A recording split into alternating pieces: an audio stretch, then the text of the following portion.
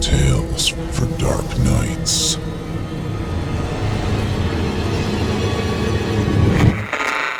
Want to make sure you never miss a Chilling Tales for Dark Nights video again?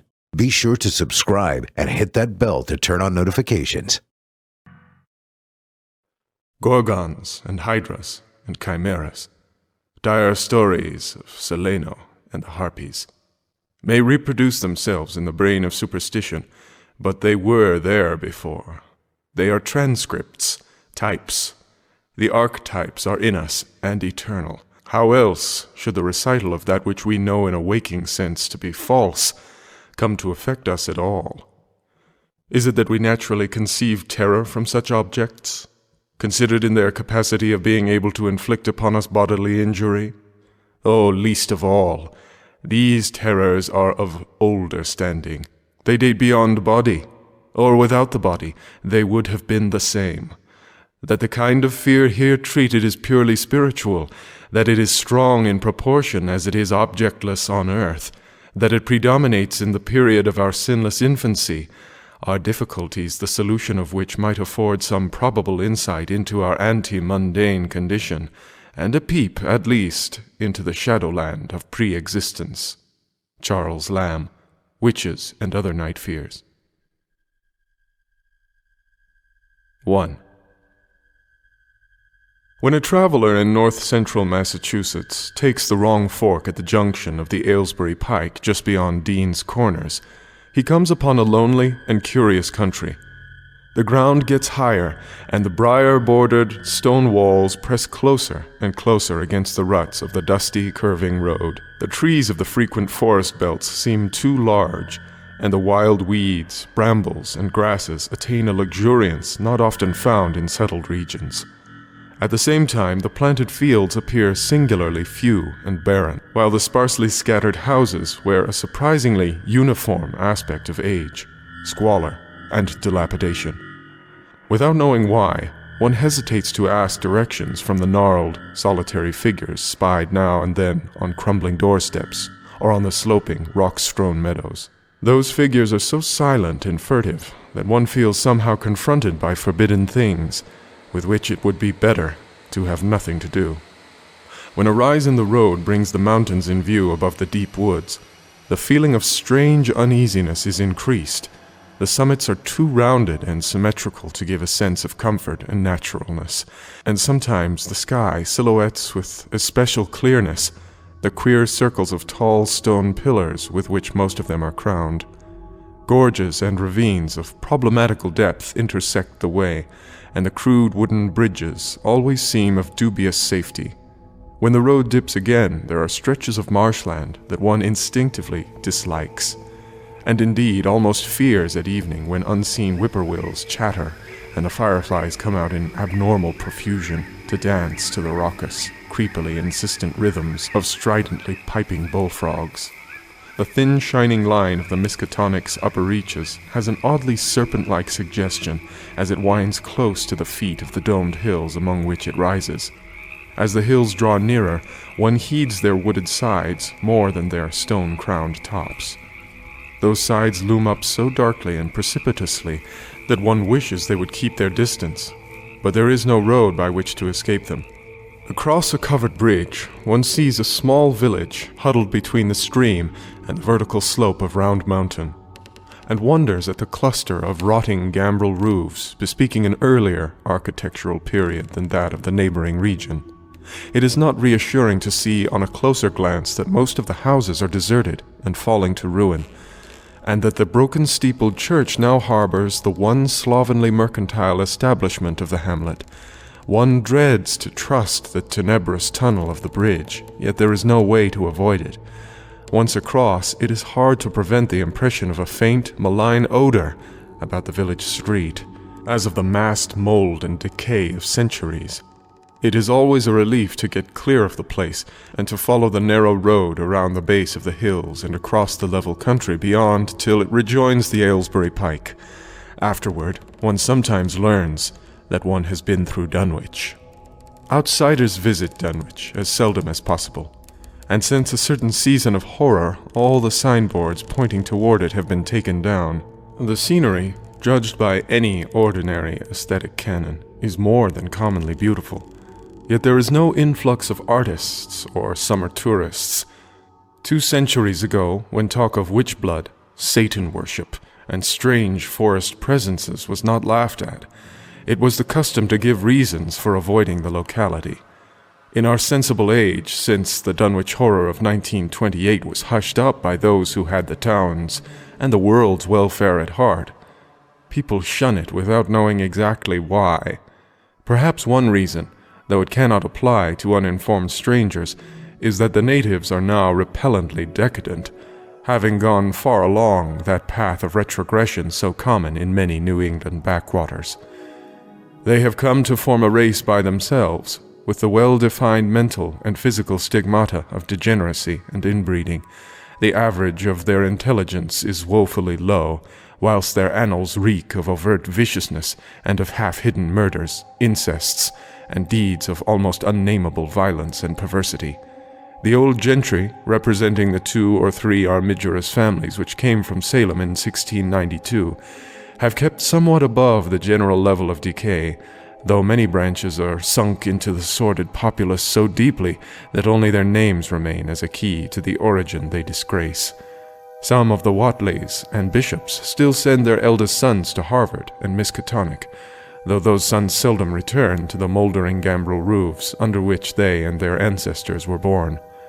No one, even those who have the facts concerning the recent horror, can say just what is the matter with Dunwich, though old legends speak of unhallowed rites and conclaves of the Indians amidst which they called forbidden shapes of shadow out of the great rounded hills, and made wild orgiastic prayers that were answered by loud crackings and rumblings from the ground below. In 1747, the Reverend Abijah Hoadley, newly come to the Congregational Church at Dunwich Village, preached a memorable sermon on the close presence of Satan and his imps, in which he said, "It must be allowed that these blasphemies of an infernal train of demons are matters of too common knowledge to be denied. The cursed voices of Azazel and Buzrael and Beelzebub and Belial being heard now from underground by above a score of credible witnesses now living. I myself did not more than a fortnight ago catch a very plain discourse of evil powers in the hill behind my house, wherein there were a rattling and rolling, groaning, screeching, and hissing, such as no things of this earth could raise up, and which must needs have come from those caves that only black magic can discover, and only the devil unlock." Mr. Hoadley disappeared soon after delivering this sermon, but the text, printed in Springfield, is still extant. Noises in the hills continue to be reported from year to year, and still form a puzzle to geologists and physiographers. Other traditions tell of foul odors near the hill-crowning circles of stone pillars, and of rushing, airy presences to be heard faintly at certain hours from stated points at the bottom of the great ravines, while still others try to explain the Devil's Hop Yard, a bleak, blasted hillside where no tree, shrub, or grass blade will grow. Then, too, the natives are mortally afraid of the numerous whippoorwills which grow vocal on warm nights. It is vowed that the birds are sycophants lying in wait for the souls of the dying, and that they time their eerie cries in unison with the sufferer's struggling breath.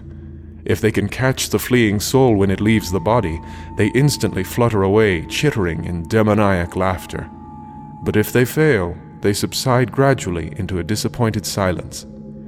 These tales, of course, are obsolete and ridiculous, because they come down from very old times.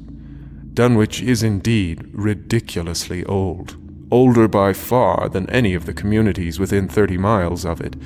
South of the village one may still spy the cellar walls and chimney of the ancient Bishop House, which was built before 1700, whilst the ruins of the mill at the Falls, built in 1806, form the most modern piece of architecture to be seen. Industry did not flourish here, and the 19th century factory movement proved short-lived.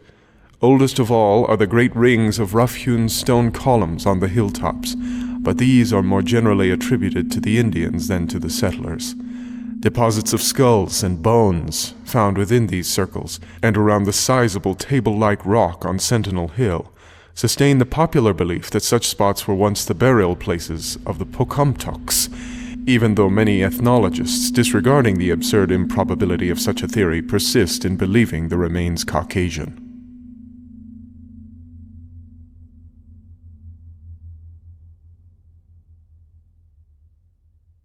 2. It was in the township of Dunwich, in a large and partly inhabited farmhouse set against a hillside 4 miles from the village and 1.5 miles from any other dwelling, that Wilbur Whatley was born at 5 a.m. on Sunday, the 2nd of February, 1913. This date was recalled because it was Candlemas, which people in Dunwich curiously observe under another name, and because the noises in the hills had sounded, and all the dogs of the countryside had barked persistently throughout the night before. Less worthy of notice was the fact that the mother was one of the decadent Whatleys, a somewhat deformed, unattractive albino woman of 35, living with an aged and half-insane father about whom the most frightful tales of wizardry had been whispered in his youth. Lavinia Whatley had no known husband, but according to the custom of the region made no attempt to disavow the child, concerning the other side of whose ancestry the country folk might, and did, speculate as widely as they chose. On the contrary, she seemed strangely proud of the dark, goatish-looking infant who formed such a contrast to her own sickly and pink-eyed albinism, and was heard to mutter many curious prophecies about its unusual powers and tremendous future. Lavinia was one who would be apt to mutter such things, for she was a lone creature given to wandering amidst thunderstorms in the hills and trying to read the great odorous books which her father had inherited through 2 centuries of Whatleys, and which were fast falling to pieces with age and wormholes. She had never been to school, but was filled with disjointed scraps of ancient lore that old Whatley had taught her. The remote farmhouse had always been feared because of old Whatley's reputation for black magic, and the unexplained death by violence of Mrs. Whatley when Lavinia was 12 years old had not helped to make the place popular. Isolated among strange influences, Lavinia was fond of wild and grandiose daydreams and singular occupations, nor was her leisure much taken up by household cares in a home from which all standards of order and cleanliness had long since disappeared. There was a hideous screaming which echoed above even the hill noises and the dogs barking on the night Wilbur was born, but no known doctor or midwife presided at his coming.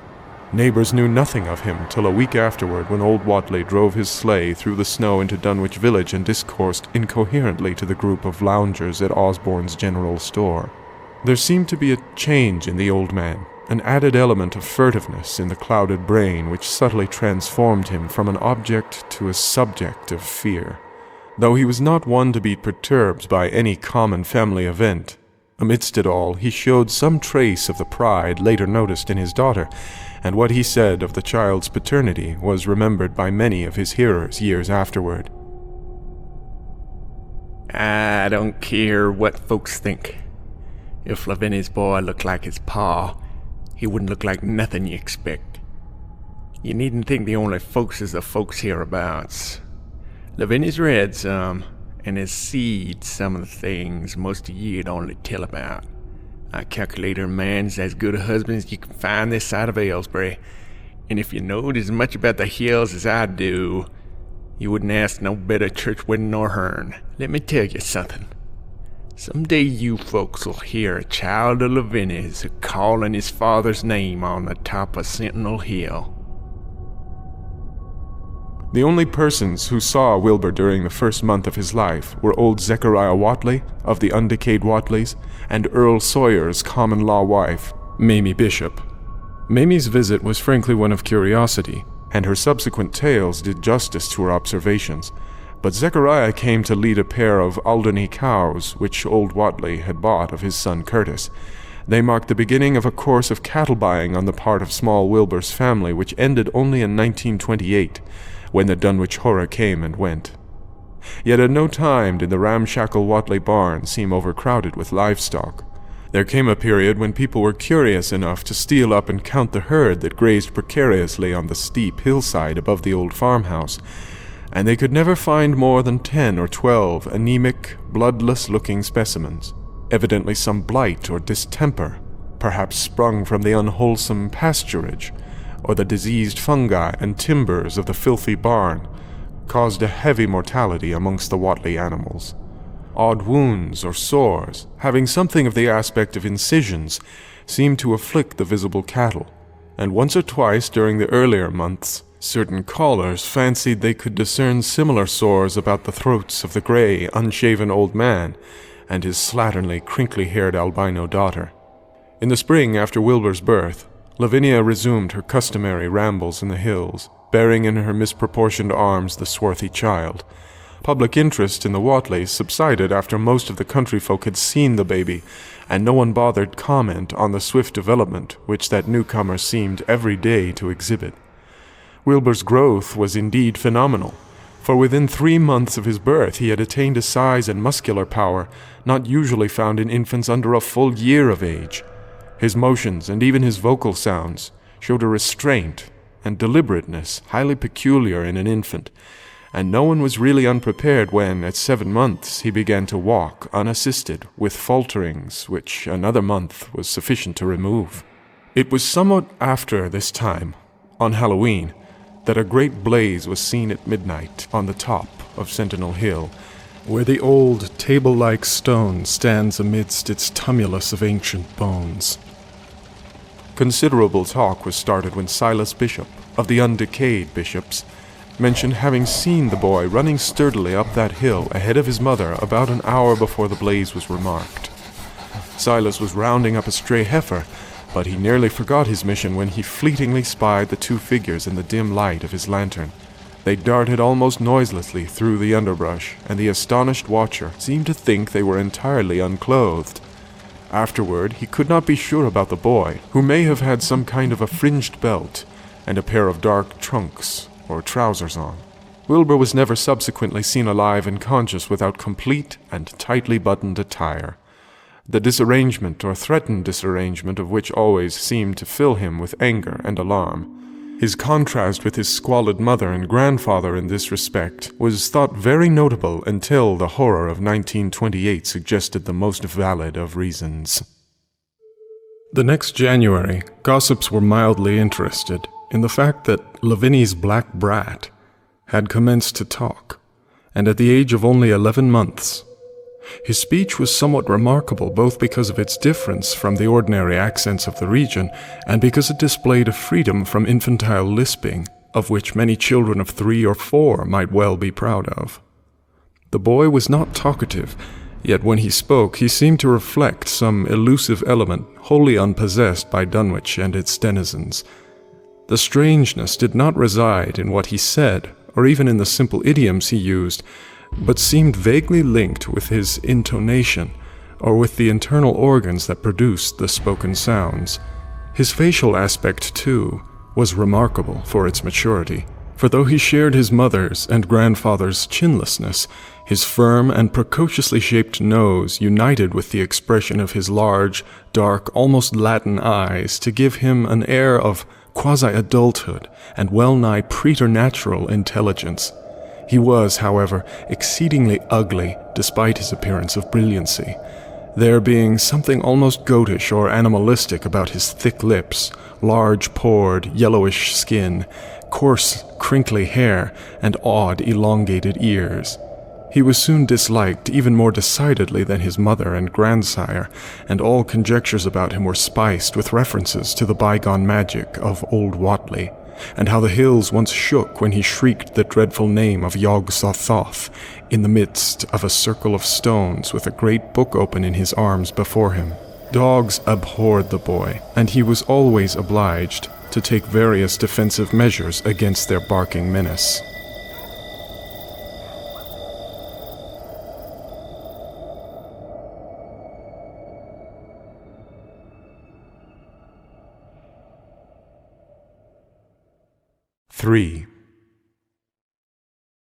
Meanwhile, old Whatley continued to buy cattle, without measurably increasing the size of his herd. He also cut timber and began to repair the unused parts of his house, a spacious peaked-roofed affair, whose rear end was buried entirely in the rocky hillside, and whose 3 least-ruined ground-floor rooms had always been sufficient for himself and his daughter. There must have been prodigious reserves of strength in the old man to enable him to accomplish so much hard labor, and though he still babbled dementedly at times, his carpentry seemed to show the effects of sound calculation. It had already begun as soon as Wilbur was born, when one of the many tool sheds had been put suddenly in order, clapboarded and fitted with a stout, fresh lock. Now, in restoring the abandoned upper story of the house, he was a no less thorough craftsman. His mania showed itself only in his tight boarding up of all the windows in the reclaimed section, though many declared that it was a crazy thing to bother with the reclamation at all. Less inexplicable was his fitting up of another downstairs room for his new grandson, a room which several callers saw, though no one was ever admitted to the closely boarded upper story. This chamber he lined with tall, firm shelving, along which he began gradually to arrange in apparently careful order all the rotting ancient books and parts of books, which during his own day had been heaped promiscuously in odd corners of the various rooms. "I made some use of 'em," he would say as he tried to mend a torn black-letter page with paste prepared on the rusty kitchen stove. "But the boy is fitting to make better use of 'em. He'd orter have 'em as well sawed as he can, for they're going to be all of his learning." When Wilbur was a year and 7 months old, in September of 1914, his size and accomplishments were almost alarming. He had grown as large as a child of 4, and was a fluent and incredibly intelligent talker. He ran freely about the fields and hills, and accompanied his mother on all her wanderings. At home he would pore diligently over the queer pictures and charts in his grandfather's books, while old Whatley would instruct and catechize him through long, hushed afternoons. By this time the restoration of the house was finished, and those who watched it wondered why one of the upper windows had been made into a solid plank door. It was a window in the rear of the east gable end, close against the hill, and no one could imagine why a cleated wooden runway was built up to it from the ground. About the period of this work's completion, people noticed that the old tool house, tightly locked and windowless, clapboarded since Wilbur's birth, had been abandoned again. The door swung listlessly open, and when Earl Sawyer once stepped within, after a cattle-selling call on old Whatley, he was quite discomposed by the singular odor he encountered. Such a stench, he averred, as he had never before smelt in all his life, except near the Indian circles on the hills, and which could not come from anything sane or of this earth. But then the homes and sheds of Dunwich folk have never been remarkable for olfactory immaculateness. The following months were void of visible events, save that everyone swore to a slow but steady increase in the mysterious hill noises. On May Eve of 1915, there were tremors, which even the Aylesbury people felt, whilst the following Halloween produced an underground rumbling queerly synchronized with bursts of flame. "Them which Whatley's doin's," from the summit of Sentinel Hill. Wilbur was growing up uncannily, so that he looked like a boy of 10 as he entered his 4th year. He read avidly by himself now, but talked much less than formerly. A settled taciturnity was absorbing him, and for the first time people began to speak specifically of the dawning look of evil in his goatish face. He would sometimes mutter an unfamiliar jargon, and chant in bizarre rhythms which chilled the listener with a sense of unexplained terror. The aversion displayed toward him by dogs had now become a matter of wide remark, and he was obliged to carry a pistol in order to traverse the countryside in safety. His occasional use of the weapon did not enhance his popularity amongst the owners of canine guardians. A few callers at the house would often find Lavinia alone on the ground floor, while odd cries and footsteps resounded in the boarded-up second story. She would never tell what her father and the boy were doing up there, though once she turned pale and displayed an abnormal degree of fear when a jocose fish peddler tried the locked door leading to the stairway. That peddler told the store loungers at Dunwich Village that he thought he heard a horse stamping on that floor above. The loungers reflected, thinking of the door and runway and of the cattle that so swiftly disappeared. Then they shuddered as they recalled tales of old Whatley's youth and of the strange things that are called out of the earth when a bullock is sacrificed at the proper time to certain heathen gods. It had for some time been noticed that dogs had begun to hate and fear the whole Whatley place as violently as they hated and feared young Wilbur personally. In 1917, the war came, and Squire Sawyer Whatley, as chairman of the local draft board, had hard work finding a quota of young Dunwich men, fit even to be sent to a development camp.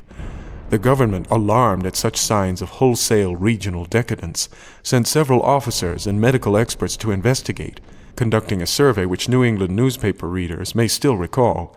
It was the publicity attending this investigation which set reporters on the track of the Whatleys, and caused the Boston Globe and Arkham Advertiser to print flamboyant Sunday stories of young Wilbur's precociousness, old Whatley's black magic, the shelves of strange books, the sealed second story of the ancient farmhouse, and the weirdness of the whole region and its hill noises. Wilbur was 4.5 then, and looked like a lad of 15. His lips and cheeks were fuzzy, with a coarse dark down, and his voice had begun to break. Earl Sawyer went out to the Whatley's place with both sets of reporters and cameramen, and called their attention to the queer stench which now seemed to trickle down from the sealed upper spaces. It was, he said, exactly like a smell he had found in a tool shed abandoned when the house was finally repaired, and like the faint odors which he sometimes thought he caught near the stone circles on the mountains. Dunwich folk read the stories when they appeared and grinned over the obvious mistakes. They wondered, too, why the writers made so much of the fact that old Whatley always paid for his cattle in gold pieces, of extremely ancient date. The Whatleys had received their visitors with ill-concealed distaste, though they did not dare court further publicity by a violent resistance or refusal to talk. 4. For a decade, the annals of the Whatleys sink indistinguishably into the general life of a morbid community used to their queer ways and hardened to their May Eve and All Hallows orgies. Twice a year they would light fires on the top of Sentinel Hill, at which times the mountain rumblings would recur with greater and greater violence, while at all seasons there were strange and portentous doings at the lonely farmhouse. In the course of time, callers professed to hear sounds in the sealed upper story, even when all the family were downstairs, and they wondered how swiftly or how lingeringly a cow or bullock was usually sacrificed. There was talk of a complaint to the Society for the Prevention of Cruelty to Animals, but nothing ever came of it, since Dunwich folk are never anxious to call the outside world's attention to themselves. About 1923, when Wilbur was a boy of 10, whose mind, voice, stature, and bearded face gave all the impressions of maturity, a second great siege of carpentry went on at the old house. It was all inside the sealed upper part, and from bits of discarded lumber, people concluded that the youth and his grandfather had knocked out all the partitions and even removed the attic floor, leaving only one vast open void between the ground story and the peaked roof. They had torn down the great central chimney, too, and fitted the rusty range with a flimsy outside tin stovepipe.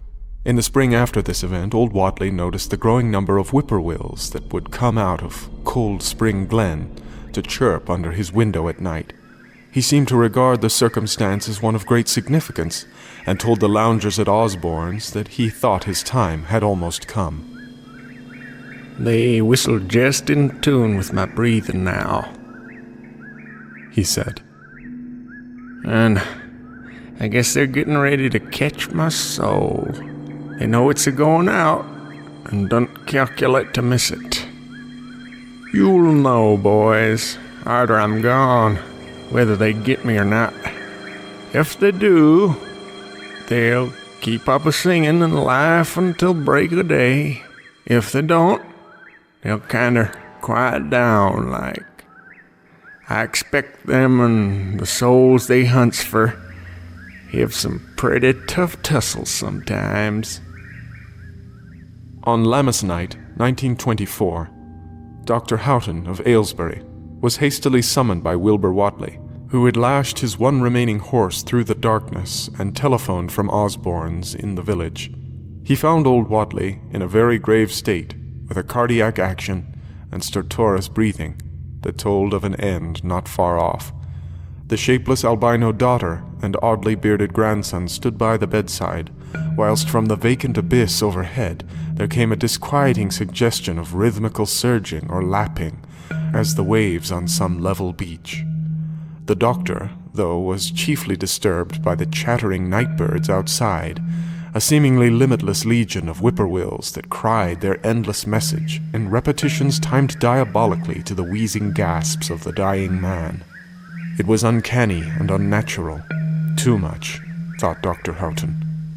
Like the whole of the region, he had entered so reluctantly in response to the urgent call. Toward 1 o'clock, old Whatley gained consciousness and interrupted his wheezing to choke out a few words to his grandson. More space, Willie. More space soon. You grows, and that grows faster. He'll be ready to serve ye soon, boy. Open up the gates to Yogg South with the long chant that you'll find on page 751 of the complete edition. And then put a match to the prison. Fire from earth can't burn it nohow. He was obviously quite mad. After a pause, during which the flock of whippoorwills outside adjusted their cries to the altered tempo while some indications of the strange hill noises came from afar off, he added another sentence or two.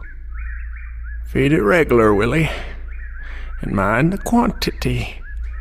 But don't let it grow too fast for the place.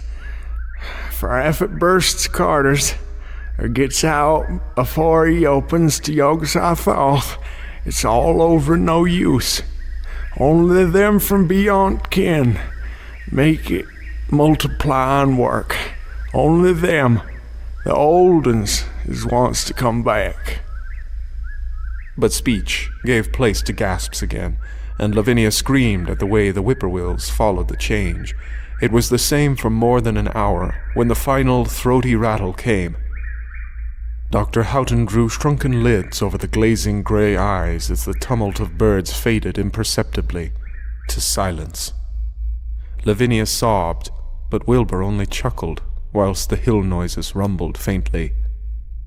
They didn't get 'em, he muttered in his heavy bass voice. Wilbur was by this time a scholar of really tremendous erudition in his one-sided way, and was quietly known by correspondence to many librarians in distant places where rare and forbidden books of old days are kept. He was more and more hated and dreaded around Dunwich because of certain youthful disappearances which suspicion laid vaguely at his door, but was always able to silence inquiry through fear or through use of that fund of old-time gold, which still, as in his grandfather's time, went forth regularly and increasingly for cattle buying. He was now tremendously mature of aspect, and his height, having reached the normal adult limit, seemed inclined to wax beyond that figure.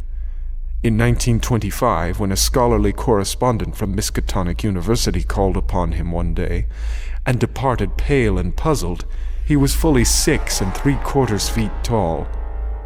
Through all the years, Wilbur had treated his half-deformed albino mother with a growing contempt, finally forbidding her to go to the hills with him on May Eve and Hallowmass. And in 1926, the poor creature complained to Mamie Bishop of being afraid of him. "There's more about him as I knows than I can tell, Mamie," she said. "And nowadays, there's more what I know myself. I vow for God, I don't know what he wants, nor what he's a-trying to do." That Halloween, the hill noises sounded louder than ever, and fire burned on Sentinel Hill as usual, but people paid more attention to the rhythmical screaming of vast flocks of unnaturally belated whippoorwills, which seemed to be assembled near the unlighted Whatley farmhouse. After midnight, their shrill notes burst into a kind of pandemoniac cachinnation, which filled all the countryside, and not until dawn did they finally quiet down. Then they vanished, hurrying southward, where they were fully a month overdue.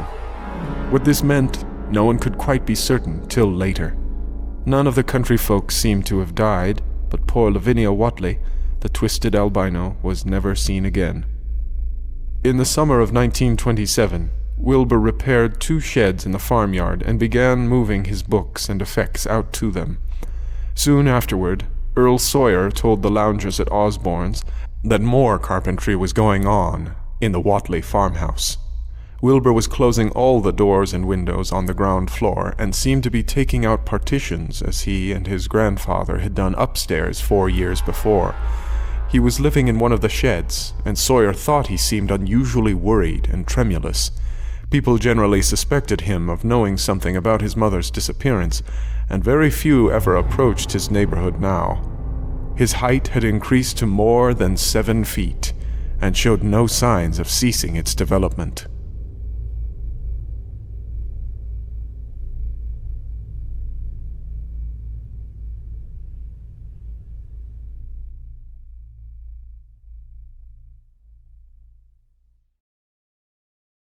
Five. The following winter brought an event no less strange than Wilbur's first trip outside the Dunwich region. Correspondence with the Widener Library at Harvard, the Bibliothèque Nationale at Paris, and the British Museum, the University of Buenos Aires, and the Library of Miskatonic University of Arkham had failed to get him the loan of a book he desperately wanted. So at length he set out in person, shabby, dirty, bearded, and uncouth of dialect, to consult the copy at Miskatonic, which was the nearest to him geographically. Almost 8 feet tall and carrying a cheap new valise from Osborne's general store, this dark and goatish gargoyle appeared one day in Arkham in quest of the dreaded volume, kept under lock and key at the college library, the hideous Necronomicon of the mad Arab Abdul al-Hazred in Olaus Wormius Latin version, as printed in Spain in the 17th century. He had never seen a city before, but had no thought save to find his way to the university grounds, where indeed he passed heedlessly by the great white-fanged watchdog that barked with unnatural fury and enmity, and tugged frantically at its stout chain.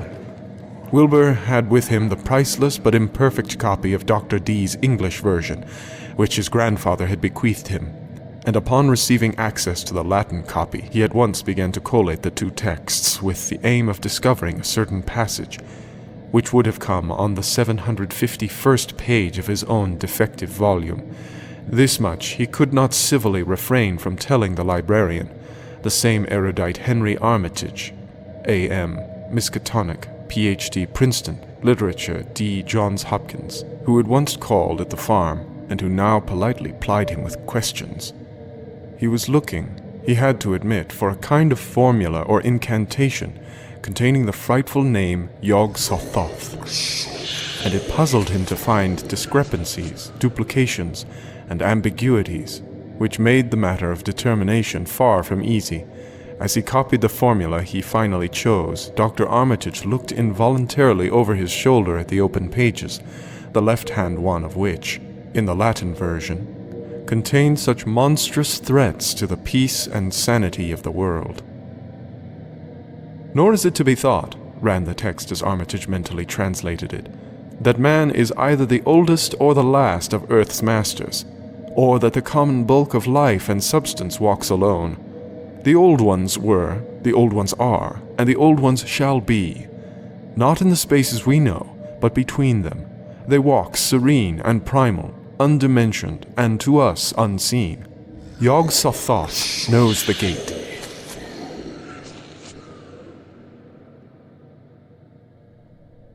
Yog-Sothoth is the gate. Yog-Sothoth is the key and guardian of the gate. Past, present, future, all are one in Yog-Sothoth. He knows where the old ones broke through of old, and where they shall break through again. He knows where they have trod earth's fields, and where they still tread them, and why no one can behold them as they tread. By their smell can men sometimes know them near, but of their semblance can no man know, saving only in the features of those they have begotten on mankind. And of those are there many sorts, differing in likeness from man's truest eidolon, to that shape without sight or substance which is them.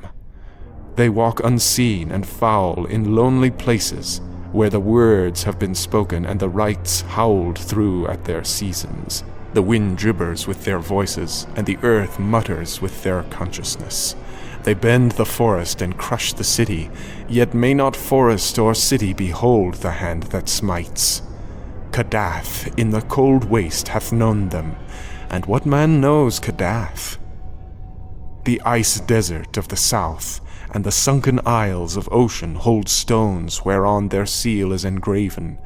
But who hath seen the deep-frozen city, or the sealed tower long garlanded with seaweed and barnacles? Great Cthulhu is their cousin, yet can he spy them only dimly. La Shobnigrath, as a foulness shall ye know them.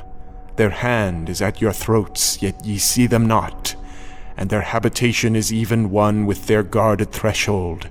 Yog-Sothoth is the key to the gate, whereby the spheres meet. Man rules now where they ruled once. They shall soon rule where man rules now. After summer is winter, and after winter summer. They wait patient and potent, for here shall they reign again. Dr. Armitage associated what he was reading with what he had heard of Dunwich and its brooding presences, and of Wilbur Whatley and his dim, hideous aura that stretched from a dubious birth to a cloud of probable matricide, felt a wave of fright as tangible as a draught of the tomb's cold clamminess. The bent, goatish giant before him seemed like the spawn of another planet or dimension, like something only partly of mankind, and linked to black gulfs of essence and entity that stretch like titan phantasms beyond all spheres of force and matter, space and time. Presently Wilbur raised his head and began speaking in that strange, resonant fashion which hinted at sound-producing organs unlike the run of mankind's. "Mr. Armitage," he said, "I calculate I've got to take that book home. There's things in it I've got to try under certain conditions that I can't get here. And it'd be a mortal sin to let a red tape rule hold me up. Let me take it along, sir, and I'll swear there won't nobody know the difference. I don't need to tell you, I'll take good care of it. It wasn't me that put this D copy in the shape it is." He stopped as he saw firm denial on the librarian's face, and his own goatish features grew crafty. Armitage, half ready to tell him he might make a copy of what parts he needed, thought suddenly of the possible consequences and checked himself. There was too much responsibility in giving such a being the key to such blasphemous outer spheres. Whatley saw how things stood and tried to answer lightly. "Well, all right, if you feel that way about it. Maybe Harvard won't be so fussy as you be." And without saying more, he rose and strode out of the building, stooping at each doorway. Armitage heard the savage yelping of the great watchdog and studied Whatley's gorilla-like lope as he crossed the bit of campus visible from the window. He thought of the wild tales he had heard and recalled the old Sunday stories in the Advertiser, these things and the lore he had picked up from Dunwich rustics and villagers during his one visit there. Unseen things not of earth, or at least not of tri-dimensional earth, rushed fetid and horrible through New England's glens, and brooded obscenely on the mountain tops. Of this he had long felt certain. Now he seemed to sense the close presence of some terrible part of the intruding horror, and to glimpse a hellish advance in the black dominion of the ancient and once passive nightmare. He locked away the Necronomicon with a shudder of disgust, but the room still reeked with an unholy and unidentifiable stench. "As a foulness shall ye know them," he quoted. Yes, The odor was the same as that which had sickened him at the Whatley farmhouse less than 3 years before. He thought of Wilbur, goatish and ominous once again, and laughed mockingly at the village rumors of his parentage. Inbreeding? Armitage muttered half aloud to himself. Great God, what simpletons! Show them Arthur Macken's Great God pan, and they'll think it a common Dunwich scandal. But what thing, what cursed shapeless influence on or off this three-dimensioned earth was Wilbur Whatley's father, born on Candlemas, 9 months after May Eve of 1912, when the talk about the queer earth noises reached clear to Arkham? What walked on the mountains that May night? What rude mass horror fastened itself on the world in half-human flesh and blood? During the ensuing weeks, Dr. Armitage set about to collect all possible data on Wilbur Whatley and the formless presences around Dunwich. He got in communication with Dr. Houghton of Aylesbury, who had attended old Whatley in his last illness and found much to ponder over in the grandfather's last words as quoted by the physician.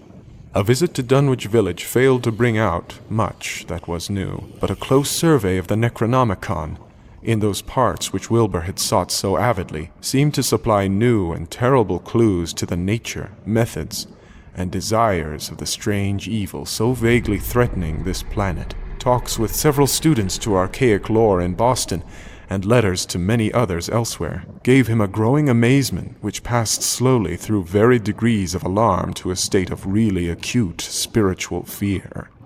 As the summer drew on, he felt dimly that something ought to be done about the lurking terrors of the upper Miskatonic Valley, and about the monstrous being known to the human world as Wilbur Whatley.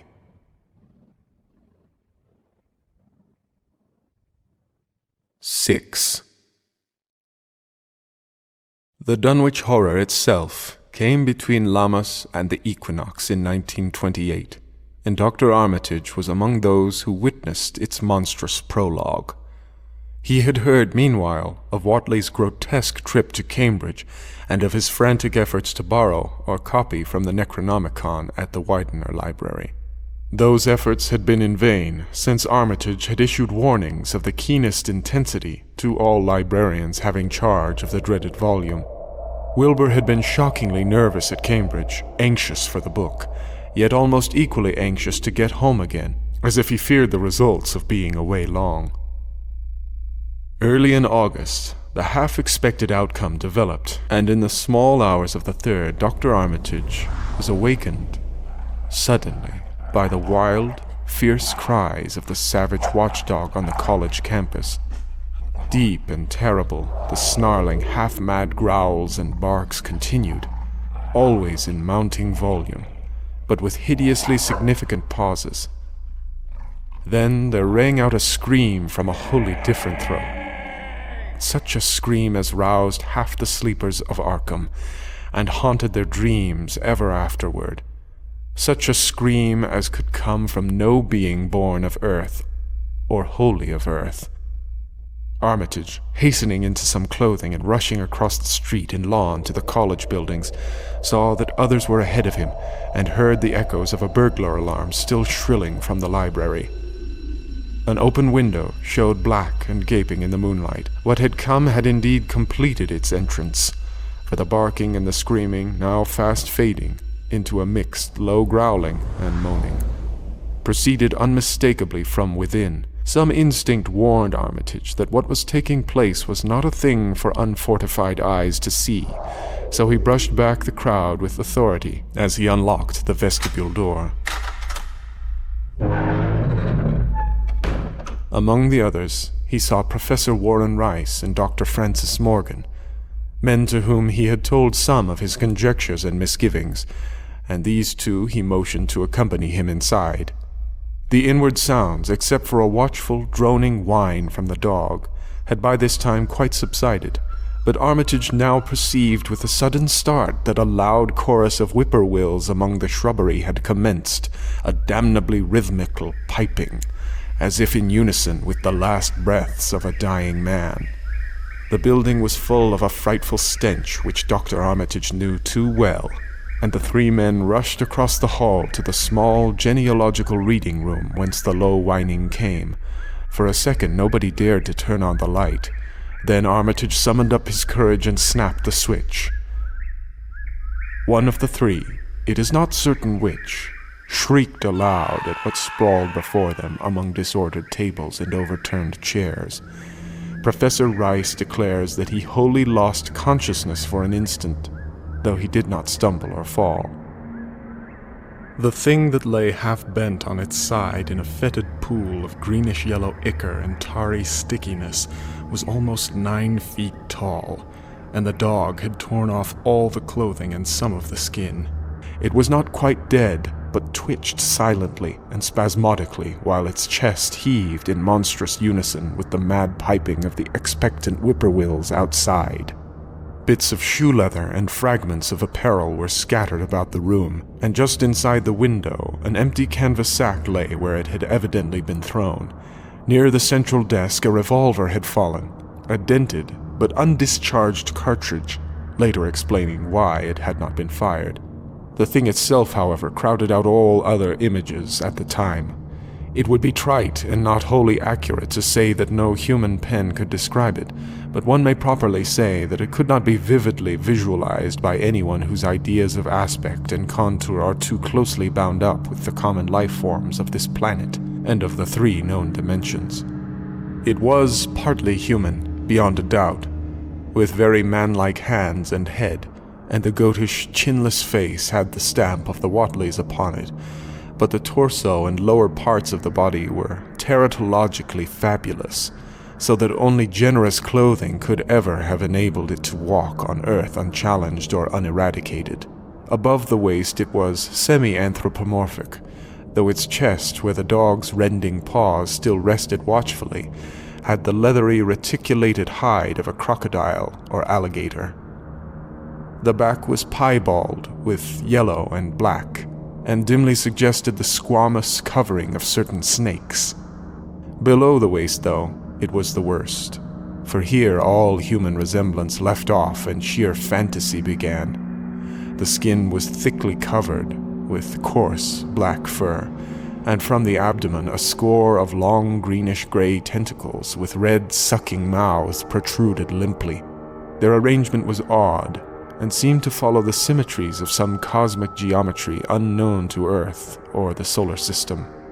On each of the hips, deep set in a kind of pinkish, ciliated orbit, was what seemed to be a rudimentary eye, while in lieu of a tail there depended a kind of trunk or feeler, with purple annular markings, and with many evidences of being an undeveloped mouth or throat. The limbs, save for their black fur, roughly resembled the hind legs of prehistoric Earth's giant saurians, and terminated in ridgy veined pads that were neither hoofs nor claws. When the thing breathed, its tail and tentacles rhythmically changed color, as if from some circulatory cause normal to the non-human side of its ancestry. In the tentacles, this was observable as a deepening of the greenish tinge, whilst in the tail it was manifest as a yellowish appearance which alternated with a sickly grayish white in the spaces between the purple rings. Of genuine blood there was none, only the fetid greenish-yellow ichor which trickled along the painted floor beyond the radius of the stickiness, and left a curious discoloration behind it. As the presence of the 3 men seemed to rouse the dying thing, it began to mumble without turning or raising its head. Dr. Armitage made no written record of its mouthings, but asserts confidently that nothing in English was uttered. At first the syllables defied all correlation with any speech of Earth, but toward the last there came some disjointed fragments evidently taken from the Necronomicon, that monstrous blasphemy in quest of which the thing had perished.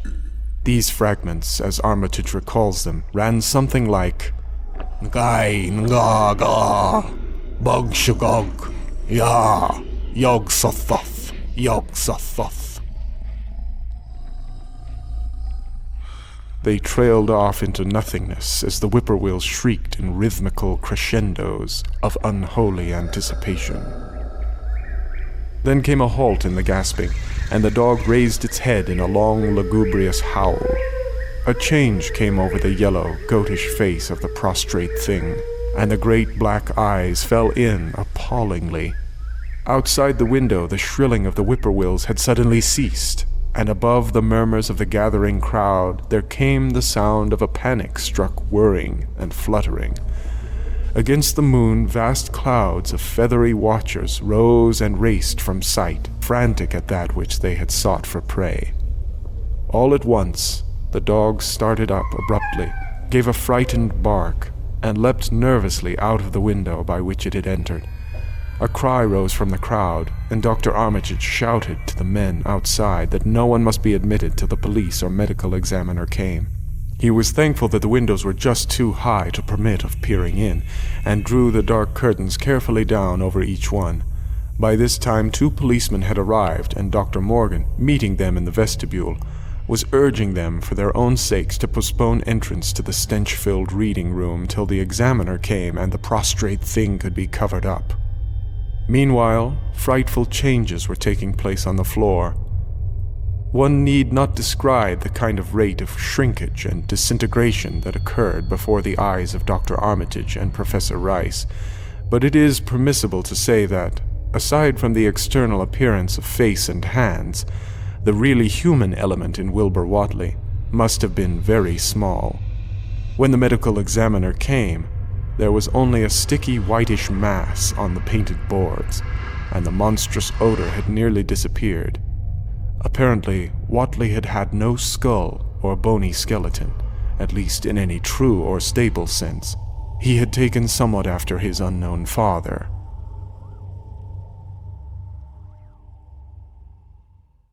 Seven. Yet all this was only the prologue of the actual Dunwich horror.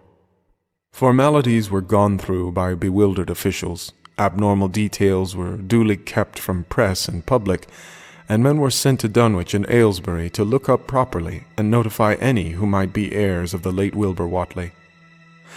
They found the countryside in great agitation, both because of the growing rumblings beneath the domed hills, and because of the unwanted stench and the surging, lapping sounds which came increasingly from the great empty shell formed by Whatley's boarded-up farmhouse. Earl Sawyer, who tended the horse and cattle during Wilbur's absence, had developed a woefully acute case of nerves. The officials devised excuses not to enter the noisome boarded place, and were glad to confine their survey of the deceased's living quarters, the newly mended sheds, to a single visit. They filed a ponderous report at the courthouse in Aylesbury, and litigations concerning heirship are said to be still in progress amongst the innumerable Whatleys, decayed and undecayed, of the upper Miskatonic Valley. An almost interminable manuscript in strange characters, written in a huge ledger and adjudged a sort of diary because of the spacing and the variations in ink and penmanship, presented a baffling puzzle to those who found it on the old bureau, which served as its owner's desk. After a week of debate, it was sent to Miskatonic University, together with the deceased collections of strange books for study and possible translation. But even the best linguists soon saw that it was not likely to be unriddled with ease. No trace of the ancient gold with which Wilbur and old Whatley always paid their debts has yet been discovered. It was in the dark of September 9th that the horror broke loose. The hill noises had been very pronounced during the evening, and dogs barked frantically all night. Early risers on the 10th noticed a peculiar stench in the air. About 7 o'clock, Luther Brown, the hired boy at George Corey's between Cold Spring Glen and the village, rushed frenziedly back from his morning trip to 10-Acre Meadow with the cows. He was almost convulsed with fright as he stumbled into the kitchen, and in the yard outside, the no less frightened herd were pawing and lowing pitifully, having followed the boy back in the panic they shared with him. Between gasps, Luther tried to stammer out his tale to Mrs. Corey. Up there in the road, beyond the glen, Miss Corey. There's something been there. It smells like thunder, and all the bushes and little trees is pushed back from the road like they'd a house been moved along of it. And that ain't the worst nother. These prints in the road, Miss Corey, great round prints, as big as barrel heads, all sunk down deep like an elephant had been along, only these a sight more nor 4 feet could make. I looked at one or two afore I run, and I see everyone was covered with lines spreading out from one place, like as if big palm leaf fans, twice or 3 times as big as any they is, had have been pounded down into the road, and the smell was awful, like what it is around Wizard Whiteley's old house. Here he faltered, seemed to shiver afresh with the fright that had sent him flying home. Mrs. Corey, unable to extract more information, began telephoning the neighbors, thus starting on its rounds the overture of panic that heralded the major terrors. When she got Sally Sawyer, housekeeper at Seth Bishop's, the nearest place to Whatley's, it became her turn to listen instead of transmit. For Sally's boy, Chauncey, who slept poorly, had been up on the hill toward Whatley's and had dashed back in terror after one look at the place and at the pasturage where Mr. Bishop's cows had been left out all night. Yes, Miss Corey? Came Sally's tremulous voice over the party wire. Chancey, he just come back and posted and couldn't half talk for being scared. He says old Whatley's house is all blowed up, with the timber scattered around like they've been dynamite inside. Only the bottom floor ain't through, but it's all covered with kind of tar-like stuff. It smells awful and drips down off in the edges onto the ground where the side timbers is blown away. And these awful kind of marks in the yard, too. Great round marks, bigger round than a hog's head, and all sticky with stuff like is on the blowed-up house. Chancey says they leads off into the meadows, where a great swath widening a barn has been matted down, and all the stun walls tumbled every which way, wherever it goes. And he says he, Miss Corey, is how he sought to look for Seth's cows, frighted as he was, and found them in the upper pasture, nigh the devil's hop yard, in an awful shape. Half of them's clean gone, and nigh half of them that's left is sucked most dry blood, with sores on them like they've been on Whatley's cattle ever since Lavinia's black brat was born. Say he's gone out now to look at 'em, though I'll vow he won't care to get very near Wizard Whiteley's. Chancey didn't look careful to see where the big matted down swath led arter it left the pasturage, but he says he thinks it pinned toward the Glen Road to the village.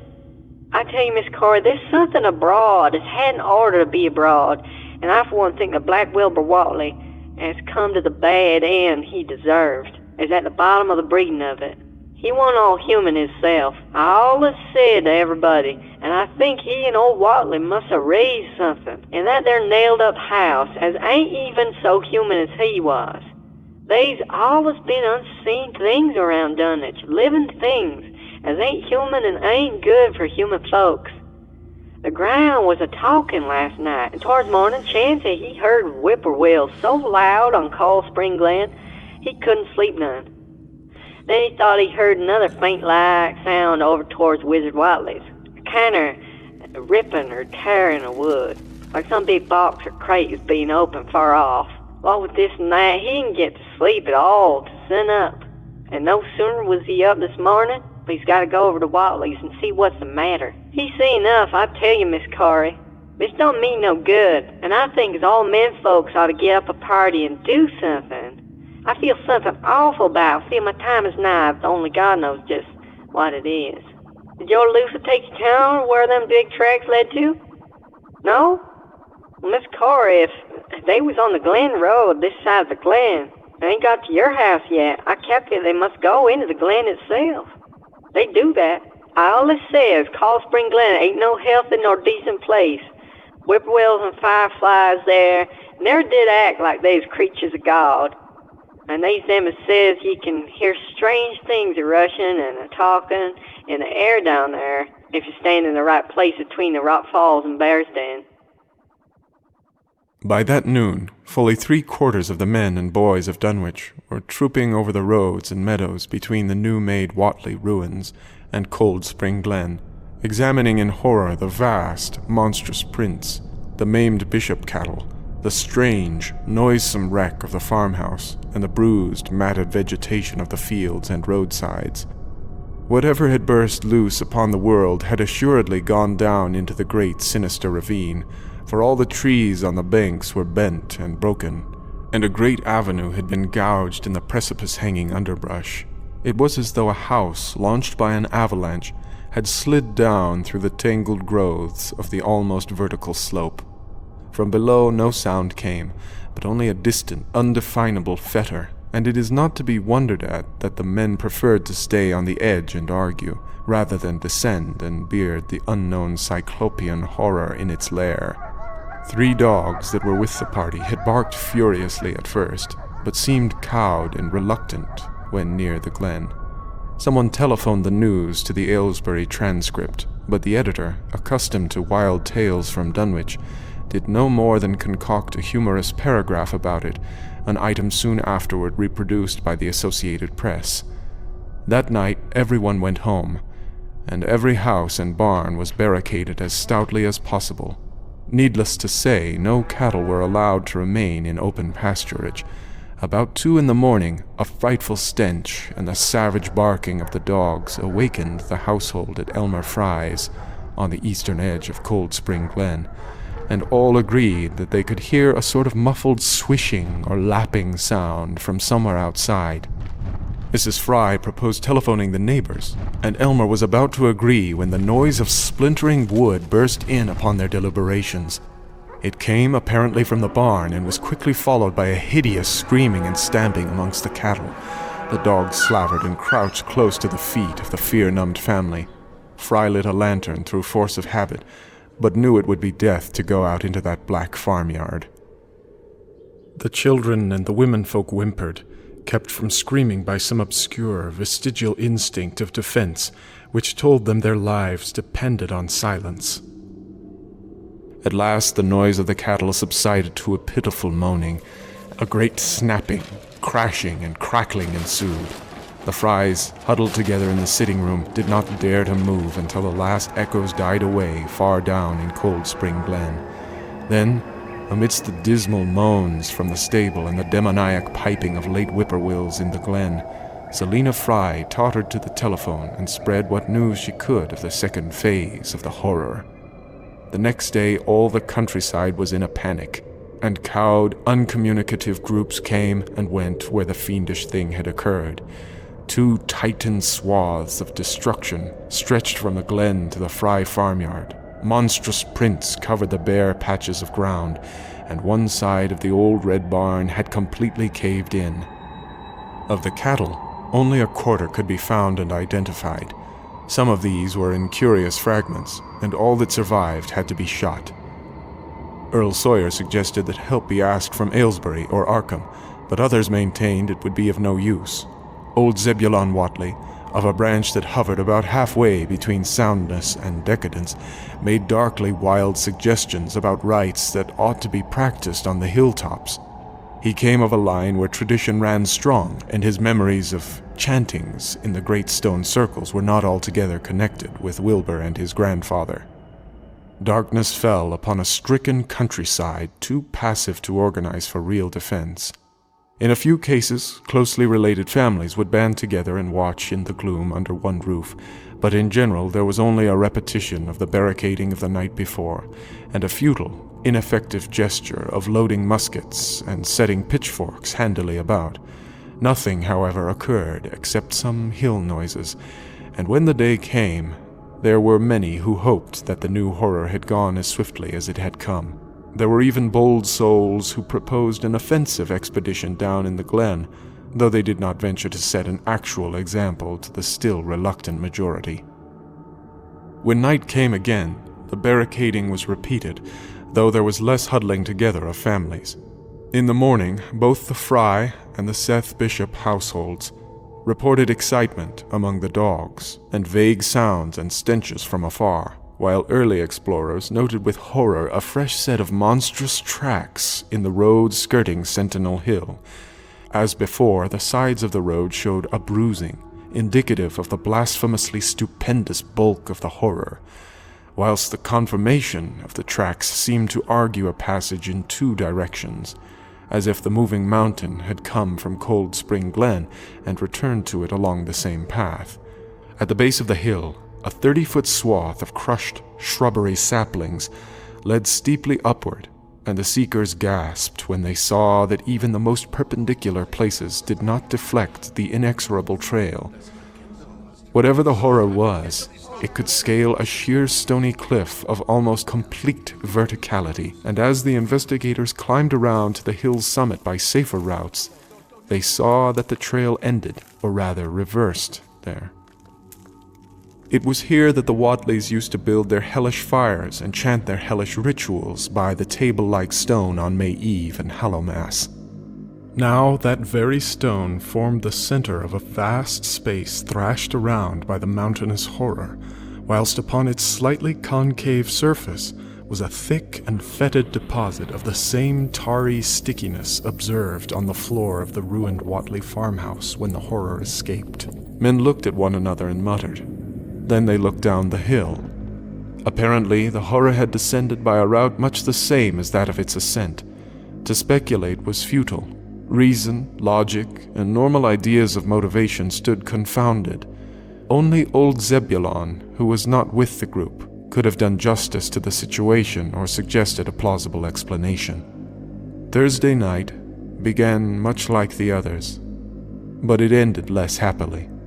The whippoorwills in the glen had screamed with such unusual persistence that many could not sleep, and about 3 a.m., all the party telephones rang tremulously. Those who took down their receivers heard a fright-mad voice shriek out, "Help! Oh my God!" And some thought a crashing sound followed the breaking off of the exclamation.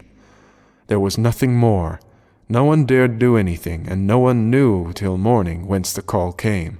Then those who had heard it called everyone on the line, and found that only the Frys did not reply. The truth appeared an hour later, when a hastily assembled group of armed men trudged out to the Fry place, at the head of the glen. It was horrible, yet hardly a surprise. There were more swaths and monstrous prints, but there was no longer any house. It had caved in like an eggshell, and amongst the ruins nothing living or dead could be discovered. Only a stench and a tarry stickiness. The Elmer Frys had been erased from Dunwich. 8. In the meantime, a quieter, yet even more spiritually poignant phase of the horror had been blackly unwinding itself behind the closed door of a shelf-lined room in Arkham. The curious manuscript record or diary of Wilbur Whatley, delivered to Miskatonic University for translation, had caused much worry and bafflement among the experts in languages both ancient and modern. Its very alphabet, notwithstanding a general resemblance to the heavily shaded Arabic used in Mesopotamia, being absolutely unknown to any available authority. The final conclusion of the linguists was that the text represented an artificial alphabet, giving the effect of a cipher, though none of the usual methods of cryptographic solution seemed to furnish any clue, even when applied on the basis of every tongue the writer might conceivably have used. The ancient books taken from Whatley's quarters, while absorbingly interesting, and in several cases promising to open up new and terrible lines of research among philosophers and men of science, were of no assistance whatever in this matter. One of them, a heavy tome with an iron clasp, was in another unknown alphabet, this one of very different cast, and resembling Sanskrit more than anything else. The old ledger was at length given wholly into the charge of Dr. Armitage, both because of his peculiar interest in the Whatley matter, and because of his wide linguistic learning and skill in the mystical formulae of antiquity and the Middle Ages. Armitage had an idea that the alphabet might be something esoterically used by certain forbidden cults, which have come down from old times, and which have inherited many forms and traditions from the wizards of the Saracenic world. That question, however, he did not deem vital, since it would be unnecessary to know the origin of the symbols if, as he suspected, they were used as a cipher in a modern language. It was his belief that, considering the great amount of text involved, the writer would scarcely have wished the trouble of using another speech than his own, save perhaps in certain special formulae and incantations. Accordingly, he attacked the manuscript with the preliminary assumption that the bulk of it was in English. Dr. Armitage knew, from the repeated failures of his colleagues, that the riddle was a deep and complex one, and that no simple mode of solution could merit even a trial. All through late August he fortified himself with the massed lore of cryptography, drawing upon the fullest resources of his own library, and waiting night after night amidst the arcana of Trithemius' Polygraphia, Giambattista Porta's De Furtivus Literarum Notis, De Vigeneres Traite de Chiffre, Falconer's Cryptomenesis Patefacta, Davies and Thicknesses, 18th century treatises, and such fairly modern authorities as Blair, Von Martin, and Kluber's Cryptographique. He interspersed his study of the books with attacks on the manuscript itself, and in time became convinced that he had to deal with one of those subtlest and most ingenious of cryptograms, in which many separate lists of corresponding letters are arranged like the multiplication table, and the message built up with arbitrary key words known only to the initiated. The older authorities seemed rather more helpful than the newer ones, and Armitage concluded that the code of the manuscript was one of great antiquity, no doubt handed down through a long line of mystical experimenters. Several times he seemed near daylight, only to be set back by some unforeseen obstacle. Then, as September approached, the clouds began to clear. Certain letters, as used in certain parts of the manuscript, emerged definitely and unmistakably, and it became obvious that the text was indeed in English. On the evening of September 2nd, the last major barrier gave way, and Dr. Armitage read, for the first time, a continuous passage of Wilbur Whatley's Annals. It was in truth a diary, as all had thought, and it was couched in a style clearly showing the mixed occult erudition and general illiteracy of the strange being who wrote it. Almost the first long passage that Armitage deciphered, an entry dated November 26, 1916, proved highly startling and disquieting. It was written, he remembered, by a child of 3 1/2 who looked like a lad of 12 or 13. Today, learned the Aklo for the Sabaoth. It ran, which did not like, it being answerable from the hill and not from the air, that upstairs more ahead of me than I had thought it when would be, and is not like to have much earth brain. Shot Elam Hutchins, Collie Jack, when he went to bite me, and Elam says he would kill me if he dashed. I guess he won't. Grandfather kept me saying the Dou formula last night, and I think I saw the inner city at the 2 magnetic poles. I shall go to those poles when the earth is cleared off, if I can't break through with the Dou formula when I commit it. They from the air told me at Sabbat that it will be years before I can clear off the earth, and I guess Grandfather will be dead then, so I shall have to learn all the angles of the planes and all the formulas between the Yir and the Nr. They from outside will help, but they cannot take body without human blood. That upstairs looks it will have the right cast. I can see it a little when I make the Vurish sign, or blow the powder of Ibn Ghazi at it. And it is near like them at May Eve on the hill. The other face may wear off some. I wonder how I shall look when the earth is cleared and there are no earth beings on it. He that came with the Aklo Sabaoth said I may be transfigured, there being much of outside to work on. Morning found Dr. Armitage in a cold sweat of terror and a frenzy of wakeful concentration. He had not left the manuscript all night, but sat at his table under the electric light, turning page after page with shaking hands as fast as he could decipher the cryptic text. He had nervously telephoned his wife he would not be home, and when she brought him a breakfast from the house, he could scarcely dispose of a mouthful. All that day he read on, now and then halted, maddeningly, as a reapplication of the complex key became necessary. Lunch and dinner were brought him, but he ate only the smallest fraction of either. Toward the middle of the next night he drowsed off in his chair, but soon woke out of a tangle of nightmares almost as hideous as the truths and menaces to man's existence that he had uncovered. On the morning of September 4th, Professor Rice and Dr. Morgan insisted on seeing him for a while, and departed trembling and ashen gray.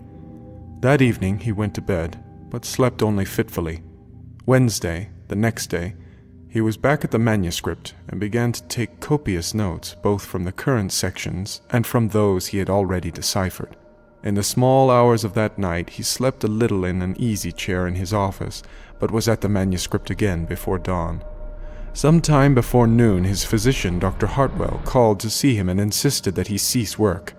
He refused, intimating that it was of the most vital importance for him to complete the reading of the diary, and promising an explanation in due course of time. That evening, just as twilight fell, he finished his terrible perusal and sank back, exhausted. His wife, bringing his dinner, found him in a half-comatose state, but he was conscious enough to warn her off with a sharp cry when he saw her eyes wander toward the notes he had taken. Weakly rising, he gathered up the scribbled papers and sealed them all in a great envelope, which he immediately placed in his inside coat pocket. He had sufficient strength to get home, but was so clearly in need of medical aid that Dr. Hartwell was summoned at once. As the doctor put him to bed, he could only mutter over and over again, "But what in God's name can we do?" Dr. Armitage slept, but was partly delirious the next day. He made no explanations to Hartwell, but in his calmer moments spoke of the imperative need of a long conference with Rice and Morgan. His wilder wanderings were very startling indeed, including frantic appeals that something in a boarded-up farmhouse be destroyed, and fantastic references to some plan for the extirpation of the entire human race and all animal and vegetable life from the earth by some terrible elder race of beings from another dimension. He would shout that the world was in danger, since the elder things wished to strip it and drag it away from the solar system and cosmos of matter into some other plane or phase of entity from which it had once fallen, vigintillions of eons ago. At other times, he would call for the dreaded Necronomicon and the Daemonolatreia of Remigius, in which he seemed hopeful of finding some formula to check the peril he conjured up. "Stop them! Stop them!" he would shout. "The Swatleys meant to let them in, and the worst of all is left. Tell Rice and Morgan we must do something. It's a blind business, but I know how to make the powder. It hasn't been fed since the 2nd of August, when Wilbur came here to his death, and at that rate..." But Armitage had a sound physique despite his 73 years, and slept off his disorder that night without developing any real fever. He woke late Friday, clear of head, though sober, with a gnawing fear and tremendous sense of responsibility. Saturday afternoon, he felt able to go over to the library and summon Rice and Morgan for a conference, and the rest of that day and evening, the three men tortured their brains in the wildest speculation and the most desperate debate. Strange and terrible books were drawn voluminously from the stacked shelves and from secure places of storage, and diagrams and formulae were copied with feverish haste and in bewildering abundance. Of skepticism there was none. All three had seen the body of Wilbur Whatley as it lay on the floor in a room of that very building, and after that not one of them could feel even slightly inclined to treat the diary as a madman's raving. Opinions were divided as to notifying the Massachusetts State Police, and the negative finally won. There were things involved which simply could not be believed by those who had not seen a sample, as indeed was made clear during certain subsequent investigations. Late at night, the conference disbanded, without having developed a definite plan, but all day Sunday, Armitage was busy comparing formulae and mixing chemicals obtained from the college laboratory. The more he reflected on the hellish diary, the more he was inclined to doubt the efficacy of any material agent in stamping out the entity which Wilbur Whatley had left behind him, the earth-threatening entity which, unknown to him, was to burst forth in a few hours and become the memorable Dunwich Horror. Monday was a repetition of Sunday with Dr. Armitage, for the task in hand required an infinity of research and experiment. Further consultations of the monstrous diary brought about various changes of plan, and he knew that even in the end a large amount of uncertainty must remain. By Tuesday he had a definite line of action mapped out, and believed he would try a trip to Dunwich within a week. Then on Wednesday the great shock came. Tucked obscurely away in a corner of the Arkham Advertiser was a facetious little item from the Associated Press, telling what a record-breaking monster the bootleg whiskey of Dunwich had raised up. Armitage, half stunned, could only telephone for Rice and Morgan. Far into the night they discussed, and the next day was a whirlwind of preparation on the part of them all. Armitage knew he would be meddling with terrible powers, yet saw that there was no other way to annul the deeper and more malign meddling which others had done before him. 9. Friday morning, Armitage, Rice, and Morgan set out by motor for Dunwich, arriving at the village about 1 in the afternoon. The day was pleasant, but even in the brightest sunlight a kind of quiet dread and portent seemed to hover about the strangely domed hills and the deep, shadowy ravines of the stricken region. Now and then, on some mountain top, a gaunt circle of stones could be glimpsed against the sky. From the air of hushed fright at Osborne's store, they knew something hideous had happened, and soon learned of the annihilation of the Elmer Fry house and family. Throughout that afternoon, they rode around Dunwich, questioning the natives concerning all that had occurred, and seeing for themselves, with rising pangs of horror, the drear Fry ruins with their lingering traces of the tarry stickiness, the blasphemous tracks in the Fry yard, the wounded Seth Bishop cattle, and the enormous swaths of disturbed vegetation in various places. The trail up and down Sentinel Hill seemed to Armitage of almost cataclysmic significance, and he looked along at the sinister altar-like stone on the summit. At length, the visitors, apprised of a party of state police which had come from Aylesbury that morning in response to the first telephone reports of the Fry tragedy, decided to seek out the officers and compare notes as far as practicable. This, however, they found more easily planned than performed, since no sign of the party could be found in any direction. There had been 5 of them in a car, but now the car stood empty near the ruins in the Fry yard. The natives, all of whom had talked with the policeman, seemed at first as perplexed as Armitage and his companions.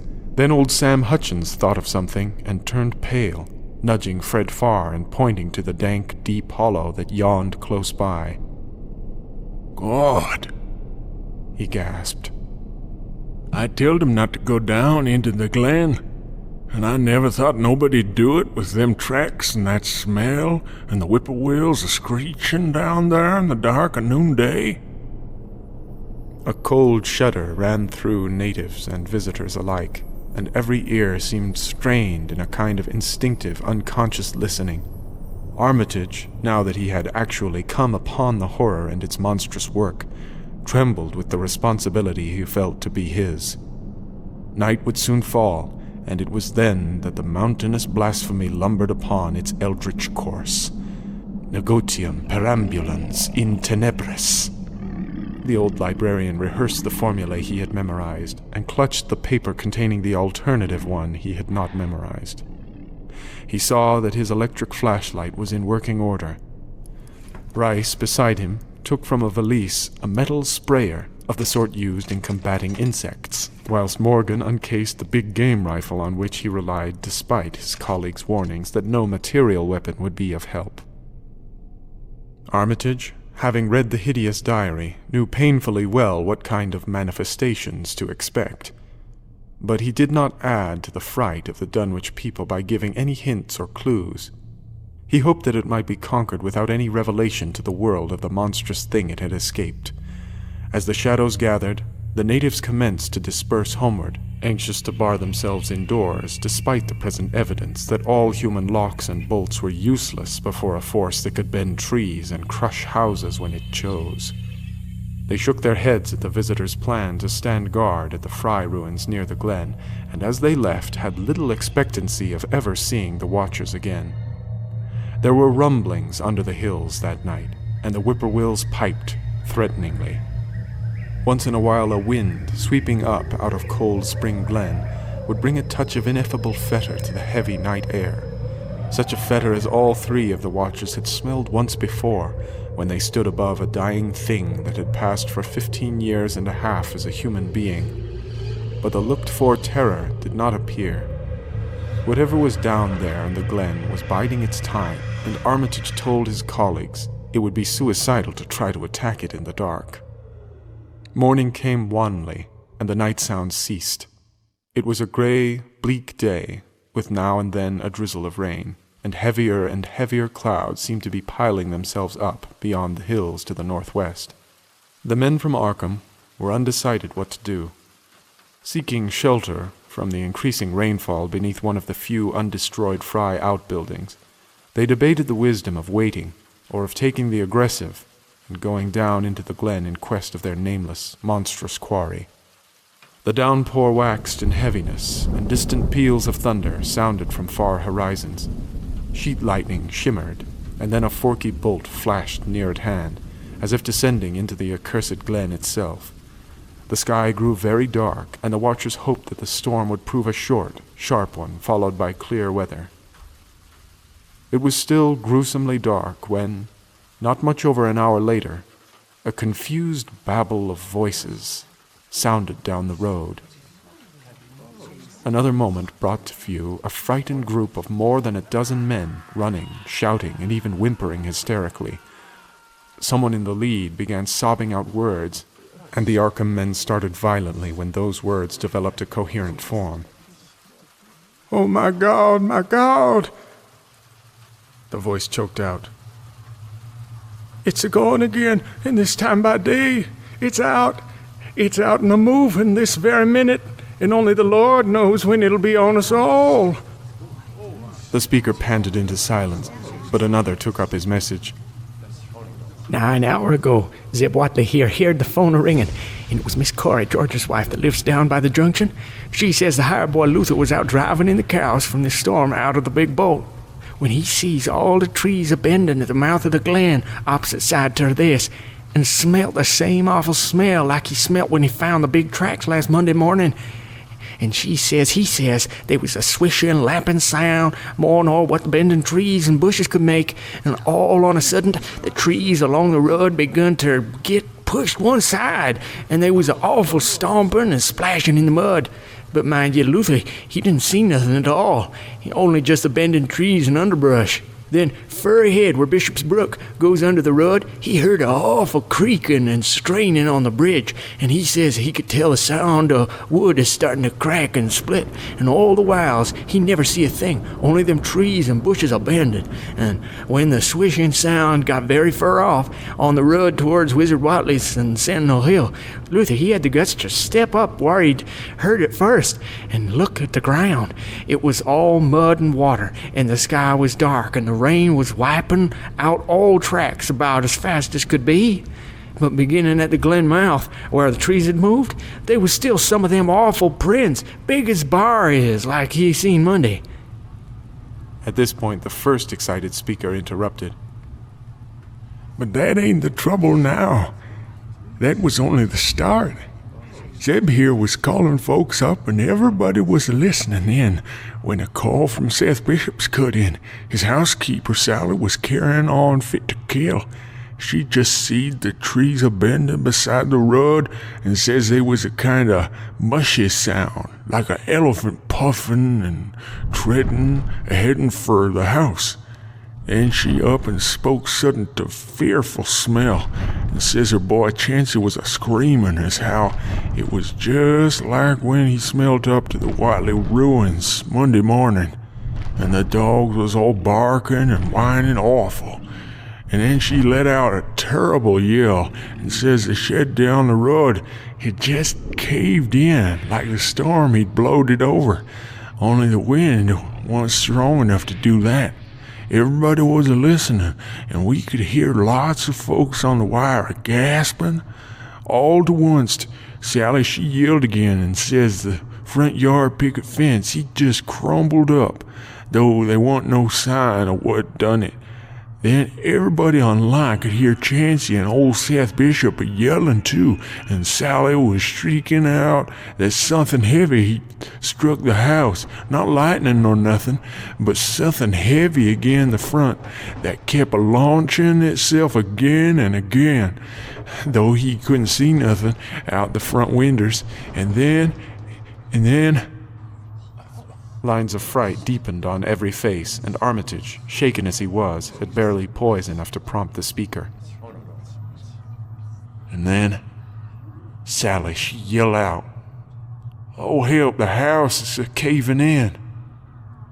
And on the wire we could hear a terrible crashing, and a whole flock of screaming, just like when Elmer Fry's place was took, only worse. The man paused, and another of the crowd spoke. "That's all. Not a sound nor a squeak over the phone after that. Just still like. We that heard it got out forwards and wagons and rounded up as many able-bodied menfolks as we could get at Corey's place and come up here to see what you thought best to do. Not but what I think it's the Lord's judgment for our iniquities that no mortal kin ever set aside."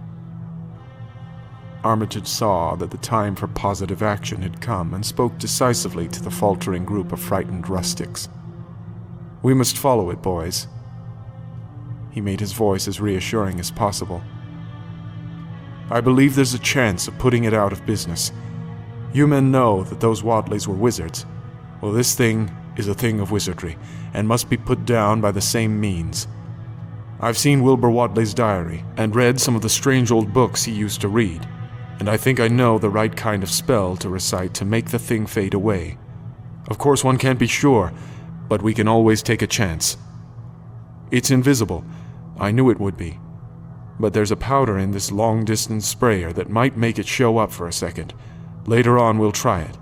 It's a frightful thing to have alive, but it isn't as bad as what Wilbur would have let in if he'd lived longer.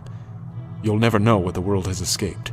Now we've only this thing to fight, and it can't multiply. It can, though, do a lot of harm, so we mustn't hesitate to rid the community of it. We must follow it, and the way to begin is to go to the place that has just been wrecked. Let somebody lead the way. I don't know your roads very well, but I've an idea there might be a shorter cut across lots. How about it?" The men shuffled about a moment, and then Earl Sawyer spoke softly, pointing with a grimy finger through the steadily lessening rain. "I guess you can get to Seth Bishop's quickest by cutting across the lower meadow here, wading the brook at the low place, and climbing through Carrier's mowing, and the timber lot beyond. That comes out on the upper road, mighty nigh Seth's, a little t'other side." Armitage, with Rice and Morgan, started to walk in the direction indicated, and most of the natives followed slowly.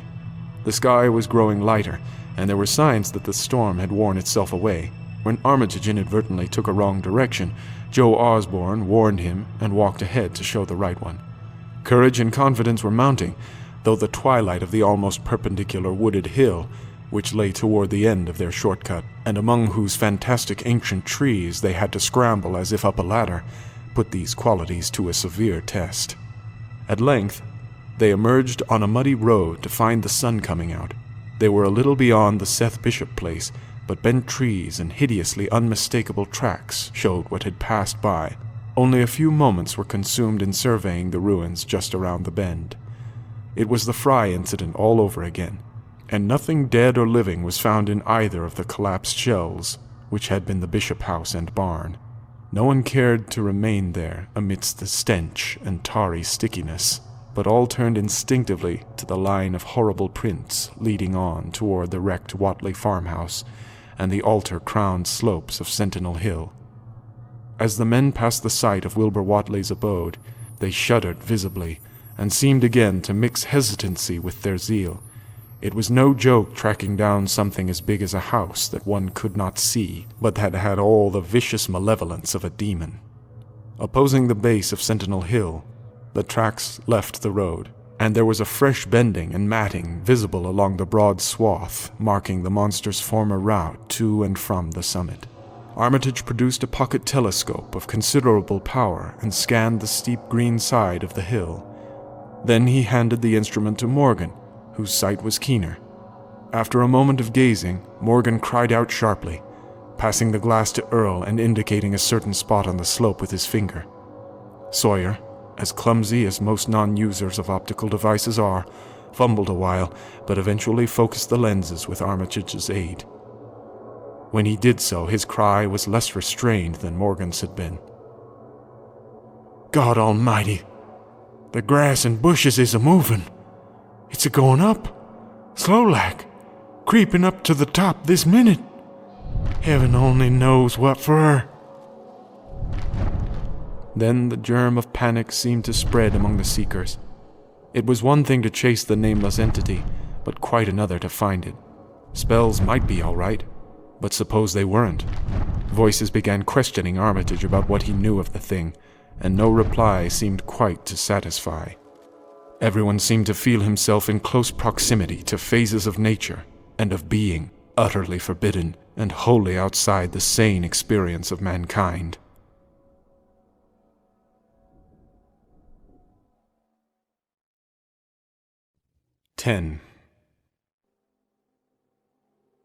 In the end, the three men from Arkham, old, white-bearded Dr. Armitage, stocky, iron-gray Professor Rice, and lean, youngish Dr. Morgan, ascended the mountain alone. After much patient instruction regarding its focusing and use, they left the telescope with the frightened group that remained in the road. And as they climbed, they were watched closely by those among whom the glass was passed around. It was hard going, and Armitage had to be helped more than once. High above the toiling group, the great swath trembled as its hellish maker repassed with snail-like deliberateness. Then it was obvious that the pursuers were gaining.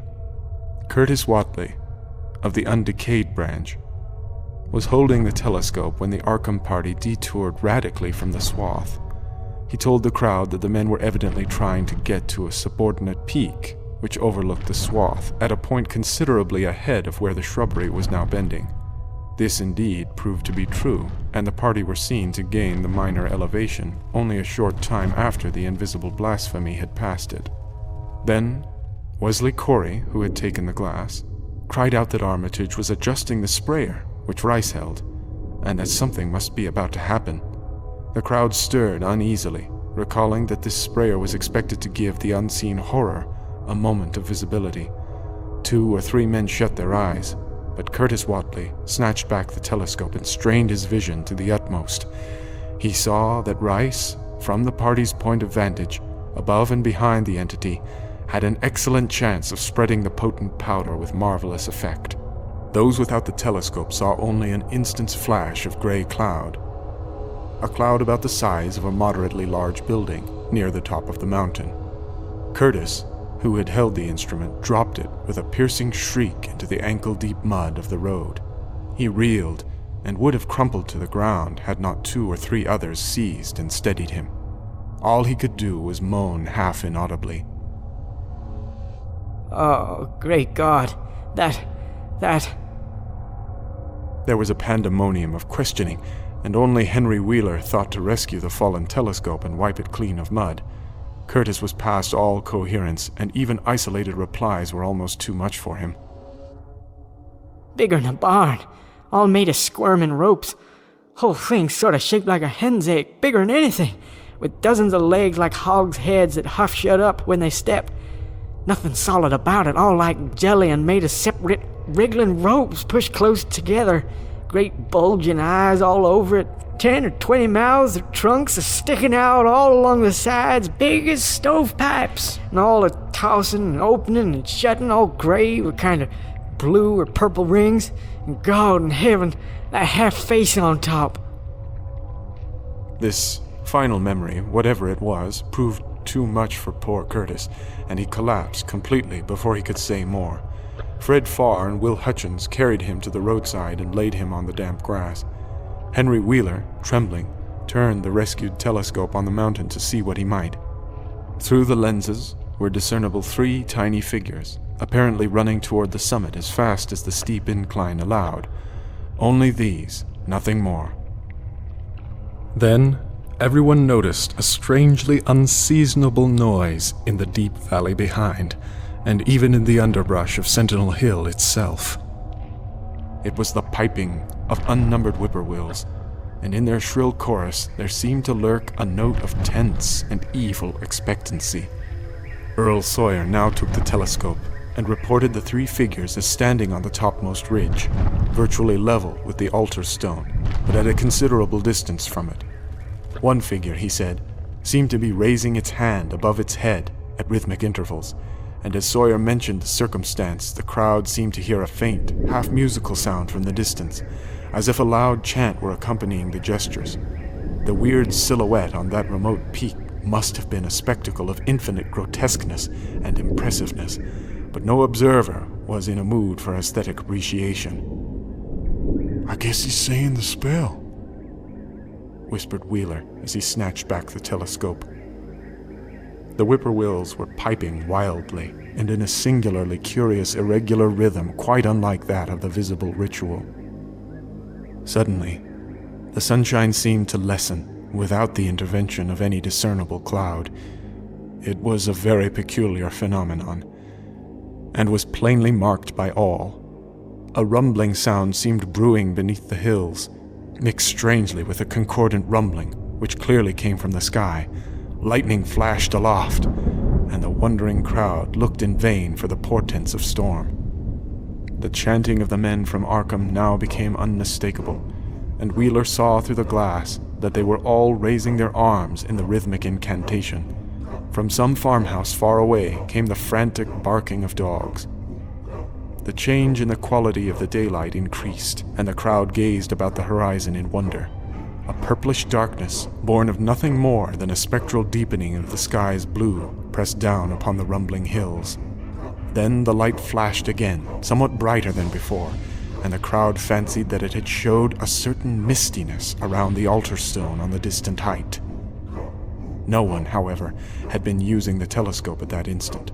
The whippoorwills continued their irregular pulsation, and the men of Dunwich braced themselves tensely against some imponderable menace with which the atmosphere seemed surcharged. Without warning came those deep, cracked, raucous vocal sounds which will never leave the memory of the stricken group who heard them. Not from any human throat were they born, for the organs of man can yield no such acoustic perversions. Rather would one have said they came from the pit itself, had not their source been so unmistakably the altar stone on the peak. It is almost erroneous to call them sounds at all, since so much of their ghastly, infrabass timbre spoke to dim seats of consciousness and terror far subtler than the ear. Yet one must do so, since their form was indisputably, though vaguely, that of half-articulate words.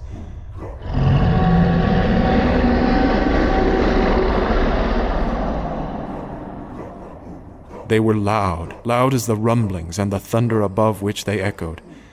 Yet did they come from no visible thing, and because imagination might suggest a conjectural source in the world of non-visible beings, the huddled crowd at the mountain's base huddled still closer and winced, as if in expectation of a blow.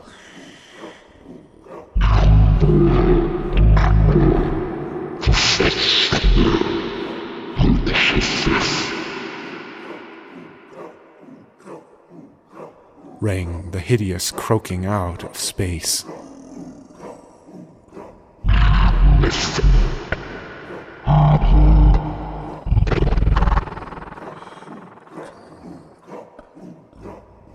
The speaking impulse seemed to falter here, as if some frightful psychic struggle were going on. Henry Wheeler strained his eye at the telescope, but saw only the 3 grotesquely silhouetted human figures on the peak, all moving their arms furiously in strange gestures as their incantation drew near its culmination. From what black wells of acherontic fear or feeling, from what unplumbed gulfs of extra-cosmic consciousness or obscure, long-latent heredity were those half-articulate thunder-croakings drawn? Presently, they began to gather renewed force and coherence as they grew in stark, utter, ultimate frenzy.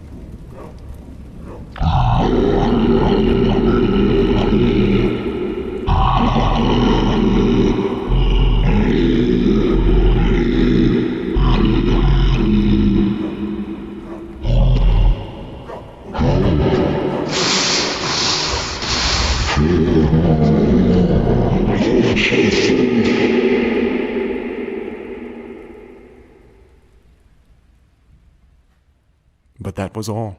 The pallid group in the road, still reeling at the indisputable English syllables that had poured thickly and thunderously down from the frantic vacancy beside that shocking altar stone, were never to hear such syllables again.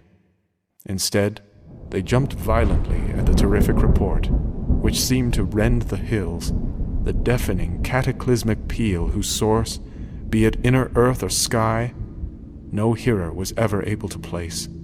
A single lightning bolt shot from the purple zenith to the altar stone.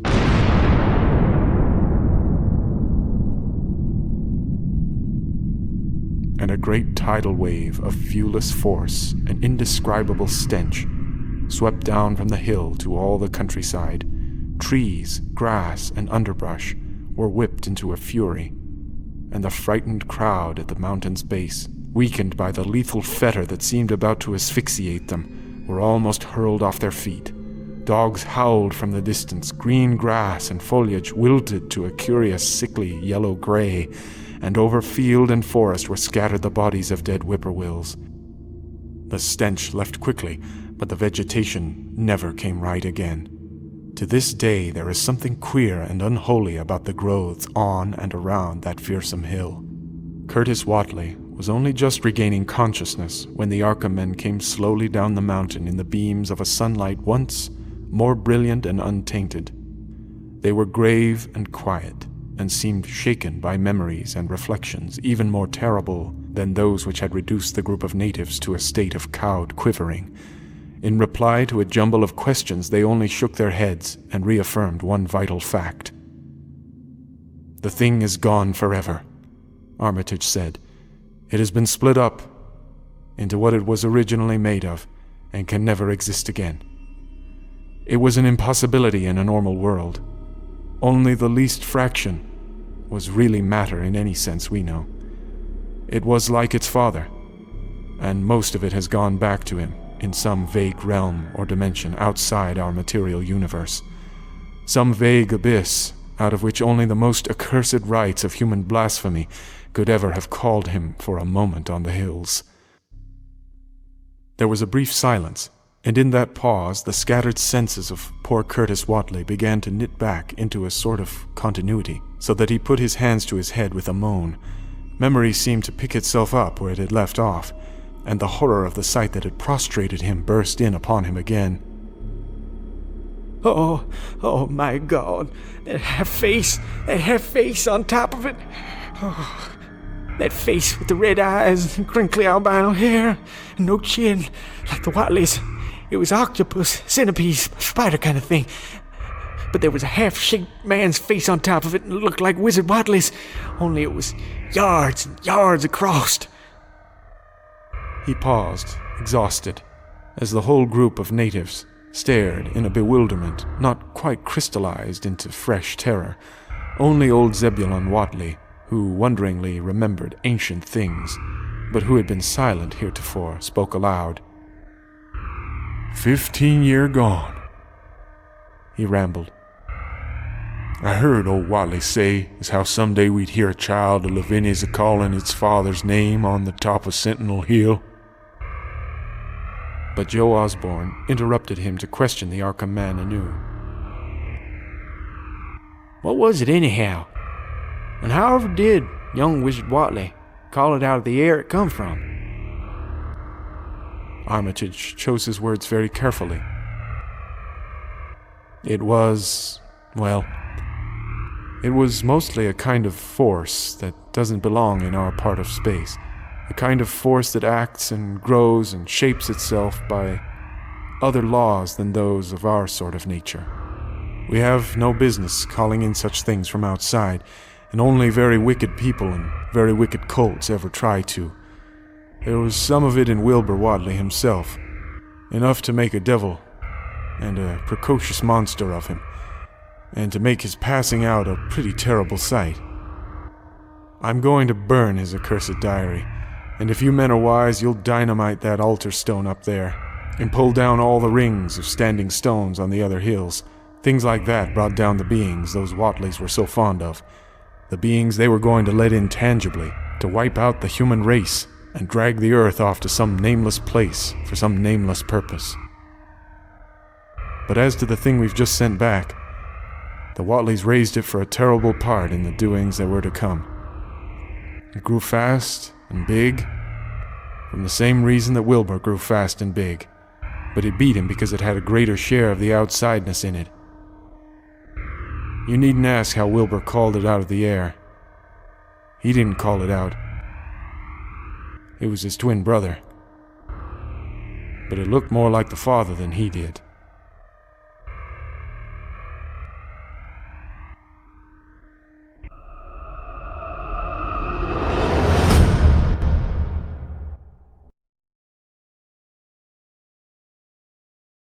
For the most wild yet most homely narrative which I am about to pen, I neither expect nor solicit belief. Mad indeed would I be to expect it, in a case where my very senses reject their own evidence. Yet mad am I not, and very surely do I not dream.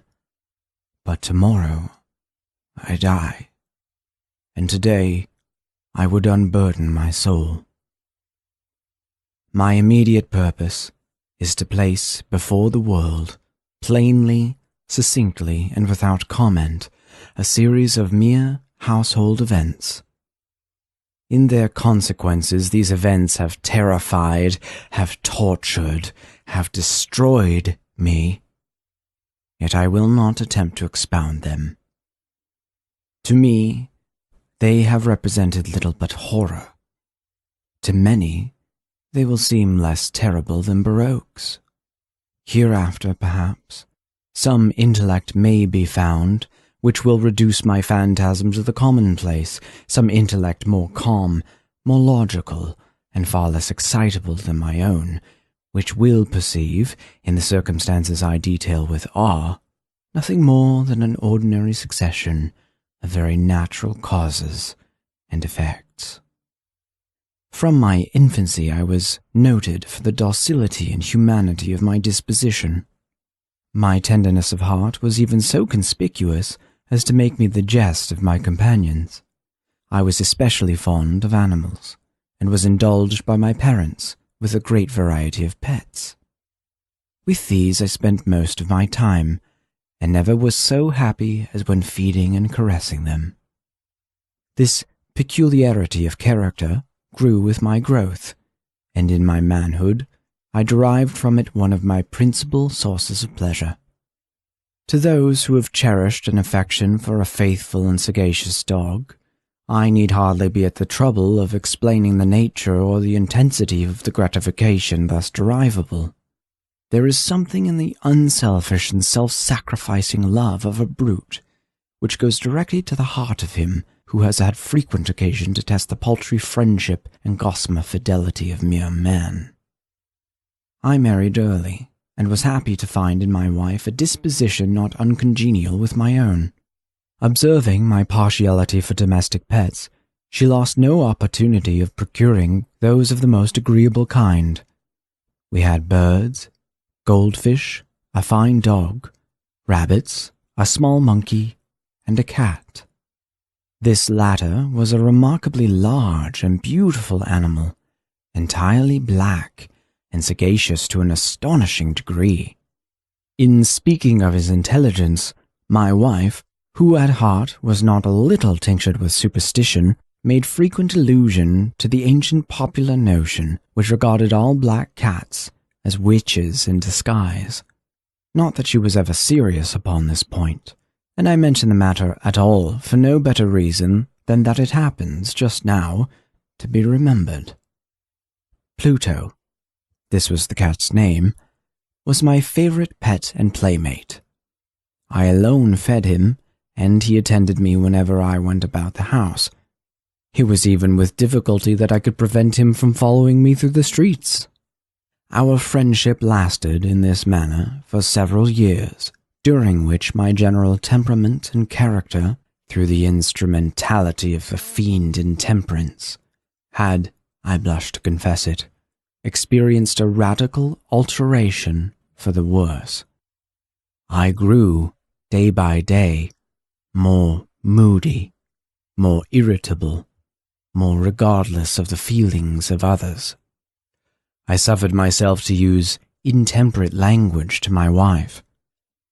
At length, I even offered her personal violence. My pets, of course, were made to feel the change in my disposition. I not only neglected, but ill-used them. For Pluto, however, I still retained sufficient regard to restrain me from maltreating him, as I made no scruple of maltreating the rabbits, the monkey, or even the dog, when by accident or through affection they came in my way. But my disease grew upon me, for what disease is like alcohol? And at length, even Pluto, who was now becoming old, and consequently somewhat peevish, even Pluto began to experience the effects of my ill temper. One night, returning home, much intoxicated from one of my haunts about town, I fancied that the cat avoided my presence. I seized him, when, in his fright at my violence, he inflicted a slight wound upon my hand with his teeth. The fury of a demon instantly possessed me. I knew myself no longer. My original soul seemed at once to take its flight from my body, and a more than fiendish malevolence, gin-nurtured, thrilled every fibre of my frame. I took from my waistcoat pocket a penknife, opened it, grasped the poor beast by the throat, and deliberately cut one of its eyes from the socket. I blush, I burn, I shudder when I pen the damnable atrocity. When reason returned with the morning, when I had slept off the fumes of the night's debauch, I experienced a sentiment half of horror, half of remorse, for the crime of which I had been guilty. But it was, at best, a feeble and equivocal feeling, and the soul remained untouched. I plunged again into excess, and soon drowned in wine all memory of the deed. In the meantime, the cat slowly recovered. The socket of the lost eye presented, it is true, a frightful appearance, but he no longer appeared to suffer any pain. He went about the house as usual, but, as might be expected, fled in extreme terror at my approach. I had so much of my old heart left as to be at first grieved by this evident dislike on the part of a creature which had once so loved me. But this feeling soon gave place to irritation, and then came, as if to my final and irrevocable overthrow, the spirit of perverseness. Of this spirit philosophy takes no account, yet I am not more sure that my soul lives. That I am that perverseness is one of the primitive impulses of the human heart, one of the indivisible primary faculties or sentiments which give direction to the character of man. Who has not, 100 times, found himself committing a vile or a silly action for no other reason than because he knows he should not? Have we not a perpetual inclination in the teeth of our best judgment to violate that which is law merely because we understand it to be such? This spirit of perverseness, I say, came to my final overthrow. It was this unfathomable longing of the soul to vex itself, to offer violence to its own nature, to do wrong for the wrong's sake only, that urged me to continue and finally to consummate the injury I had inflicted upon the unoffending brute. One morning, in cold blood, I slipped a noose about its neck and hung it to the limb of a tree, hung it with the tears streaming from my eyes and with the bitterest remorse at my heart, hung it because I knew that it had loved me and because I felt it had given me no reason of offense, hung it because I knew that in so doing I was committing a sin, a deadly sin that would so jeopardize my immortal soul as to place it, as if such a thing were possible, even beyond the reach of the infinite mercy of the most merciful and most terrible God. On the night of the day in which this cruel deed was done, I was aroused from sleep by the cry of fire. The curtains of my bed were in flames. The whole house was blazing. It was with great difficulty that my wife, a servant, and myself made our escape from the conflagration. The destruction was complete. My entire worldly wealth was swallowed up, and I resigned myself thenceforward to despair. I am above the weakness of seeking to establish a sequence of cause and effect between the disaster and the atrocity, but I am detailing a chain of facts, and wish not to leave even a possible link imperfect. On the day succeeding the fire, I visited the ruins. The walls, with one exception, had fallen in.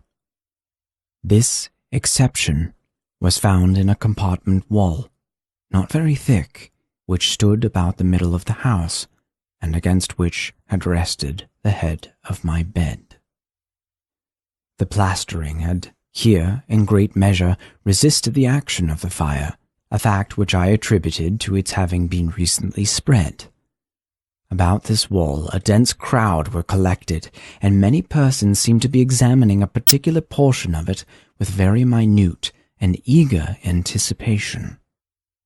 The words "strange," "singular," and other similar expressions excited my curiosity. I approached and saw, as if graven in bas-relief upon the white surface, the figure of a gigantic cat. The impression was given with an accuracy truly marvelous. There was a rope about the animal's neck. When I first beheld this apparition, for I could scarcely regard it as less, my wonder and my terror were extreme, but at length reflection came to my aid. The cat, I remembered, had been hung in a garden adjacent to the house.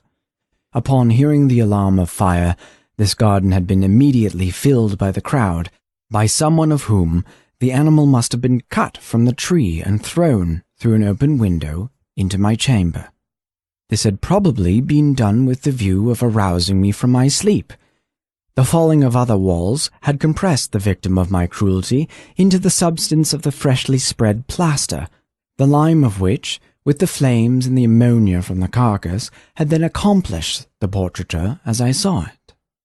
Although I thus readily accounted to my reason, if not altogether to my conscience, for the startling fact just detailed, it did not less fail to make a deep impression upon my fancy. For months I could not rid myself of the phantasm of the cat, and during this period there came back to my spirit a half-sentiment that seemed, but was not, remorse. I went so far as to regret the loss of the animal, and to look about me, among the vile haunts which I now habitually frequented, for another pet of the same species and of somewhat similar appearance with which to supply its place. One night, as I sat, half stupefied, in a den of more than infamy, my attention was suddenly drawn to some black object, reposing upon the head of one of the immense hogsheads of gin, or of rum, which constituted the chief furniture of the apartment. I had been looking steadily at the top of this hogshead for some minutes, and what now caused me surprise was the fact that I had no sooner perceived the object thereupon. I approached it, and touched it with my hand. It was a black cat, a very large one, fully as large as Pluto, and closely resembling him in every respect but one. Pluto had not a white hair upon any portion of his body, but this cat had a large, although indefinite, splotch of white, covering nearly the whole region of the breast. Upon my touching him, he immediately arose, purred loudly, rubbed against my hand, and appeared delighted with my notice. This, then, was the very creature of which I was in search. I had once offered to purchase it from the landlord, but this person made no claim to it, knew nothing of it, had never seen it before. I continued my caress, and when I prepared to go home, the animal evidenced a disposition to accompany me. I permitted it to do so, occasionally stooping and patting it as I proceeded. When it reached the house, it domesticated itself at once, and became immediately a great favorite with my wife. For my own part, I soon found a dislike to it arising within me. This was just the reverse of what I had anticipated, but I know not how or why it was. Its evident fondness for myself rather disgusted and annoyed. By slow degrees, these feelings of disgust and annoyance rose into the bitterness of hatred. I avoided the creature, a certain sense of shame and the remembrance of my former deed of cruelty preventing me from physically abusing it. I did not, for some weeks, strike or otherwise violently ill-use it, but gradually, very gradually, I came to look upon it with unutterable loathing, and to flee silently from its odious presence, as from the breath of a pestilence. What added, no doubt, to my hatred of the beast was the discovery, on the morning after I brought it home, that, like Pluto, it had also been deprived of one of its eyes. This circumstance, however, only endeared it to my wife, who, as I have already said, possessed, in a high degree, that humanity of feeling which had once been my distinguishing trait and the source of many of my simplest and purest pleasures. With my aversion to this cat, however, its partiality for myself seemed to increase. It followed my footsteps with a pertinacity which it would be difficult to make the reader comprehend. Whenever I sat, it would crouch beneath my chair or spring upon my knees, covering me with its loathsome caresses. If I arose to walk, it would get between my feet and thus nearly throw me down, or, fastening its long and sharp claws in my dress, clamber in this manner to my breast. At such times, although I longed to destroy it with a blow, I was yet withheld from so doing, partly by a memory of my former crime, but chiefly, let me confess it at once, by absolute dread of the beast. This dread was not exactly a dread of physical evil, and yet I should be at a loss how otherwise to define it. I am almost ashamed to own Yes, even in this felon's cell I am almost ashamed to own that the terror and horror with which the animal inspired me had been heightened by one of the merest chimeras it would be possible to conceive. My wife had called my attention more than once to the character of the mark of white hair, of which I have spoken, and which constituted the sole visible difference between the strange beast and the one I had destroyed. The reader will remember that this mark, although large, had been originally very indefinite, but by slow degrees nearly imperceptible, and which for a long time my reason struggled to reject as fanciful, it had, at length, assumed a rigorous distinctiveness of outline. It was now the representation of an object that I shudder to name, and for this, above all, I loathed and dreaded, and would have rid myself of the monster had I dared. It was now, I say, the image of a hideous, of a ghastly thing, of the gallows.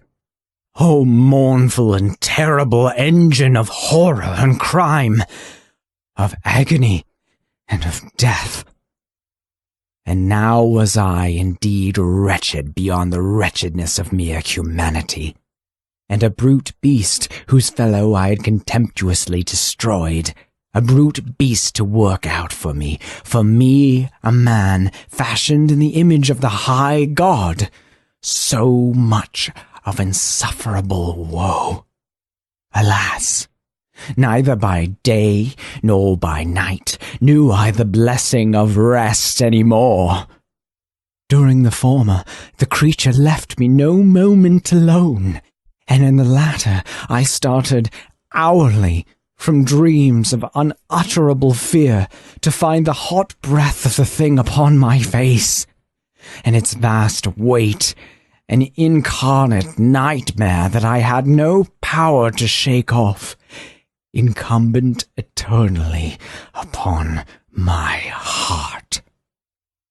Beneath the pressure of torments such as these, the feeble remnant of the good within me succumbed.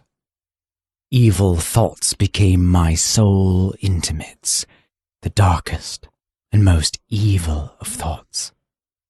The moodiness of my usual temper increased to hatred of all things and of all mankind, while, from the sudden, frequent, and ungovernable outbursts of a fury to which I now blindly abandoned myself, my uncomplaining wife, alas, was the most usual and the most patient of sufferers.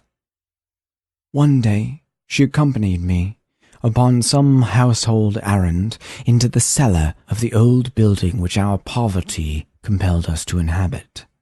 The cat followed me down the steep stairs, and nearly throwing me headlong exasperated me to madness. Uplifting an axe, and forgetting, in my wrath, the childish dread which had hitherto stayed my hand, I aimed a blow at the animal, which, of course, would have proved instantly fatal had it descended as I wished. But this blow was arrested by the hand of my wife. Goaded by the interference into a rage more than demoniacal, I withdrew my arm from her grasp and buried the axe in her brain. She fell, dead, upon the spot, without a groan. This hideous murder accomplished, I set myself forthwith and with entire deliberation to the task of concealing the body. I knew that I could not remove it from the house either by day or by night without risk of being observed by the neighbors. Many projects entered my mind. At one period, I thought of cutting the corpse into minute fragments and destroying them by fire. At another, I resolved to dig a grave for it in the floor of the cellar. Again, I deliberated about casting it into the well in the yard. about packing it in a box as if merchandise with the usual arrangements, and so getting a porter to take it from the house. Finally, I hit upon what I considered a far better expedient than either of these. I determined to wall it up in the cellar, as the monks of the Middle Ages are recorded to have walled up their victims. For a purpose such as this, the cellar was well adapted. Its walls were loosely constructed, and had lately been plastered throughout with a rough plaster, which the dampness of the atmosphere had prevented from hardening. Moreover, in one of the walls was a projection, caused by a false chimney or fireplace that had been filled up and made to resemble the rest of the cellar. I made no doubt that I could readily displace the bricks at this point, insert the corpse, and wall the hole up as before, so that no eye could detect anything suspicious. And in this calculation I was not deceived. By means of a crowbar, I easily dislodged the bricks, and, having carefully deposited the body against the inner wall, I propped it in that position, while, with little trouble, I relaid the whole structure as it originally stood. Having procured mortar, sand, and hair with every possible precaution, I prepared a plaster which could not be distinguished from the old, and with this I very carefully went over the new brickwork. When I had finished, I felt satisfied that all was right. The wall did not present the slightest appearance of having been disturbed. The rubbish on the floor was picked up with the minutest care. I looked around triumphantly and said to myself, "Here at last, then.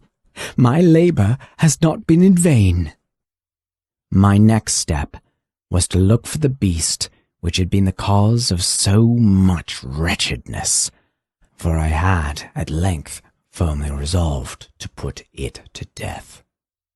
Had I been able to meet with it at the moment, there could have been no doubt of its fate, but it appeared that the crafty animal had been alarmed at the violence of my previous anger, and forbore to present itself in my present mood. It is impossible to describe or to imagine the deep, the blissful sense of relief which the absence of the detested creature occasioned in my bosom. And thus for one night at least, since its introduction into the house, I soundly and tranquilly slept. I slept even with the burden of murder upon my soul. The second and the third day passed, and still my tormentor came not. Once again I breathed as a freeman. The monster in terror had fled the premises forever. I should behold it no more. My happiness was supreme. The guilt of my dark deed disturbed me but little. Some few inquiries had been made, but these had been readily answered. Even a search had been instituted, but of course nothing was to be discovered. I looked upon my future felicity as secured. Upon the fourth day of the assassination, a party of the police came, very unexpectedly, into the house, and proceeded again to make a rigorous investigation of the premises. Secure, however, was the inscrutability of my place of concealment. I felt no embarrassment whatever. The officers bade me accompany them in their search. They left no nook or corner unexplored. At length, for the third or fourth time, they descended into the cellar. I quivered not in a muscle. My heart beat calmly as that of one who slumbers in innocence. I walked the cellar from end to end. I folded my arms upon my bosom and roamed easily to and fro. The police were thoroughly satisfied and prepared to depart. Oh, the glee in my heart was too strong to be restrained. I burned to say, if but one word, by way of triumph, and to render doubly sure their assurance of my guiltlessness. "Gentlemen," I said at last, as the party ascended the steps, "I delight to have allayed your suspicions. I wish you all health and a little more courtesy. By the by, gentlemen, this is a very well-constructed house." In the rabid desire to say something easily, I scarcely knew what I uttered at all. "I may say an excellently well-constructed house. These walls— Are you going, gentlemen? These walls are solidly put together."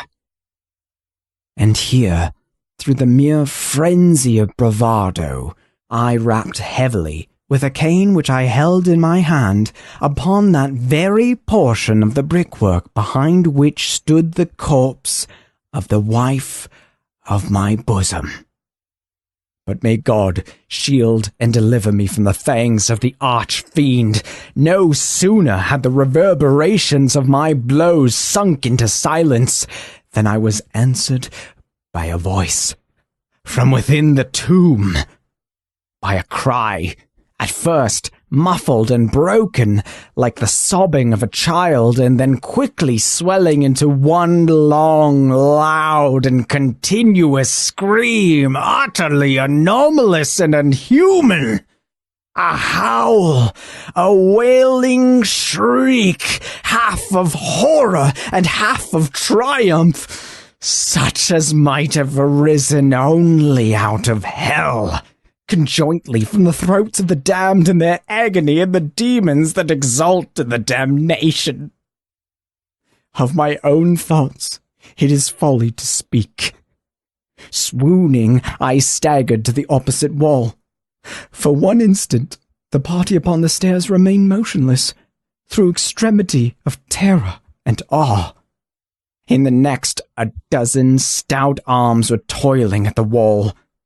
It fell bodily. The corpse, already greatly decayed and clotted with gore, stood erect before the eyes of the spectators.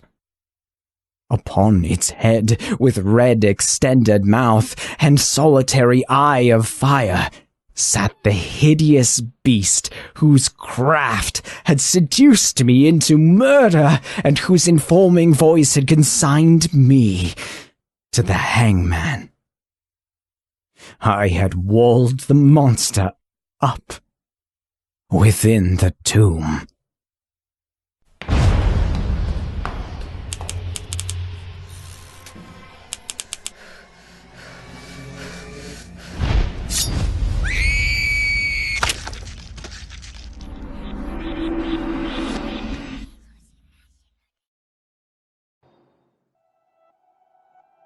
One summer, when I was a boy, my parents sent me to stay with my grandparents for the break.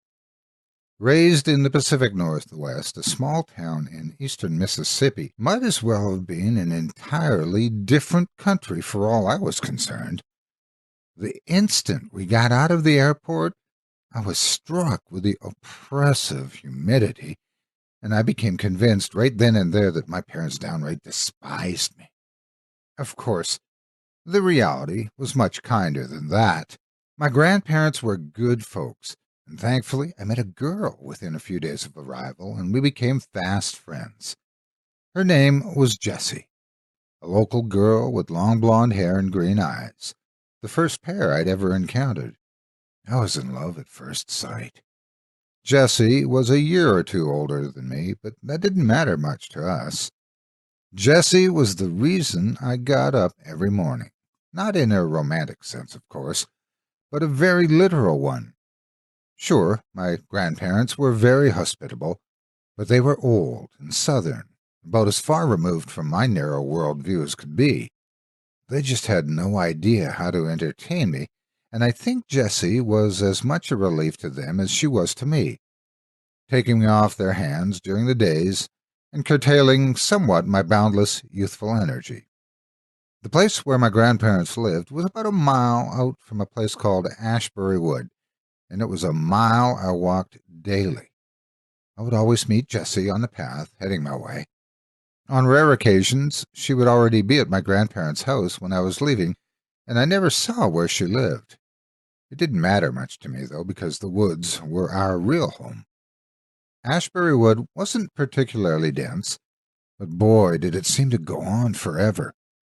Jessie showed me a few paths around the woods, unofficial trails to interesting sites like clearings, hollowed-out trees, or even just a place where a funny-looking bush was growing. We told each other stories of our hometowns, imagining what life would be like if one of us lived where the other did. Whenever we fantasized about having her come to live with me, she would get a strange tone in her voice, but I never thought much of it. While the woods were our home and playground, we still set limits for ourselves.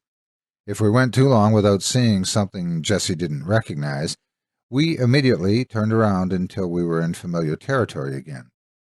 She also set boundaries, significant features we shouldn't go past for one reason or another.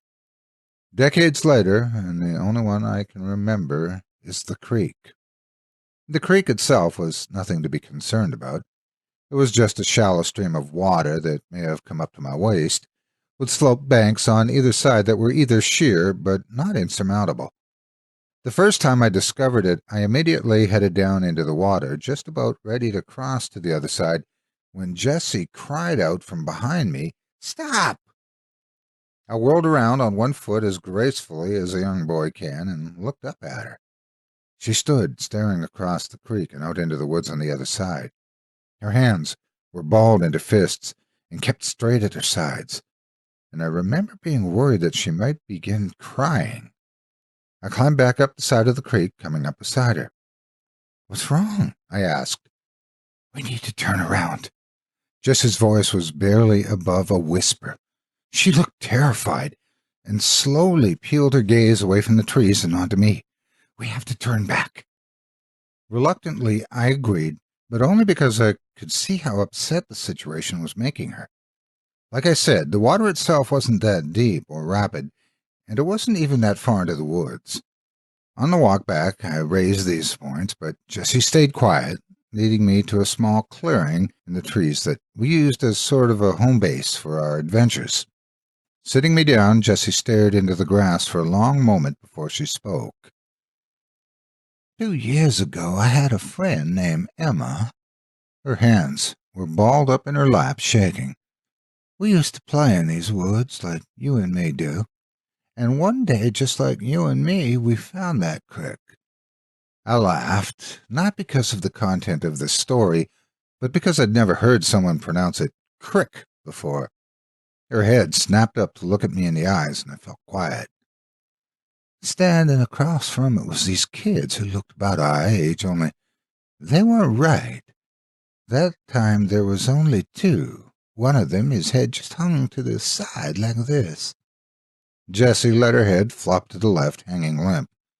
Another was really tiny, and his hands and head were even littler, like tinier than a baby's. Now, I'm not proud of this next part, but we weren't exactly sugar and spice to him, if you know what I mean. I shook my head that I did not. She sighed. We would call 'em names, tease 'em, because they were weird. Emma would throw sticks sometimes, though she couldn't hit water if she fell out of a boat.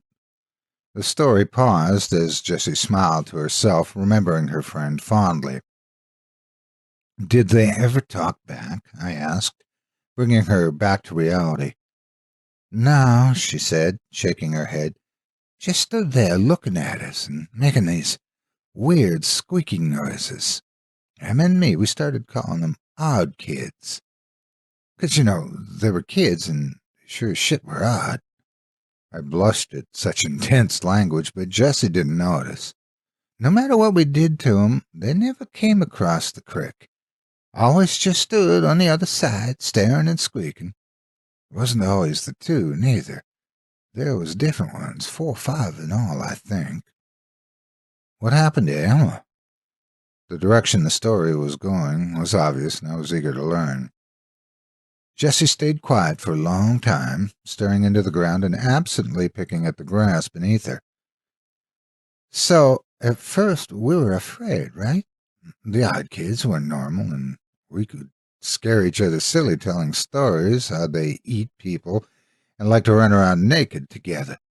Just dumb stuff, but as time went on, we got less and less scared of them. It got to the point where we'd stand right on the other side of the creek and dare them to cross over, but they never would. One day, we're sitting there talking to ourselves, ignoring the weird-headed one like he's just another tree, and Emma said something about him being too chicken to cross. We both looked at him, and he just walked off, turned around, and went deeper into the woods, till eventually we couldn't see him. And I teased Emma that he was daring her to follow him, that she was a chicken if she didn't go. I was listening with rapt attention at this point. To my young mind, this girl's tale of terror more closely resembled a great campfire story, made even better by the fact that it allegedly took place only a brisk walk away from where I sat. Together, the two of us crossed the creek, 'cause, like you said, it ain't that big, and we climbed up onto the other side and chased after him. We went maybe a quarter-mile in before we started hearing that squeaking again, only up close it didn't sound like squeaking no more.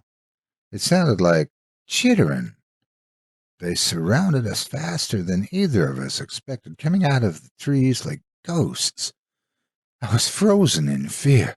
I couldn't move a muscle, just staring at the odd kids and wondering what was going to happen. Then one of them, the limp-headed one, he grabbed Emma, and she screamed, and it's like it woke me up. I tore out of there as fast as I could go, practically leapt out the creek in a single jump and ran all the way home. My lungs were on fire by the time I stopped, and I was crying all over the place. People trying to get me to tell them what happened, but her voice trailed off, and I could see tears welling in her eyes. "Did you?" I asked. She shook her head, blinking away the tears. "I felt guilty," she admitted. "I felt guilty for leaving her, and I just kept thinking that she'd come home, that she'd be right behind me, and we'd cry about it and never go across that damn creek again. But she didn't." Jessie shook her head again. "But she didn't," she repeated. "She didn't ever come back. Nobody ever went looking for her, neither, 'cause she was an orphan. I didn't say nothing, and so nobody even knew where to look." Staring out into the woods in the direction of the creek, Jessie's voice crackled. "The odd kids got her. I don't know what they did with her. I'm sorry." I tried to console her, unsure of what to say, but Jessie wasn't paying attention to me anymore. She stood up, brushed the dirt off her denim shorts, and started walking towards town. I got up and chased after her. "Wait!" I cried. "Where are you going?" "Home." "Home? But why?" The concept seemed alien to me. It was the middle of the day. Who would want to stay indoors? "I can't stay in these woods. Not today." She paused. "You should go home, too. We'll meet up tomorrow morning." But nothing." She stopped and turned to face me. "Go home."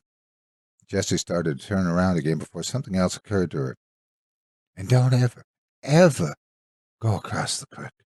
You hear me?" I nodded silently, and she reached out, grabbing my shoulders and giving me a firm shake. "Say it," she demanded. I promise. No going across the creek," I said timidly. She stared into my eyes as if searching my soul for a way to ensure my sincerity. Whether she found it or not, she eventually released me and headed off, leaving me standing alone in the woods with nothing on my hands but free time and my own thoughts. I looked back in the direction of the creek and the mysterious woods beyond. Were there really such a thing as odd kids? I knew monsters didn't exist in Oregon, but here in Mississippi it felt like anything could be true. Plus, Jessie had told the story with such conviction that it felt disloyal to be skeptical. I spent the rest of the day in the woods, wandering aimlessly. Part of me wanted to go back to the creek, but real or not, Jesse's story had scared the hell out of me. At one point I got just close enough that I could make the creek out through the trees, and I peered as hard as I could at the bank on the other side. I wanted to make out a pair of eyes staring back at me or hear that chittering Jesse had talked about. Heck, at that point, I would have accepted a quick blur between the trees as concrete evidence. But despite my willingness to believe, nothing came forward to present itself. The opposite bank was devoid of life, and I didn't have the gall to investigate any closer. As the sky dimmed, I reluctantly began the long walk home, unaccompanied for the first time all summer. I considered Jessie's story of the odd kids, and almost started to get a little angry with her. Of course they didn't exist. She made them up just to mess with me, and threw in another girl, conveniently orphaned, to drive home the scare. I shook my head and laughed, thinking about how gullible I had been. Later, at dinner, I ate with the ferocity of an animal. I hadn't realized how hungry I'd become, alone in the woods all day, thinking, and the chicken my grandmother cooked was the most delicious thing I'd ever eaten. It was only on my third drumstick that I stopped long enough to ask them a question. "Did you guys ever hear of anyone going missing in the woods?" I asked between bites, interrupting the regular mealtime silence. They looked at one another quizzically, as if searching their collective memory. "Nah, I don't think so," my grandmother eventually said. "Don't ring any bells," her husband agreed. "Why'd you ask?" I shook my head, taking another bite to buy myself some time to think of an answer. "Just something I heard some kids talking about," I told them. "Some jerks were trying to scare Jessie and me by saying a girl named Emma went missing." Suddenly, my grandmother's eyes lit up with recognition. "You know, I didn't hear nothing about that, but I do recall that girl being terrified of those woods." She nodded thoughtfully over a spoonful of corn. "Yeah, it was a couple of years back that the girl come tearing out of the woods like the devil himself was on her heels, screaming and crying. I didn't nose my way into it on account of her father asking people if they would leave his daughter alone, but I overheard that the girl weren't right for a couple of weeks, just sitting in her room and not talking to nobody." She clucked her tongue and took another bite of corn. "Lord only knows what happened to that girl, but it shook her something fierce." I suddenly felt a sick terror in my stomach, like the feeling you get watching a recording of yourself only to see something terrifying looming just out of your sight, something you never knew was there. Did this mean the odd kids were real? Had they been watching me as I stepped into the creek? "So, you never found out what happened?" I hesitantly asked, unsure I wanted to answer. Grandma just shook her head, and the three of us continued eating in silence. Grandpa brought up a baseball game he'd seen on TV earlier that day, and I feigned interest as well as I could, but I wasn't all there. My mind was back at the woods at the creek, inspecting every square inch of my memory for a sign of something else. Sleep didn't come easy that night, and when it did, it was wrought with nightmares. Thoughts of the odd kids crawled through my mind, bringing me back to the creek. Looking deeper into the woods, I saw dozens of pairs of eyes staring back at me, slowly bobbing back and forth, as though they were advancing towards me. My dream self was paralyzed, helpless to do anything but watch as the monsters came out of the shadows. The one Jesse had described, with his head sagging to the side, led the plodding advance. As a group, the odd kids crawled down into the creek, dragging broken limbs and torn flesh behind them, and each of them chittering off-tempo with the others to create a horrible cacophony of noise that filled my ears and bore into my soul, staring into the hungry eyes of the limp-headed leader as he reached out to drag me down. I awoke screaming. The noise still rang in my ears, and coupled with my panic, caused me to flail against my blankets as though they were trying to engulf me. I fell onto the floor with a hard thud, finally coming to rest. My grandfather burst into the room, and my grandmother was close behind him. "Are you okay?" he bellowed, still full of adrenaline even though he was beginning to realize there was no threat. Embarrassed, I kicked the sheets off of me and stood up. Yeah, just had a bad dream, I muttered.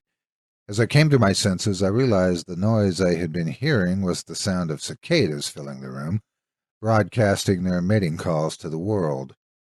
Laughing off their overzealous response, my grandparents led me downstairs to breakfast, which I accepted readily. That morning, I walked all the way to the woods without running into Jessie. I stood at the edge of the path, looking back down the road, trying to make out her figure, but nobody was there. Sighing, I walked all the way back to my house, then down to the woods again. There was no sign of her. My adolescent mind filled once more with nightmarish imagery, but I did my best to stay grounded in reality. She was the last person who would have gone across the creek, and if the odd kids ever ventured out of the woods, surely people around town would talk about them, right? Armed with these rationalizations, I decided to head to our favorite clearing and wait for her. She wasn't there when I arrived. Part of me had expected her to be waiting in the grass, ready to laugh in my face when she learned how I'd walked up and down the path 2 more times before thinking to check our spot. And as an hour slowly ticked by, I began to wonder if something bad really had happened to her. But if something had, what was I going to do about it? I had no idea where she lived, and she was the only kid I knew in the area. Almost unconsciously, I began to head towards the creek. I'd only promised I wouldn't cross it after all, and if she was so concerned about my whereabouts, she would have let me know where she was going to be. Besides, if she had been able to outpace the odd kids when they were right beside her, I'd be able to get away long before they got close.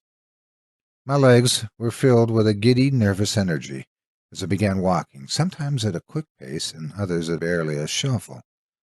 Once the creek itself was in view, I began to move from tree to tree, using them like cover from whatever might lurk on the other side of the creek. I inched closer, cautious to not disturb even a single twig in my approach. Finally, I was only a few yards from the near bank of the creek. I crouched down and quietly got to my hands and knees, closing the last stretch on all fours and keeping a close watch on the trees ahead of me. I hissed out Jessie's name in a low voice, straining my ears into the woods to catch anything of interest, but nothing happened. It was just another ordinary day, and I was just some weird little boy whispering into the forest. I was just about to turn around when a brief flash of movement caught my eye. I hadn't noticed it before because I was scanning the ground, but turning my eyes up, I saw a silhouette of something I couldn't quite make out. It swayed gently in the breeze, as though it was suspended from the branches. The leaves broke up the distant form, which must have been several dozens of feet away, and I immediately forgot my promise to Jessie. I had to know what that thing was. Just as I was about to swing my legs down to the bank of the creek, a call startled me to my feet in the distance. "What are you doing?" Jessie was standing a ways behind me, clinging onto a tree as though she might fall without its support. Though her tone was one of anger, her face was ghost white. She beckoned me towards her, clearly unwilling to go closer to the creek than she was.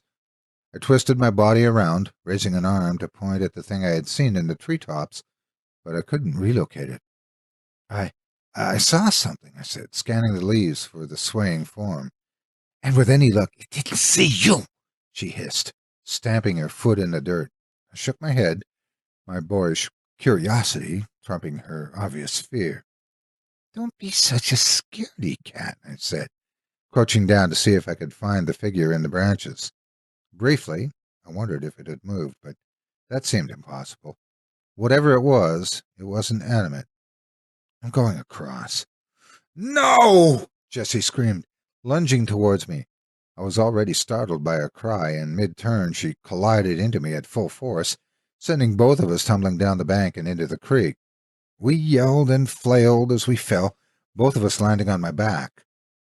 The muddy water babbled over us, and I scooted away, pulling myself onto the far bank of the creek. Jessie followed, more out of a desire to get out of the water than anything. "Nice going," I said sarcastically. The water was actually a little refreshing in the summertime heat, but we knew that before long we'd be drowning in humidity, our damp clothes suffocating what little comfort sweating brought. I crawled up onto the opposite side of the creek, once again raising my eyes to the branches to find what I'd seen. Please, can we go? Jessie was at my side, clutching my arm despite the fact that I was a good half-foot shorter than she was. We really need to go, please. Come on, just a little bit further. Wonder and excitement had overtaken all other emotions in my mind. Before, when the creek was just a memory, it was easy to picture a world of monsters lurking just across the way. Now that I was here in the light of day, I felt empowered. I could see that there weren't monsters, so obviously I was safe. I'm lucky to be alive. Tugging Jessie forward, I walked to the spot where I had seen the thing hanging from the trees, but now it was nowhere to be found.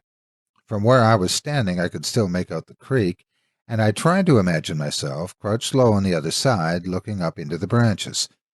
The wind blew lazily through the leaves, shaking them this way and that, but nothing unnatural hung from the canopy. I saw something right here, I said aloud, justifying my persistence to Jessie. I did feel bad for dragging her somewhere she obviously didn't want to be, and I thought if I had something to show for it, maybe she would have understood.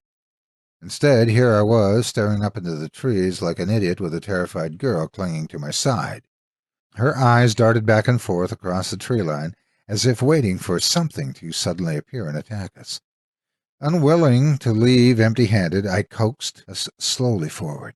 As we pressed on, the woods around us seemed to get quieter, as if we were entering some sort of dead zone in the forest, a place where even the birds and critters refused to go. Jessie's nails dug into my arm, but she stayed right by my side, no longer making any noise except a small whimper with every exhalation. After another 5 or 10 minutes of walking, we came across a rocky outcropping jutting out of the ground and a small hole leading down.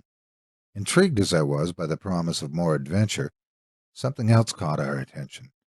A strange doll laid, propped up against the mouth of the cave, facing us. Its elongated forehead drooped slightly over its face, making the upper right side of its head concave. Its eyes were small and beady and black, shining in the midday sun, and tufts of hair had been placed onto its scalp in a disorganized manner. It was garbed only in small denim overalls, covering grungy cloth skin. Before I could even draw breath to comment on it, Jessie was fiercely tugging me away. "That's it! That's one of them!" She was practically screaming, raw terror coming through in her voice, but her reaction was scaring me more than the object itself. That was an odd kid? An oversized doll? "Calm down," I said, tugging back against her. "It can't be. Look at it. It's not breathing. It's just a doll." Wrenching my arm out of her grip, Jessie fell face first into the dirt, but was on her feet a second later. I heard her starting to run and turned to tell her that she didn't have to get any closer if she was scared, that I would go examine it alone. As I stared in her direction, however, my voice caught in my throat. Standing where Jessie and I had been not 20 seconds ago was another doll, only this one was different. It was cleaner and more well-made, as if whoever made the one by the cave had learned from their mistakes. This girl doll was standing beside a tree, watching us with those same all-black eyes, short brown hair matted with dirt, and clumped to her head haphazardly. Her tattered red dress clung desperately to her right shoulder, and beneath it the cloth skin looked much cleaner than the others, much more real. Before I could say a word, Jessie broke the silence. I expected her to shriek, but instead what came out of her mouth was barely a whisper. "Emma?" The girl doll took a step forward, and my terror levels shot up to their limits. I glanced backwards to see the other doll was pulling itself to its feet, awkwardly shambling towards us. Any doubt I had in Jessie's story evaporated in an instant. The odd kids were real, and they were right in front of me. Without another moment's hesitation, I grabbed Jessie's wrist, suddenly becoming the one desperate to get us out. Come on, let's go!" I yelled at her, but she didn't even seem to hear me. She instead began to walk towards the girl doll, towards Emma, I guessed, though I couldn't see how that could ever have been Jessie's friend. I kept pulling at her arm, even as the thing behind her got closer. Jessie was focusing exclusively on the other girl, blocking out the whole rest of the world. The doll reached out to Jessie, and she raised her own hand out as well. "Jess," I began to say, but I was interrupted by a heavy object falling directly onto my best friend, sending her crumpling into the dirt. On top of her was a small, human-like figure, with the head and hands proportionally much smaller than they should have been. Finally, observing one close up, I realized their skin wasn't just dirty cloth. It was rotten, mottled flesh. I scrambled backwards as the little creature gripped Jessie by the hair, tugging her head up painfully. Jessie screamed and crawled at the ground, trying to shove the thing off of her. But the creature she'd called Emma sagged to its knees, clamped a hand over her mouth, then turned its head to look at me. Energy surged to my legs, and I shot upright. I was in full panic mode, operating on a primal instinct to flee.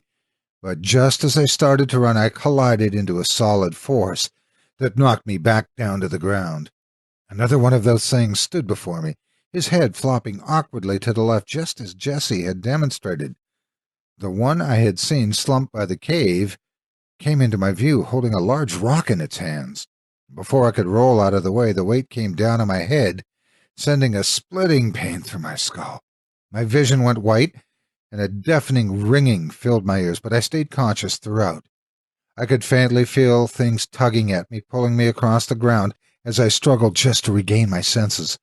The blinding white slowly faded to an impenetrable black, and the ringing dulled to formless shuffling, and the odd kids' strange chitters echoing off the walls of the cave. I did my best to stay limp as I was dragged across the rough stone, tearing into my shirt and cutting my flesh. I'm certain I whimpered in pain, but the odd kids didn't react to it, hauling me further into their lair. Eventually, the motion came to an end. I was propped up against a rough stone wall, and even in the darkness I could tell that one of them was just in front of my face, quietly muttering to itself in those strange, rhythmic noises. Its coarse fingers grabbed my hands and began stretching at strong, thin fabric around my wrist, binding them together. It rapped for what felt like ages until it finally seemed satisfied that my hands weren't going anywhere, then moved onto my ankles to do the same. Once that was done, the thing shuffled away, the noise of its movements getting gradually fainter before disappearing altogether. Meaning to breathe a sigh of relief, I instead let out a choked sob, finally letting myself express the terror I'd felt through the whole ordeal. I'm not ashamed to admit that I sat in the cave and cried, certain I'd never see my parents or grandparents ever again. Only when I heard more movement coming on my way did I make any effort to quiet myself. I did my best to control my breathing, sucking in breaths through shuddering gasps and letting them out slowly through my nose. I tried to picture what noises were. Slowly, I put together that someone else was being dragged down the same rough path I had been. They were bringing Jessie back here, too. For a brief moment, I felt hope. As selfish as it is to admit, at the very least I took comfort in knowing I wouldn't have to suffer alone. Part of me even entertained the notion that perhaps together Jessie and I could escape this cave and never, ever come back to these awful woods again. Of course, the reality of this plan had many obstacles. The cave was utterly dark, something that didn't seem to affect the odd kids one bit. For all I knew, there was one sitting in the room with me, silently watching and waiting for me to make a move so it could pounce on me again and finish the job. On top of that, they easily outnumbered us. The odds were stacked against us in every conceivable way. Jessie noisily entered the room in which I was kept, and her muffled screaming gave me a sense of the dimensions of the room. It seemed smaller than I expected, likely only a little bigger than my own bedroom. Still, it was plenty big for storing the two of us.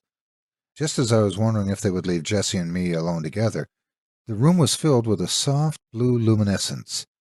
One of the odd kids, I couldn't tell which, with their back turned to me, was brushing their fingers against a strange kind of moss on the far wall, and the agitation sparked a chain reaction across the entire plant. Tendrils of blue light arced over the wall in a brilliant pattern, the illumination branching off itself like a snowflake before finally filling in, covering the wall in the most beautiful display I'd ever seen. And there, in front of the glowing moss, was Jessie. She'd been laid out on an obviously man-made dirt platform, and her struggles stilled as puffs of spores from the glowing moss fell onto her. The odd kid stood over her, observing for a moment before bending forward over her. In my life, I had never heard the sound of flesh tearing, but the very first time was unmistakable. I jerked at the noise, as if it had been my own skin, and my heart beat so fast I worried that it would give me away. I screwed my eyes shut and just listened, as the odd kid did God knows what to my helpless friend, only a few feet away from my face. Mustering up what courage I could, I began to work the bonds around my wrist against the jagged rock, working just slow enough to not make too much noise. The ripping noise soon gave way to gurgles and wet squishing, but I didn't allow myself to picture it. Instead, I thought about my grandparents, about seeing their warm smiles one more time. I thought about the airplane that would take me out of Mississippi, and I thought of every excuse I could ever use for the rest of my life to keep me from getting on another plane back. I had to survive this. I had to. Sure enough, the ropes came free with enough effort. Once they were weak enough, I managed to pull them apart with brute strength, the fibers tearing away from each other with a soft sound, something that was almost pleasing, contrasted against the disturbing noises coming across from the room. I groped around in the near dark, my fingers moving from rock to rock until I found something loose enough and big enough that I felt comfortable with it. I now stared directly at the odd kid, its back still turned as it performed its macabre ritual on my friend. Sawing the rock across the ropes around my ankles, I worked my nerve up to what I was going to have to do next. Armed with the rock, I was going to attack the odd kid, knocking them out with one good blow. Fair play, I thought to myself. Next, I would grab Jessie and hoist her over my shoulder. She was taller than me, sure, but I wasn't a weak kid. After that, we would sneak out of the cave somehow, then sprint back to my grandparents' house and be safe. The wraps across my ankles fell away, and I slowly stretched my legs out before getting them underneath me. The odd kid was still oblivious to me, and part of me hated that. Here I was, about to bash in its skull with a rock, and it didn't even consider me enough of a threat to turn around and check on me. "Hey," I whispered. The rock clutched tight in my fist as I held it out to the side behind my head. The odd kid finally swiveled around, and I stared into its soulless black eyes one last time before bringing the weapon across. The sensation was nothing like I expected. Instead of a solid blow and a resonating crack, my hand squelched through its blotchy skin with little resistance. I stood there stunned and staring into its remaining eye as its face hung loosely around my wrist. Soft scratches made their way across my hand, and I jerked it back, the force of my fist pulling out of its head, tearing another gouge through the skin that was not skin. Looking down at my hand, I saw the single most horrific thing I've ever seen in my life. Instead of brains, blood, and gore covering my hand, there were bugs. Centipedes, spiders, ants, and more, too numerous to count, swarmed over my skin. The bag of flesh before me slumped to its knees before kneeling over, its occupant surging out of the hole in its neck. I lost it. I screamed at the top of my lungs and beat my arm against the wall of the cave, sloughing off the vermin and sheets. Through the chaos, I called out Jessie's name, forgetting at the time that I had already expected her to be unconscious at best. Her head tilted to the side, and she raised herself up on her elbows, staring at me. My heart swelled, thinking for a moment that, if nothing else, at least we would get out of this alive. When the azure glow of the moss reflected off of Jessie's all-black eyes, I ran. Through the darkness, I ran, heedless of the frantic chittering that echoed off the stone all around me. I ran into every single twist and turn in those tight tunnels, still struggling to scrape off all the bugs off my arm. With every passing moment, I expected to feel the odd kids' hands wrapped around my legs, drag me back to that room and do to me what they'd done to Jesse. Turn me into one of them. Finally, I saw a thin shaft of light at the end of the darkness. I scrambled out of the cave and into the open woods, the full moon giving me plenty of illumination to find my way. Through the entire sprint, I tore at the flesh of my arm with my fingernails, scraping off the remnants of the odd kid as they wriggled and crawled across me. The entire run is mostly a blur now. I didn't stop once, didn't even peek behind me for fear of seeing those things one more time. When I burst into my grandparents' house, the two of them were both awake, sitting up in the living room waiting for me. I must have told a tale with a single look because their stern expressions melted upon seeing my eyes, and they stayed up with me the rest of the night. Sitting on the couch, wrapped in a blanket, I just stared out the window at the dusty road that led from the house, praying that I wouldn't see Jesse walking down it. The next day, after I'd slept and eaten, my grandparents tried to coax out of me what happened. I didn't know what to tell them. Eventually, I told them I'd just fallen asleep in the woods and had a nightmare, freaked myself out, and ran home crying. They hugged me and laughed gently, and my grandpa said I should call ahead next time I'm going to worry them half to death. I smiled, and Jesse's face appeared in my mind's eye. I didn't let myself be alone for the rest of the vacation. This meant staying indoors for the most part, something I was more than fine with. When word got out that Jesse hadn't been home in a few days and people started searching, my grandparents asked me if I knew anything about it. I wanted to tell them about the odd kids. I should have said something. I know that now. But like the scared child I was, I just said I didn't, and they left it at that. 3 weeks later, I got on a plane and went home, and for the first time since the cave, I felt like I could breathe again. I no longer had the threat of the odd kids looming over me, just waiting for a moment's lapse and the readiness so they could pounce. I'd like to say that I don't know what happened to Jessie, that her fate remains a mystery, but that would be the coward's way out. Jessie died because of me, because of my hubris, my curiosity, and my stupid thirst for adventure. Jessie lost her life. This was something I think about every day, even some 30 years later, and it hurts just as much as the very first time I realized it. Thousands of miles and a couple of decades now lay between me and the worst summer of my life. But it isn't perspective that's prompted me to finally write out my tale. My daughter Maggie has been getting excited about collecting bugs, and as uneasy as it may make me, I'm not the kind to stop her. What really unsettles me about it is how her bugs act. Every time she brings me one of her little jars, the bug inside watches me. I know how crazy this sounds. I know bugs don't see like you and I, but it's like they want me to know that they know I'm there. I went into my daughter's room a few days ago when she was out at school and picked up her ant farm to see what would happen.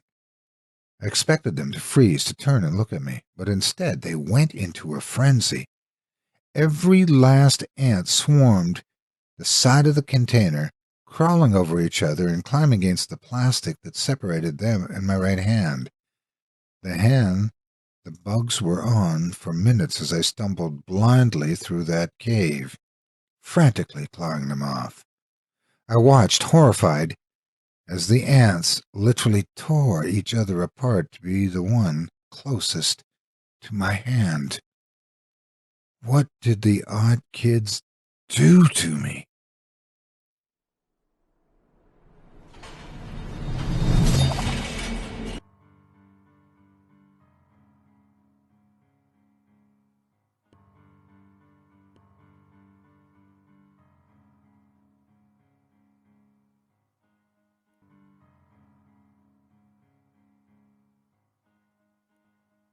Found among the papers of the late Francis Wayland Thurston of Boston. Of such great powers or beings there may be conceivably a survival a survival of a hugely remote period when consciousness was manifested, perhaps in shapes and forms long since withdrawn before the tide of advancing humanity. Forms of which poetry and legend alone have caught a flying memory and called them gods, monsters, mythical beings of all sorts and kinds. Algernon Blackwood.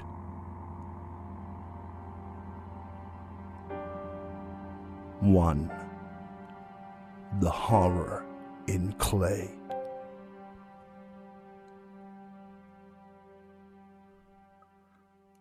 The most merciful thing in the world, I think, is the inability of the human mind to correlate all its contents. We live on a placid island of ignorance, in the midst of black seas of infinity, and it was not meant that we should voyage far. The sciences, each straining in its own direction, have hitherto harmed us little, but some day the piecing together of dissociated knowledge will open up such terrifying vistas of reality and of our frightful position therein, that we shall either go mad from the revelation or flee from the deadly light into the peace and safety of a new dark age. Theosophists have guessed at the awesome grandeur of the cosmic cycle wherein our world and human race form transient incidents. They have hinted at strange survivals in terms which would freeze the blood if not masked by a bland optimism. But it is not from them that there came the single glimpse of forbidden aeons which chills me when I think of it and maddens me when I dream of it. That glimpse, like all dread glimpses of truth, flashed out from an accidental piecing together of separated things. In this case, an old newspaper item and the notes of a dead professor. I hope that no one else will accomplish this piecing out. Certainly, if I live, I shall never knowingly supply a link in so hideous a chain. I think that the professor, too, intended to keep silent regarding the part he knew, and that he would have destroyed his notes had not sudden death seized him.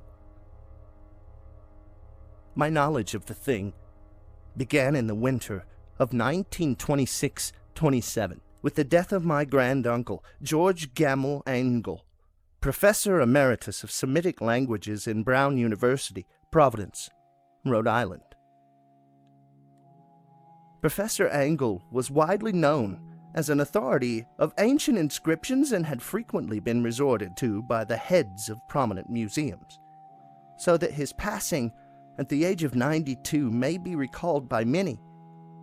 Locally, interest was intensified by the obscurity of the cause of death.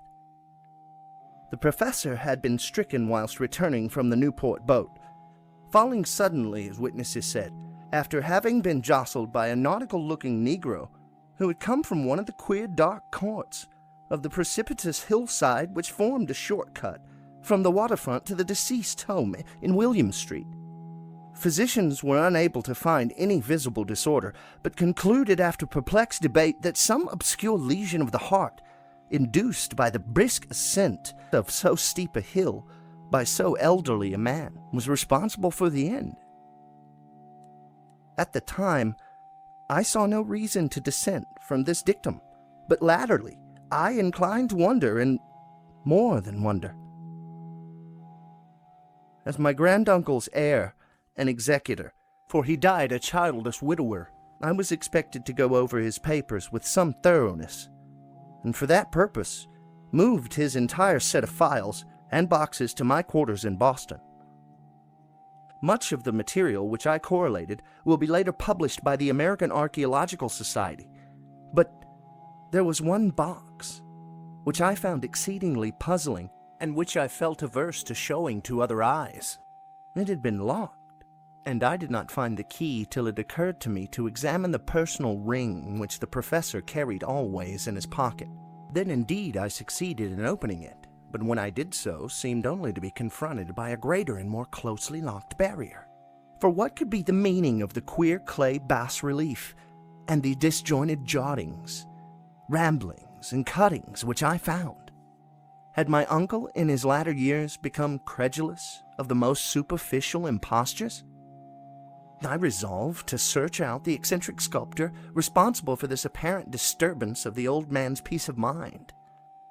The bas-relief was a rough rectangle less than an inch thick, and above 5 by 6 inches in area, obviously of modern origin.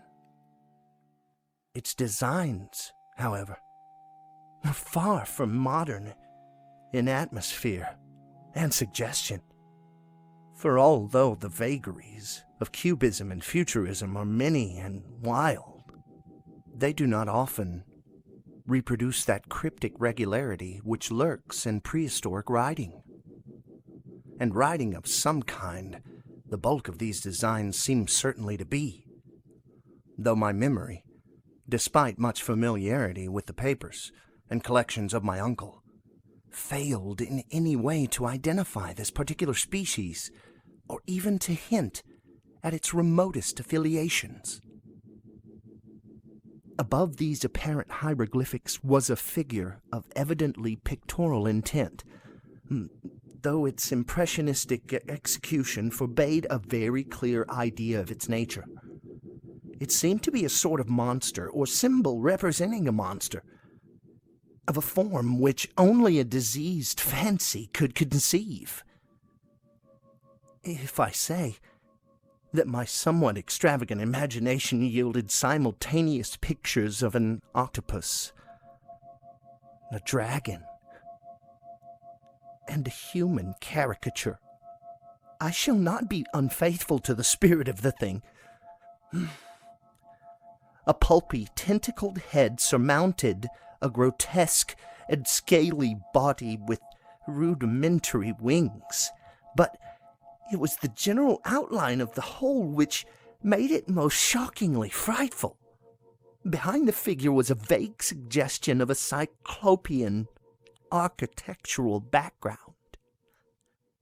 The writing accompanying the oddity was, aside from a stack of press cuttings in Professor Angle's most recent hand, and made no pretense to literary style.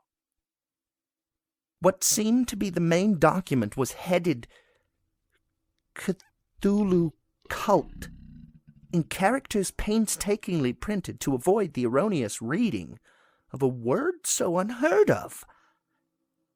The manuscript was divided into 2 sections, the first of which was headed 1925, Dream and Dreamwork of H.A. Wilcox, 7 Thomas Street, Providence, Rhode Island, and the second, Narrative of Inspector John R.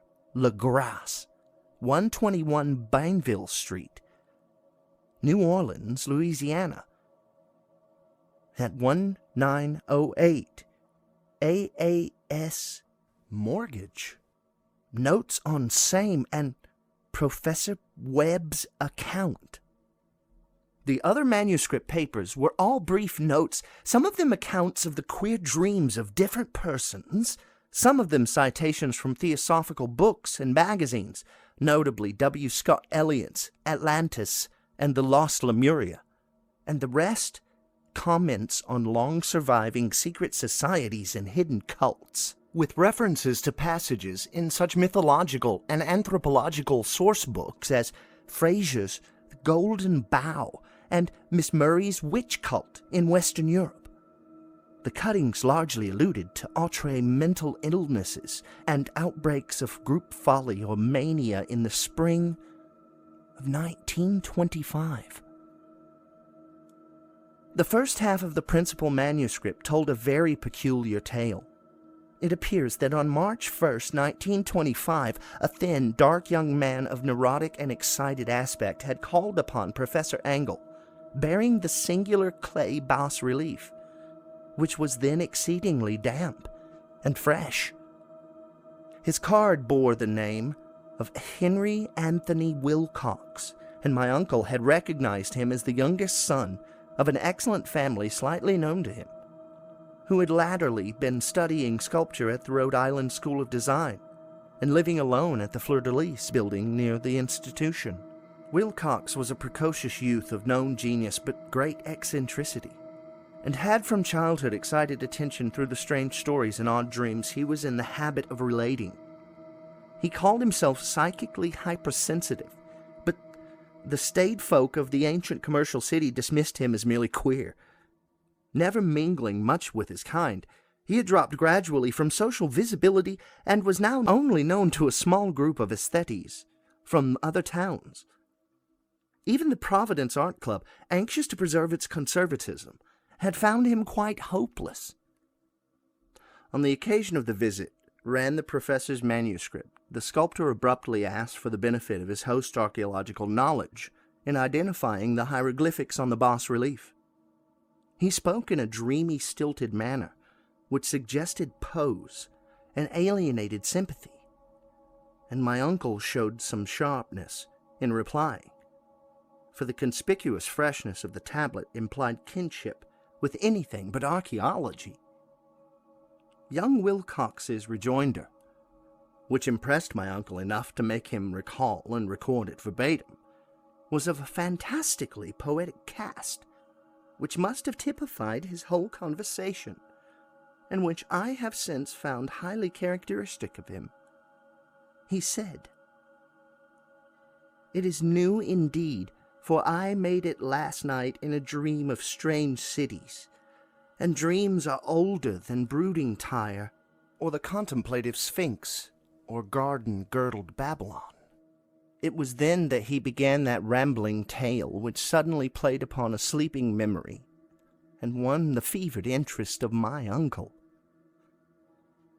There had been a slight earthquake tremor the night before, the most considerable felt in New England for some years, and Wilcox's imagination had been keenly affected. Upon retiring, he had had an unprecedented dream of great cyclopean cities of Titan blocks and sky-flung monoliths, all dripping with green ooze and sinister with latent horror.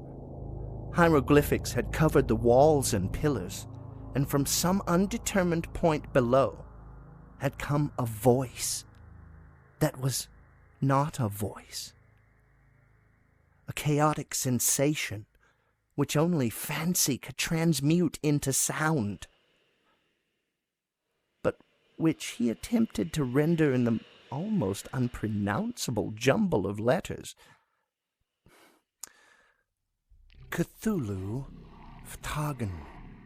This verbal jumble was the key to the recollection which excited and disturbed Professor Angle.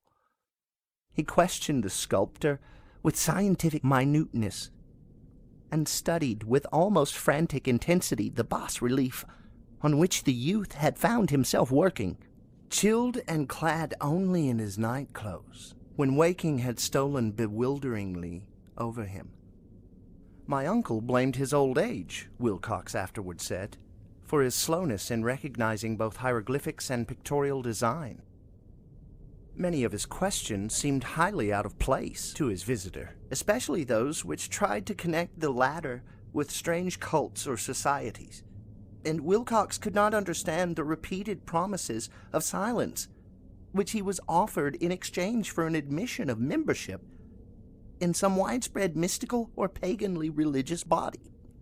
When Professor Angle became convinced that the sculptor was indeed ignorant of any cult or system of cryptic lore, he besieged his visitor with demands for future reports of dreams. This bore regular fruit, for after the first interview, the manuscript records the daily calls of the young man, during which he related startling fragments of nocturnal imagery, whose burden was always some terrible cyclopean vista of dark and dripping stone, with a subterranean voice or intelligence shouting monotonously in enigmatical sense impacts, uninscribable save as gibberish. The two sounds most frequently repeated are those rendered by the letters Cthulhu and Riley. On March 23rd, the manuscript continued. Wilcox failed to appear, and inquiries at his quarters revealed that he had been stricken with an obscure sort of fever and taken to the home of his family in Waterman Street.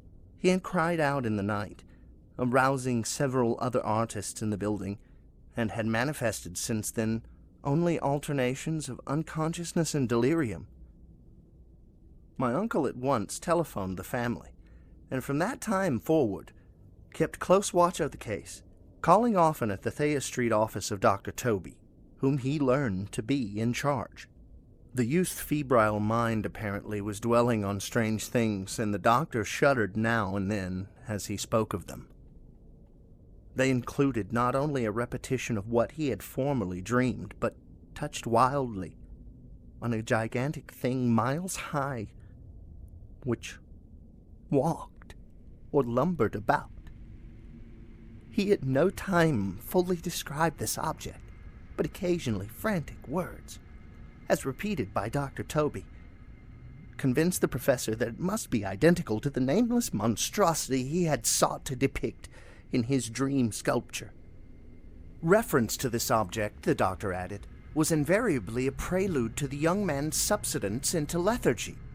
His temperature, oddly enough, was not greatly above normal, but his whole condition was otherwise such as to suggest true fever rather than mental disorder. On April 2nd, at about 3 p.m., every trace of Wilcox's malady suddenly ceased. He sat upright in bed, astonished to find himself at home and completely ignorant of what had happened in dream or reality since the night of March 22nd. Pronounced well by his physician, he returned to his quarters in 3 days, but to Professor Angle he was of no further assistance. All traces of the strange dreaming had vanished with his recovery, and my uncle kept no record of his night thoughts after a week of pointless and irrelevant accounts of thoroughly usual visions. Here the first part of the manuscript ended, but references to certain of the scattered notes gave me much material for thought. So much, in fact, that only the ingrained skepticism then forming my philosophy can account for my continued distrust of the artist. The notes in question were those descriptive of the dreams of various persons covering the same period as that in which young Wilcox had had his strange visitations. My uncle, it seems, had quickly instituted a prodigiously far-flung body of inquiries amongst nearly all the friends whom he could question without impertinence, asking for nightly reports of their dreams and the dates of any notable visions for some time past. The reception of his request seems to have been varied, but he must, at the very least, have received more responses than any ordinary man could have handled without a secretary. This original correspondence was not preserved, but his notes formed a thorough and a really significant digest. Average people in society and business, New England's traditional salt of the earth, gave an almost completely negative result, though scattered cases of uneasy but formless nocturnal impressions appear here and there, always between March 23rd and April 2nd, the period of young Wilcox's delirium. Scientific men were little more affected, though 4 cases of vague description suggest fugitive glimpses of strange landscapes, and in 1 case there is mentioned a dread of something abnormal. It was from the artists and the poets that the pertinent answers came, and I know that panic would have broken loose had they been able to compare notes. As it was, lacking their original letters, I half suspected the compiler of having asked leading questions. or of having edited the correspondence in corroboration of what he had latently resolved to see. That is why I continued to feel that Wilcox, somehow cognizant of the old data which my uncle had possessed, had been imposing on the veteran scientist. These responses from aesthetes told a disturbing tale. From February 28th to April 2nd, a large proportion of them had dreamed very bizarre things. The intensity of the dreams being immeasurably the stronger during the period of the sculptor's delirium. Over a fourth of those who reported anything reported scenes and half sounds not unlike those which Wilcox had described. And some of the dreamers confessed acute fear of the gigantic nameless thing visible toward the last. One case, which the note describes with emphasis, was very sad. The subject, a widely known architect with leanings toward Theosophy occultism, went violently insane on the date of young Wilcox's seizure, and expired several months later after incessant screamings to be saved from some escaped denizen of hell. Had my uncle referred to these cases by name instead of merely by number, I should have attempted some corroboration and personal investigation. But as it was, I succeeded in tracing down only a few. All of these, however, bore out the notes in full. I've often wondered if all the objects of the professor's questioning felt as puzzled as did this fraction. It is well that no explanation shall ever reach them. The press cuttings, as I have intimated, touched on cases of panic, mania, and eccentricity during the given period. Professor Angle must have employed a cutting bureau, for the number of extracts was tremendous and the sources scattered throughout the globe. Here was a nocturnal suicide in London, where a lone sleeper had leaped from a window after a shocking cry. Here likewise a rambling letter to the editor of a paper in South America, where a fanatic deduces a dire future from visions he had seen. A dispatch from California describes a theosophist colony as donning white robes en masse for some glorious fulfillment which never arrives, whilst items from India speak guardedly of serious native unrest toward the end of March. Voodoo orgies multiply in Haiti, and African outposts report ominous mutterings.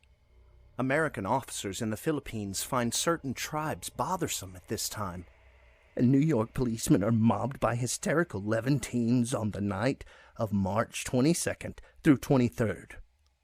The west of Ireland, too, is full of wild rumor and legendry, and a fantastic painter named Ottois Bernard hangs a blasphemous dream landscape in the Paris Spring Salon of 1926. And so numerous are the recorded troubles in insane asylums that only a miracle can have stopped the medical fraternity from noting strange parallelisms and drawing mystified conclusions. A weird bunch of cuttings, all told, and I can at this date scarcely envisage the callous rationalism with which I set them aside. But I was then convinced that young Wilcox had known of the older matters mentioned by the professor. 2. The Tale of Inspector Legros.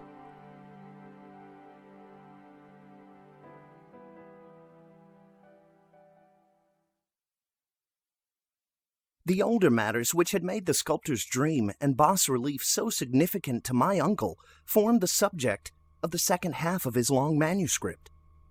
Once before, it appears, Professor Angle had seen the hellish outlines of the nameless monstrosity, puzzled over the unknown hieroglyphics, and heard the ominous syllables, which can be rendered only as Cthulhu. And all this in so stirring and horrible a connection that it is a small wonder he pursued young Wilcox with queries and demands for data. The earlier experience had come in 1908, 17 years before, when the American Archaeological Society held its annual meeting in St. Louis. Professor Angle, as befitted one of his authority and attainments, had had a prominent part in all the deliberations, and was one of the first to be approached by the several outsiders who took advantage of the convocation to offer questions for correct answering and problems for expert solution. The chief of these outsiders, and in a short time the focus of interest for the entire meeting, was a commonplace-looking middle-aged man who had traveled all the way from New Orleans for certain special information, unobtainable from any local source. His name was John Raymond Legrasse, and he was by profession an inspector of police. With him he bore the subject of his visit, a grotesque, repulsive, and apparently very ancient stone statuette whose origin he was at a loss to determine. It must not be fancied that Inspector Legrasse had the least interest in archaeology. On the contrary, his wish for enlightenment was prompted by purely professional considerations. The statuette, idol, fetish, or whatever it was, had been captured some months before in the wooded swamps south of New Orleans during a raid on a supposed voodoo meeting, and so singular and hideous were the rites connected with it that the police could not but realize that they had stumbled on a dark cult totally unknown to them, and infinitely more diabolic than even the blackest of the African voodoo circles. Of its origin, apart from the erratic and unbelievable tales extorted from the captured members, absolutely nothing was to be discovered. Hence the anxiety of the police for any antiquarian lore which might help them to place the frightful symbol, and through it track down the cult to its fountainhead. Inspector Legrasse was scarcely prepared for the sensation which his offering created. One side of the thing had been enough to throw the assembled men of science into a state of tense excitement, and they lost no time in crowding around him to gaze at the diminutive figure whose utter strangeness and air of genuine abysmal antiquity hinted so potently at unopened and archaic vistas. No recognized school of sculpture had animated this terrible object, yet centuries and even thousands of years seemed recorded in its dim and greenish surface of unplaceable stone. The figure, which was finally passed slowly from man to man for close and careful study, was between 7 and 8 inches in height, and of exquisitely artistic workmanship. It represented a monster of vaguely anthropoid outline, but with an octopus-like head whose face was a mass of feelers, a scaly, rubbery-looking body, prodigious claws on hind and 4 feet, and long, narrow wings behind.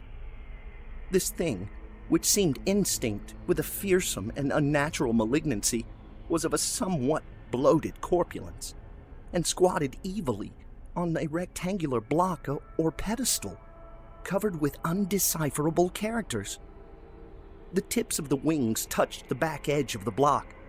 The seat occupied the center, whilst long, curved claws of the doubled-up, crouching hind legs gripped the front edge and extended a quarter of the way down toward the bottom of the pedestal. The cephalopoid head was bent forward, so that the ends of the facial feelers brushed the backs of the huge forepaws which clasped the croucher's elevated knees. The aspect of the whole was abnormally lifelike, and the more subtly fearful, because its source was so totally unknown.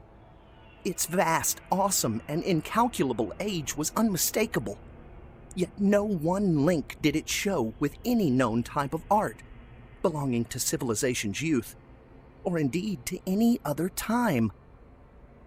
Totally separate and apart, its very material was a mystery, for the soapy greenish-black stone with its golden and iridescent flecks and striations resembled nothing familiar to geology or mineralogy.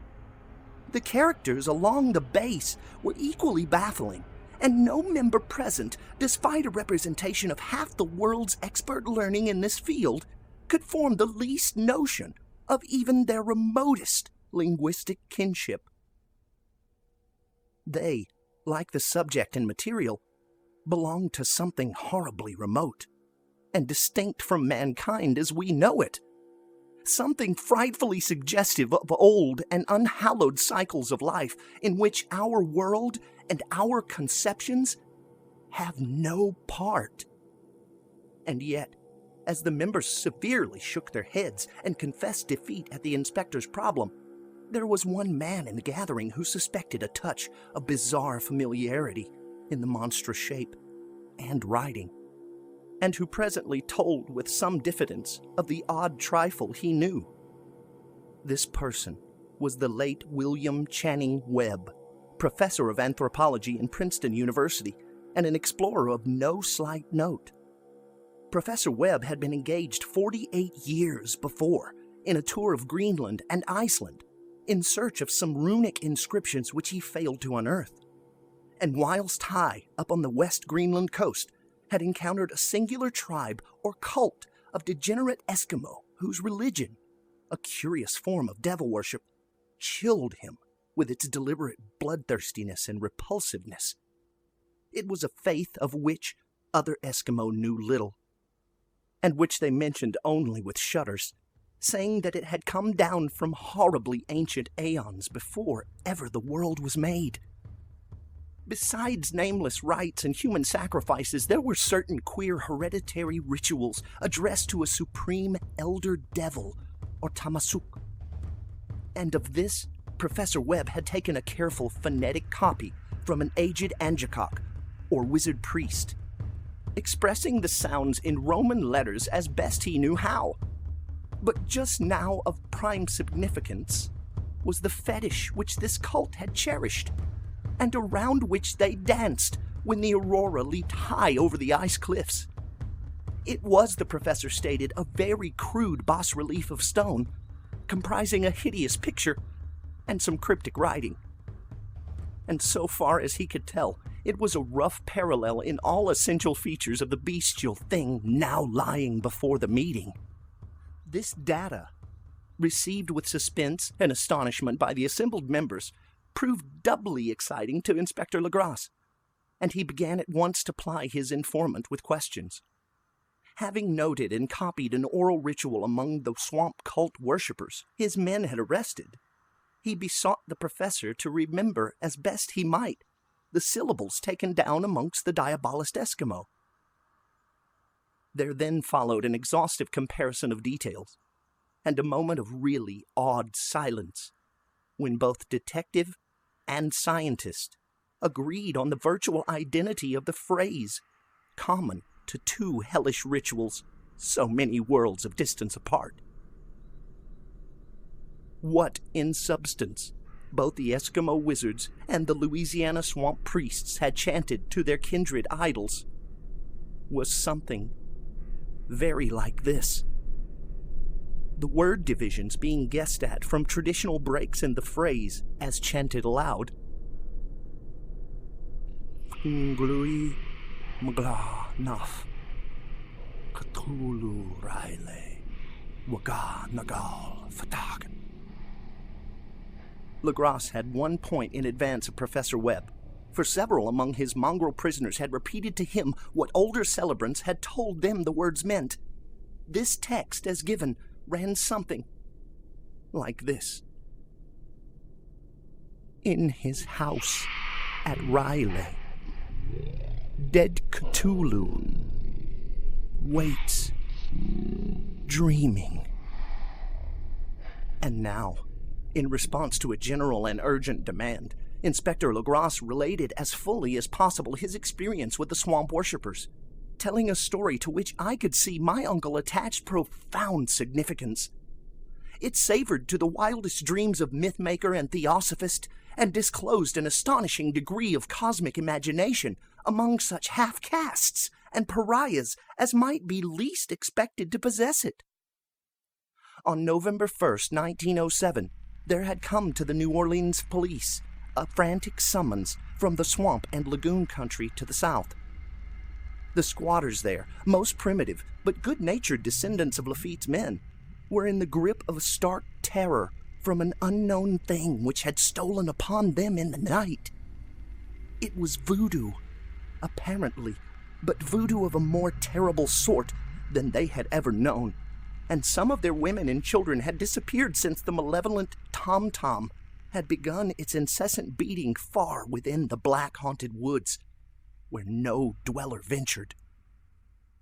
There were insane shouts and harrowing screams, soul-chilling chants, and dancing devil flames, and the frightened messenger added, the people could stand it no more. So, a body of 20 police, filling 2 carriages and an automobile, had set out in the late afternoon with the shivering squatter as a guide. At the end of the passable road they alighted, and for miles splashed on in silence through the terrible cypress woods where day never came. Ugly roots and malignant hanging nooses of Spanish moss beset them, and now and then a pile of dank stones or fragment of rotting wall, intensified by a hint of morbid habitation, a depression which every malformed tree and every fungus islet combined to create. At length, the squatter settlement, a miserable huddle of huts, hove in sight, and hysterical dwellers ran out to cluster around the group of bobbing lanterns. The muffled beat of tom-toms was now faintly audible far, far ahead, and a curdling shriek came at infrequent intervals when the wind shifted. A reddish glare, too, seemed to filter through the pale undergrowth beyond endless avenues of forest night. Reluctant even to be left alone again, each one of the cowed squatters refused point-blank to advance another inch towards the scene of unholy worship. So Inspector Legros and his 19 colleagues plunged on, unguided, into black arcades of horror that none of them had ever trod before. The region now entered by the police was one of traditionally evil repute, substantially unknown and untraversed by white men. There were legends of a hidden lake, unglimpsed by mortal sight, in which dwelt a huge, formless, white polypus thing with luminous eyes, and squatters whispered that bat-winged devils flew up out of caverns in inner earth to worship it at midnight.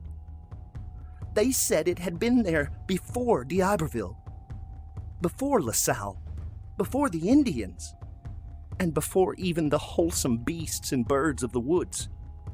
It was nightmare itself, and to see it was to die. But it made men dream, and so they knew enough to keep away. The present voodoo orgy was, indeed, on the merest fringe of this abhorred area, but that location was bad enough. Hence, perhaps the very place of the worship had terrified the squatters more than the shocking sounds and incidents. Only poetry or madness could do justice to the noises heard by Legras's men as they plowed on through the black morass toward the red glare and the muffled tom-toms. There are vocal qualities peculiar to men, and vocal qualities peculiar to beasts, and it is terrible to hear the one when the source should yield the other. Animal fury and orgiastic license were whipped themselves to demonic heights by howls and squawking ecstasies that tore and reverberated through those nighted woods like pestilential tempests from the gulfs of hell. Now and then, the less organized ululation would cease, and from what seemed a well-drilled chorus of hoarse voices would rise in sing-song chant that hideous phrase or ritual. Glui, Maglana, Cthulhu Riley, Waga, Nagal, Fatagan. Then the men, having reached a spot where the trees were thinner, came suddenly in sight of the spectacle itself. 4 of them reeled, 1 fainted, and 2 were shaken into a frantic cry which the mad cacophony of the orgy unfortunately deadened. Legrasse dashed swamp water on the face of the fainting man, and all stood trembling and nearly hypnotized with horror. In a natural glade of the swamp stood a grassy island of perhaps an acre's extent, clear of trees and tolerably dry. On this now leaped and twisted a more indescribable horde of human abnormality than any but a simi or an angarola could paint. Void of clothing, this hybrid spawn were braying, bellowing, and writhing about a monstrous ring-shaped bonfire, in the center of which, revealed by occasional rifts in the curtain of flame, stood a great granite monolith, some 8 feet in height, on top of which, incongruous with its diminutiveness, rested the noxious carven statuette. From a wide circle of 10 scaffolds set up at regular intervals with the flame-girt monolith as the center hung, head downward, the oddly marred bodies of the helpless squatters who had disappeared.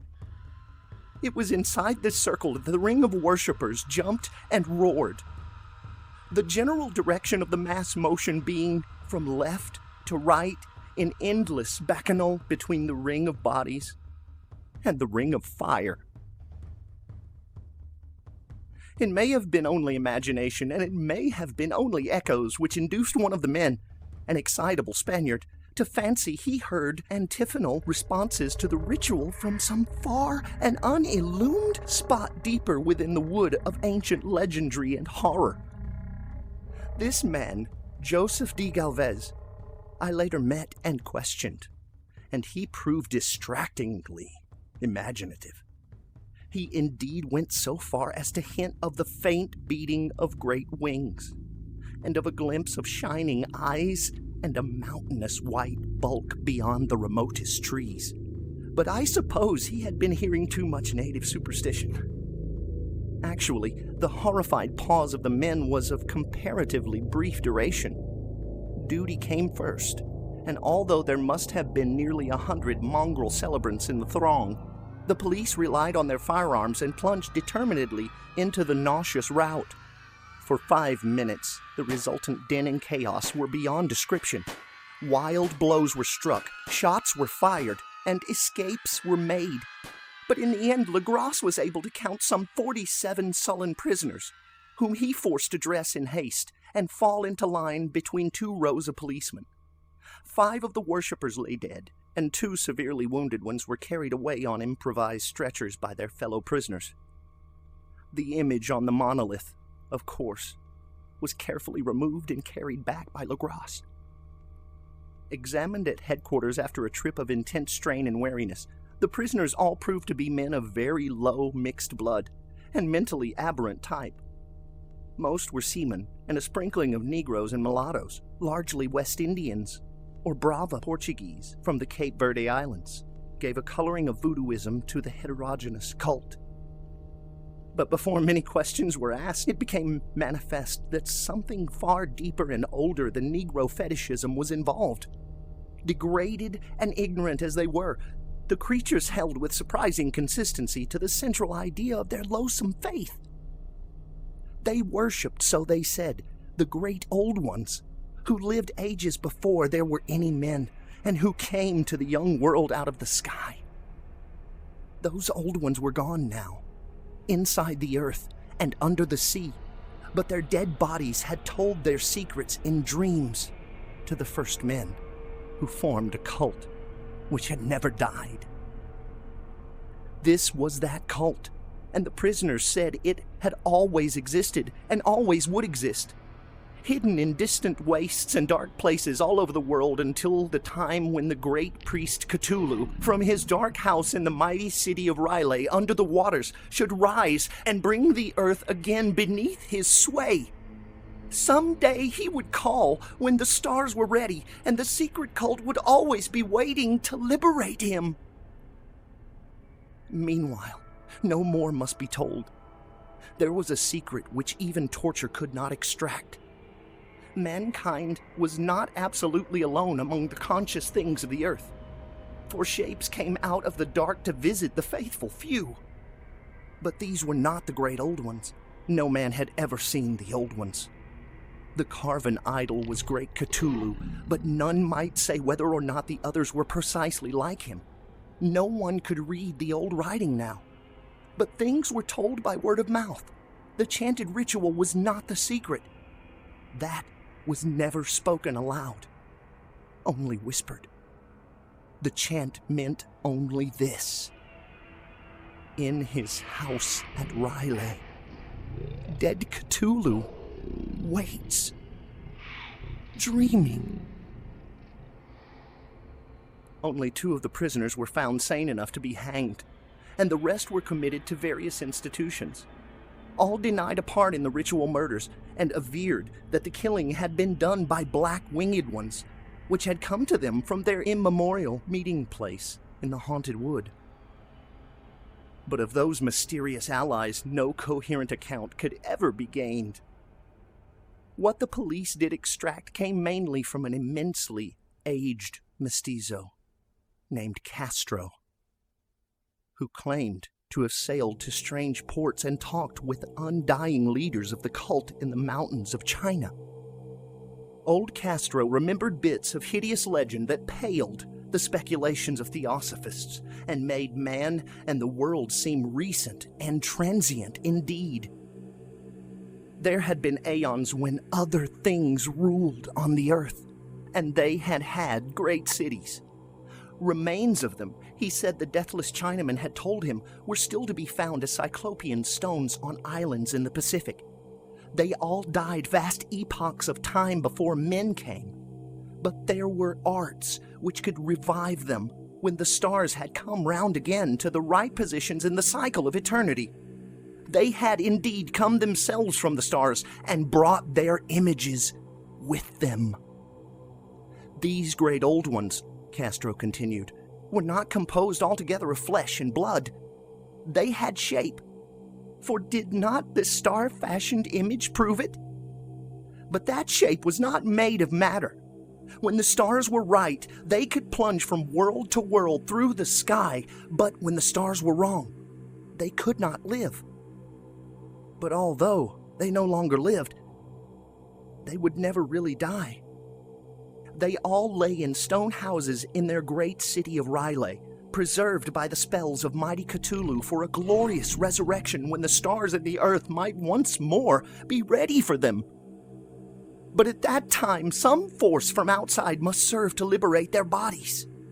The spells that preserved them intact likewise prevented them from making an initial move, and they could only lie awake in the dark and think whilst uncounted millions of years rolled by.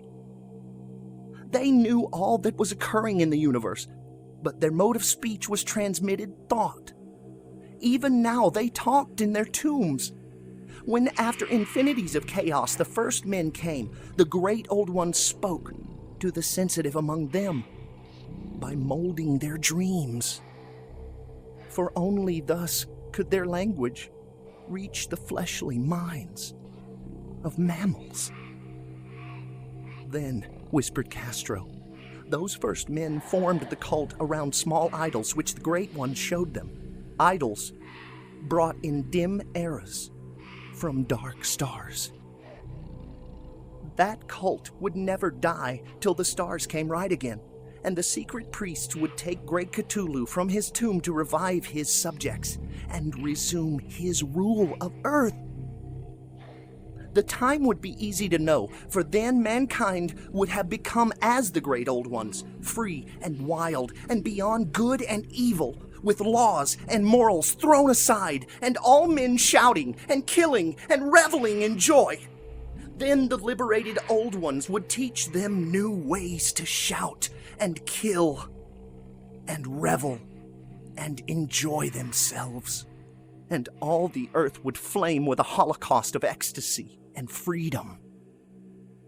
Meanwhile, the cult, by appropriate rites, must keep alive the memory of those ancient ways and shadow forth the prophecy of their return. In the elder time, chosen men had talked with the entombed old ones in dreams, But then something happened. The great stone city R'lyeh, with its monoliths and sepulchres, had sunk beneath the waves, and the deep waters full of the one primal mystery through which not even thought can pass, had cut off the spectral intercourse. But memory never died. And High Priest said that the city would rise again when the stars were right. Then came out of the earth the black spirits of earth, moldy and shadowy, and full of dim rumors picked up in caverns beneath forgotten sea bottoms. But of them old Castro dared not speak much. He cut himself off hurriedly, and no amount of persuasion or subtlety could elicit more in this direction. The size of the old ones, too, he curiously declined to mention. Of the cult, he said that he thought the center lay amid the pathless deserts of Arabia, where Irim, a city of pillars, dreams hidden and untouched. It was not allied to the European witch cult and was virtually unknown beyond its members. No book had ever really hinted of it, though the deathless Chinaman said that there were double meanings in the Necronomicon of the mad Arab Abdul al-Khazrad, which the initiated might read as they chose, especially the much-discussed couplet, "That is not dead which can eternal lie, and with strange aeons, even death may die." Legrasse, deeply impressed and not a little bewildered, had inquired in vain concerning the historic affiliations of the cult. Castro, apparently, had told the truth when he said that it was wholly secret. The authorities at Tulane University could shed no light upon either cult or image, and now the detective had come to the highest authorities in the country and met with no more than the Greenland tale of Professor Webb. The feverish interest aroused at the meeting by Legrasse's tale, corroborated as it was by the statuette, is echoed in the subsequent correspondence of those who attended, although scant mention occurs in the formal publications of the Society. Caution is the first care of these accustomed to face occasional charlatanry and imposture. Legrasse for some time lent the image to Professor Webb, but at the latter's death it was returned to him and remains in his possession, where I viewed it not long ago. It is truly a terrible thing, and unmistakably akin to the dream sculpture of young Wilcox. That my uncle was excited by the tale of the sculptor, I did not wonder. For what thoughts must arise upon hearing, after a knowledge of what Legrasse had learned of the cult, of a sensitive young man who had dreamed not only the figure and exact hieroglyphics of the swamp-found image and the Greenland Devil tablet, but had come in his dreams upon at least 3 of the precise words of the formula uttered alike by Eskimo diabolists and mongrel Louisianans. Professor Angle's instant start on an investigation of the utmost thoroughness was eminently natural, though privately I suspected young Wilcox of having heard of the cult in some indirect way, and of having invented a series of dreams to heighten and continue the mystery at my uncle's expense. The dream narratives and cuttings collected by the professor were, of course, strong corroboration. But the rationalism of my mind and the extravagance of the whole subject led me to adopt what I thought the most sensible conclusions. So after thoroughly studying the manuscript again, and correlating the theosophical and anthropological notes with the cult narrative of Legrasse, I made a trip to Providence to see the sculptor and give him the rebuke I thought proper for so boldly imposing upon a learned and aged man. Wilcox still lived alone in the Fleur-de-Lis building in Thomas Street, a hideous Victorian imitation of 17th century Breton architecture, which flaunts its stuccoed front amidst the lovely colonial houses on the ancient hill, and under the very shadow of the finest Georgian steeple in America. I found him at work in his rooms, and at once conceded from the specimens scattered about that his genius is indeed profound and authentic. He will, I believe, sometime be heard from as one of the great decadents. For he has crystallized in clay and will one day mirror in marble those nightmares and fantasies which Arthur Machen evokes in prose, and Clark Ashton Smith makes visible in verse and in painting. Dark, frail, and somewhat unkempt in aspect, he turned languidly at my knock and asked me my business without rising. When I told him who I was, he displayed some interest, for my uncle had excited his curiosity in probing his strange dreams, yet had never explained the reason for the study. I did not enlarge his knowledge in this regard, but sought with some subtlety to draw him out. In a short time, I became convinced of his absolute sincerity, for he spoke of the dreams in a manner none could mistake. They and their subconscious residuum had influenced his art profoundly, and he showed me a morbid statue whose contours almost made me shake with the potency of its black suggestion. He could not recall having seen the original of this thing, except in his own dream bas relief. But the outlines had formed themselves insensibly under his hands. It was, no doubt, the giant shape he had raved of in delirium. That he really knew nothing of the hidden cult, save from what my uncle's relentless catechism had let fall, he soon made clear, and again I strove to think of some way in which he could possibly have received the weird impressions. He talked of his dreams in a strangely poetic fashion, making me see with terrible vividness the damp cyclopean city of slimy green stone, whose geometry he oddly said was all wrong, and hear with frightened expectancy the ceaseless, half-mental calling from underground, Cthulhu Fatagan, Cthulhu Fatagan. These words had formed part of that dread ritual which told of dead Cthulhu's dream vigil in his stone vault at Riley, and I felt deeply moved despite my rational beliefs.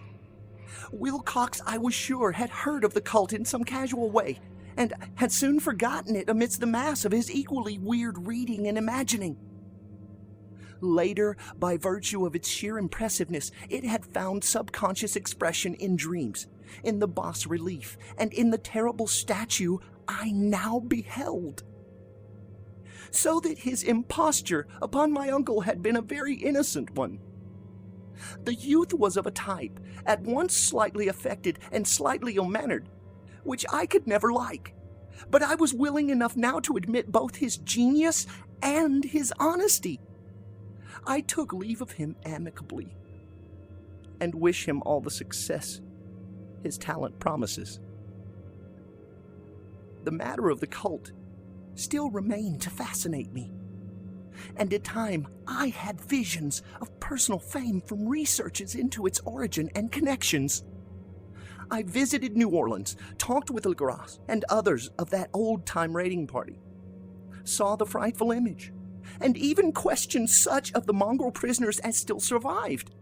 Old Castro, unfortunately, had been dead for some years. What I now heard so graphically at first hand, though it was really no more than a detailed confirmation of what my uncle had written, excited me afresh. For I felt sure that I was on the track of a very real, very secret, and very ancient religion whose discovery would make me an anthropologist of note. My attitude was still one of absolute materialism, as I wish it still were, and I discounted with almost inexplicable perversity the coincidence of the dream notes and odd cuttings collected by Professor Angle. One thing I began to suspect, and which I now fear I know, is that my uncle's death was far from natural.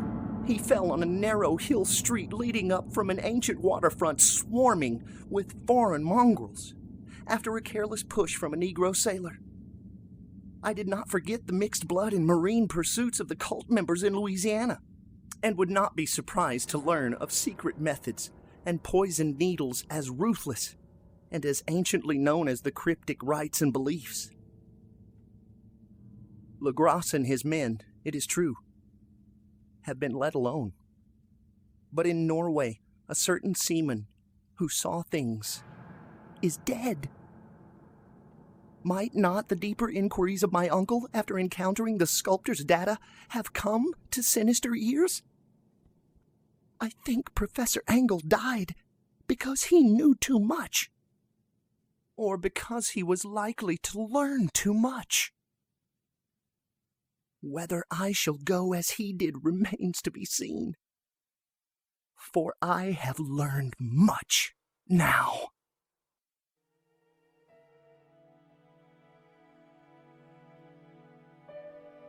Three. The madness from the sea.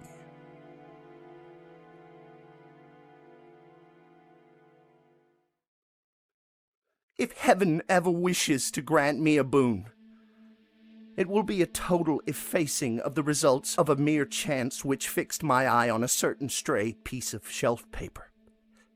It was nothing on which I would naturally have stumbled in the course of my daily round, for it was an old number of an Australian journal, the Sydney Bulletin, from April 18th, 1925. It had escaped even the Cutting Bureau, which had, at the time of its issuance, been avidly collecting material from my uncle's research.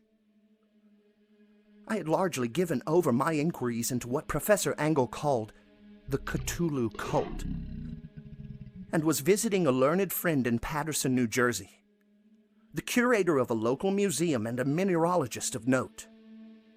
Examining one day the reserve specimens roughly set on the storage shelves in a rear room of the museum, my eye was caught by an odd picture in one of the old papers spread beneath the stones.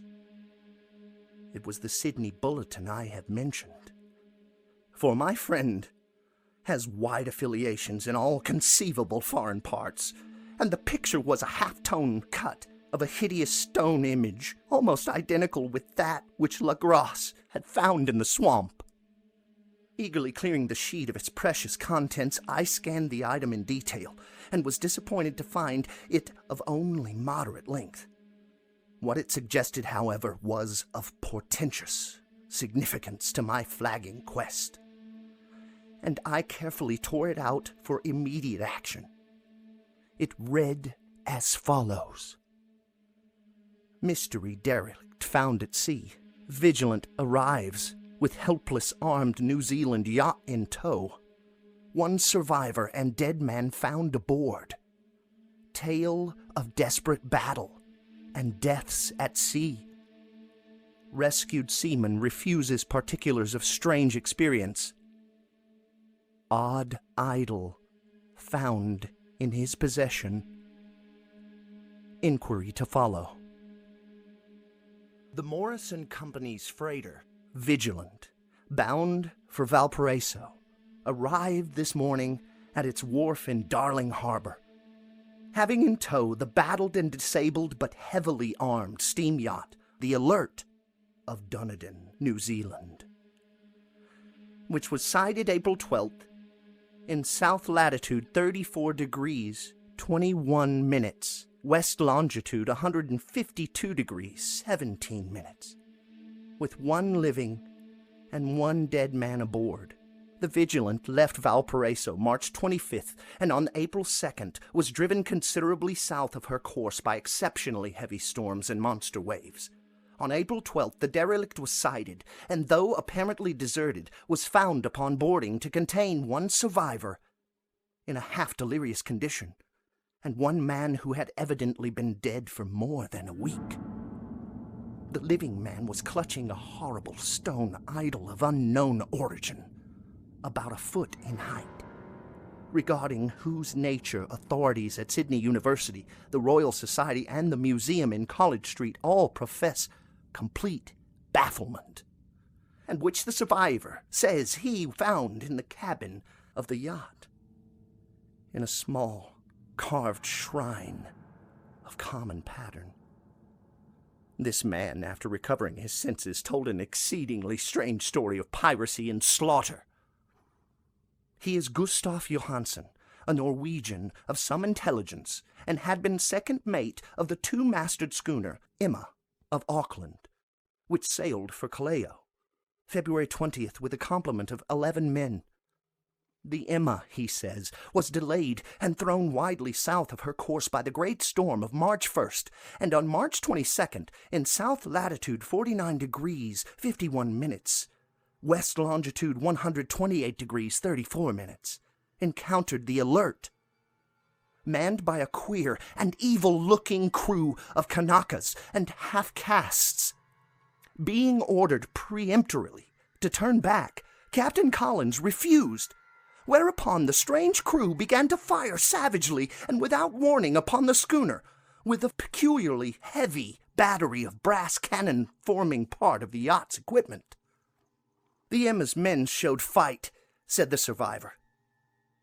And though the schooner began to sink from shots beneath the waterline, they managed to heave alongside their enemy and board her, grappling with the savage crew on the yacht's deck, and being forced to kill them all, the number being slightly superior because of their particularly aberrant and desperate, though rather clumsy mode of fighting.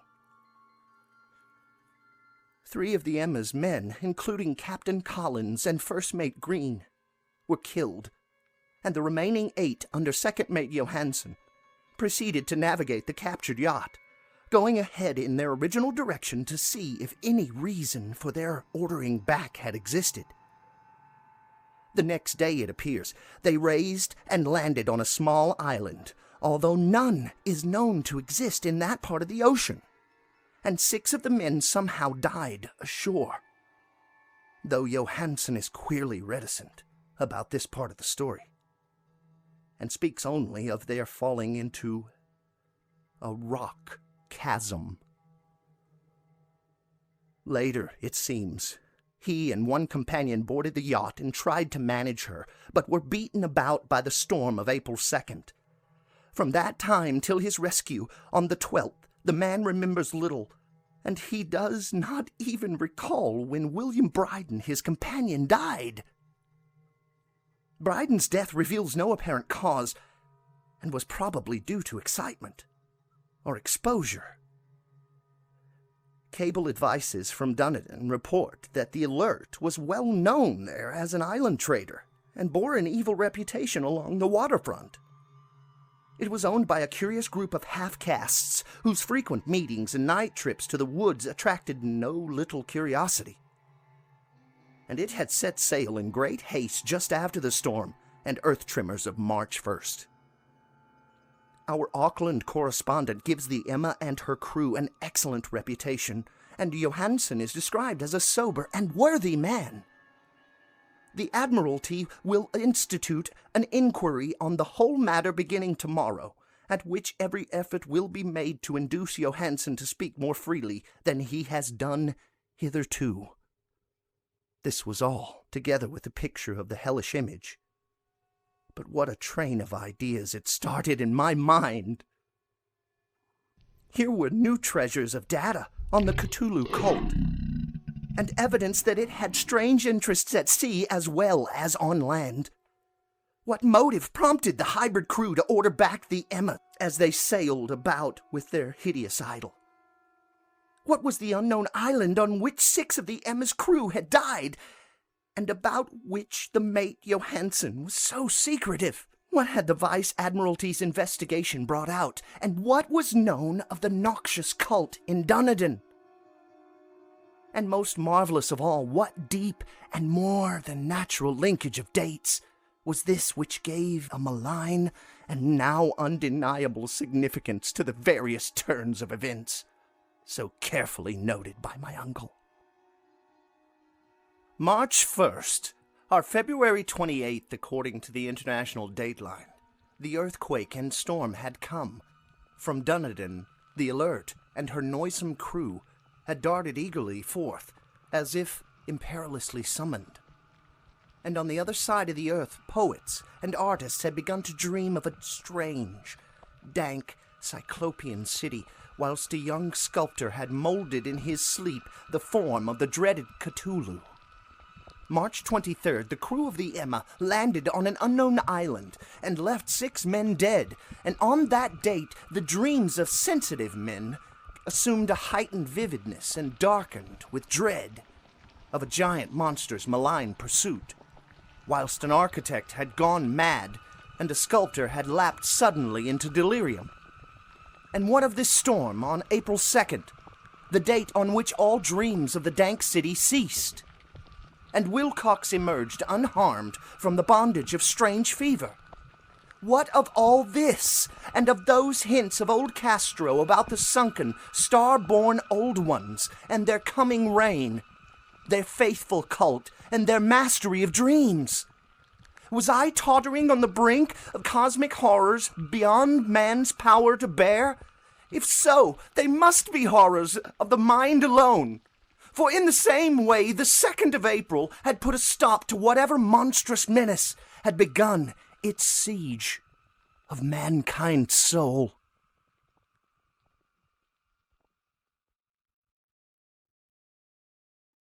That evening, after a day of hurried cabling and arranging, I bade my host adieu and took a train to San Francisco.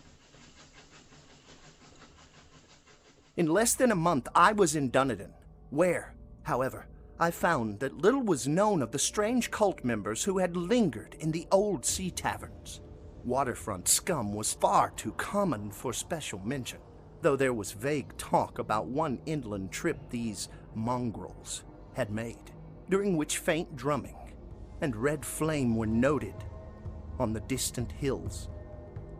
In Auckland, I learned that Johansson had returned with yellow hair turned white after a perfunctory and inconclusive questioning at Sydney, and had thereafter sold his cottage in West Street and sailed with his wife to his old home in Oslo. Of his stirring experience, he would tell his friends no more than he had told the Admiralty officials, and all they could do was to give me his Oslo address. After that, I went to Sydney and I talked profitlessly with seamen and members of the Vice Admiralty Court. I saw the Alert, now sold and in commercial use, at Circular Quay in Sydney Cove, but gained nothing from its non-committal bulk. The crouching image with its cuttlefish head, dragon body, scaly wings, and hieroglyphed pedestal was preserved in the museum at Hyde Park, and I studied it long and well, finding it a thing of balefully exquisite workmanship, and with the same utter mystery, terrible antiquity, and unearthly strangeness of material which I had noted in Legros's smaller specimen. Geologists, the curator told me, had found it a monstrous puzzle, for they vowed that the world held no rock like it. Then I thought with a shudder of what old Castro had told Legros about the primal great ones. They had come from the stars and had brought their images with them. Shaken with such a mental revolution, as I had never before known, I now resolved to visit mate Johansson in Oslo.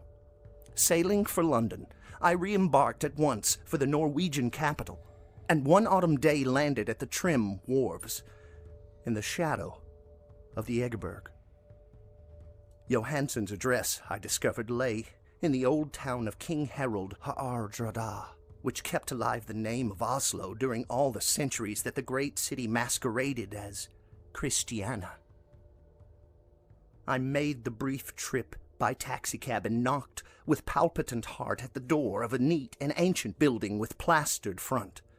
A sad-faced woman in black answered my summons, and I was stung with disappointment when she told me in halting English that Gustav Johansson was no more.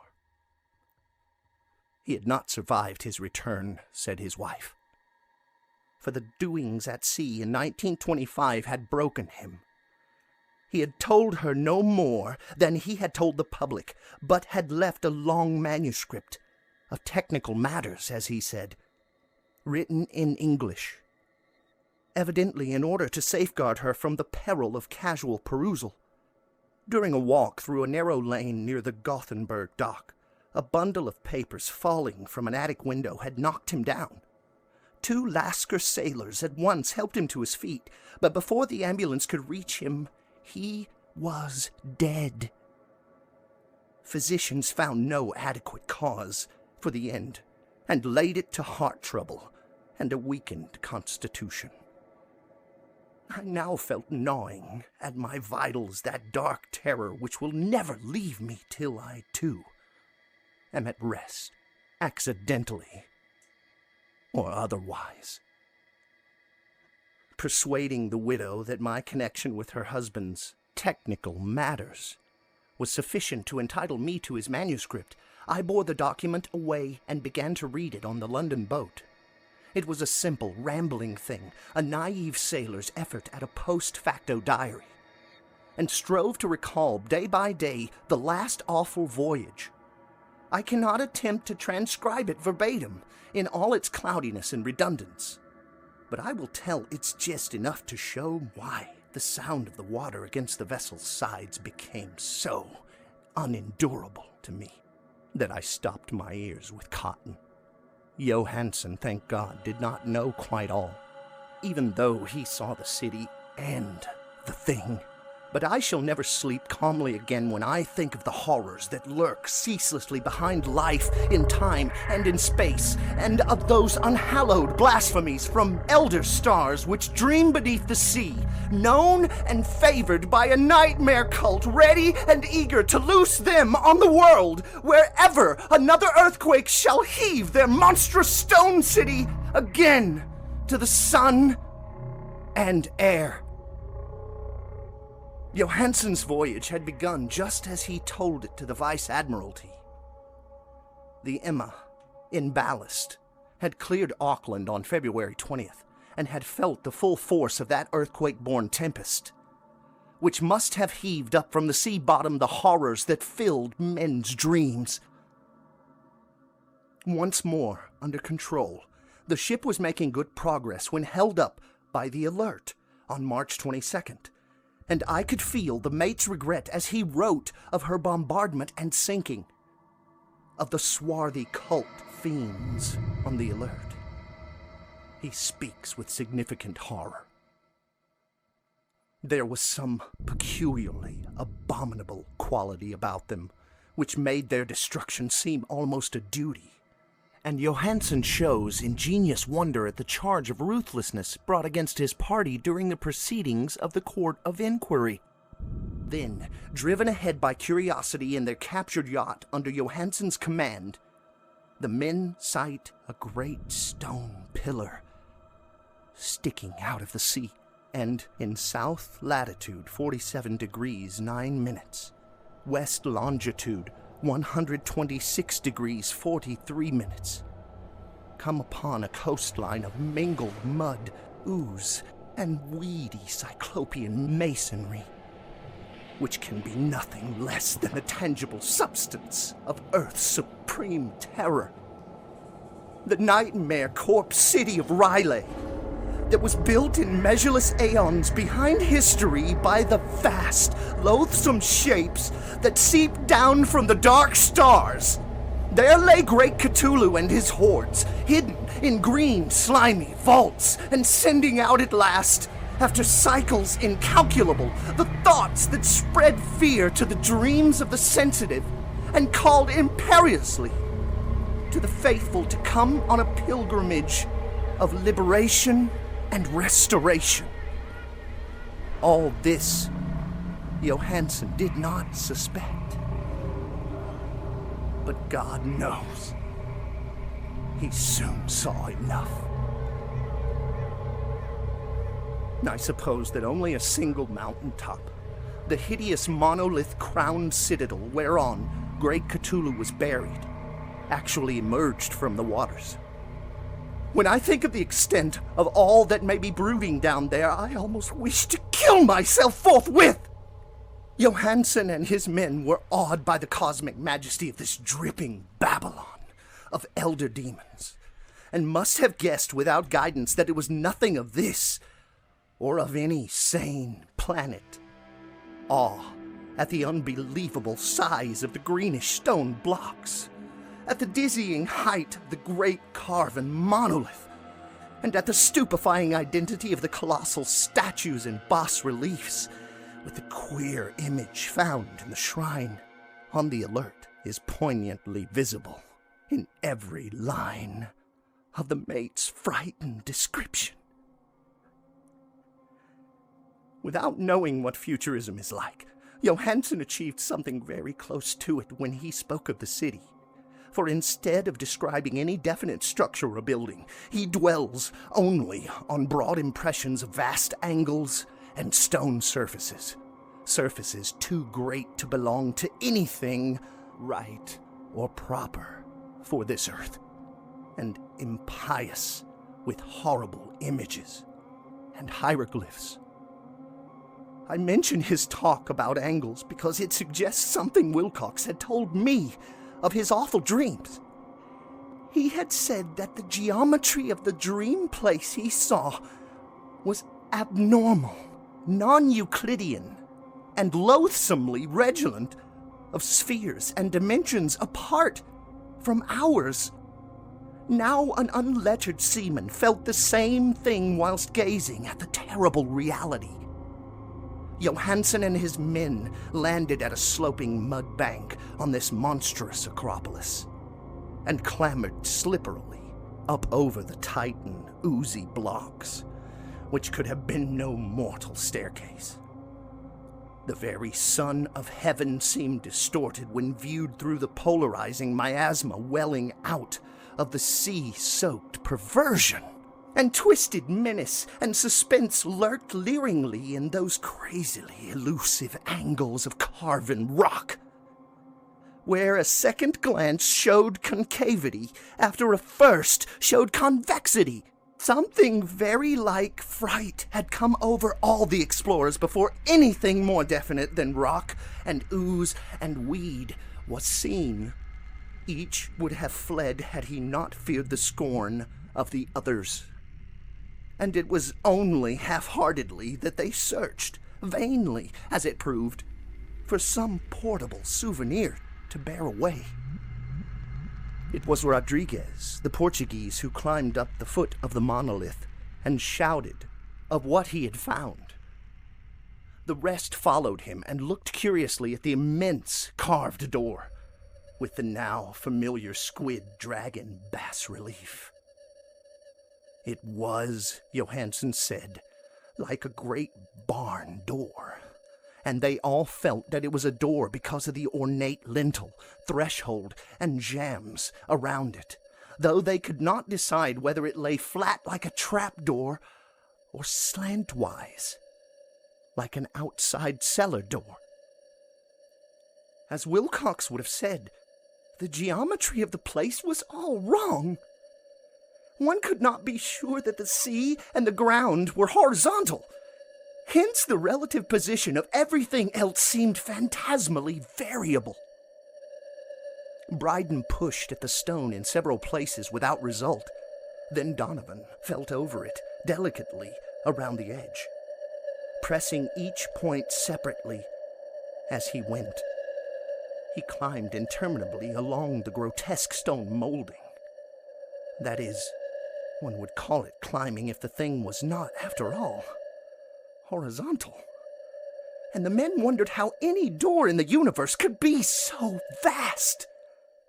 Then, very softly and slowly, the acre great panel began to give inward at the top, and they saw that it was balanced.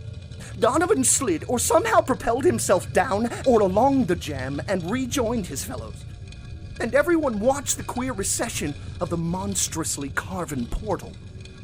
In this fantasy of prismatic distortion, it moved anonymously in a diagonal way, so that all the rules of matter and perspective seemed upset. The aperture was black with a darkness almost material. The tenebrousness was indeed a positive quality, for it obscured such parts of the inner walls as ought to have been revealed, and actually burst forth like smoke from its aeon-long imprisonment, visibly darkening the sun as it slunk away into the shrunken and gibbous sky on flapping membranous wings. The odor arising from the newly opened depths was intolerable, and at length the quick-eared Hawkins thought he had heard a nasty, slopping sound down there. Everyone listened, and everyone was listening still when it lumbered slobberingly into sight.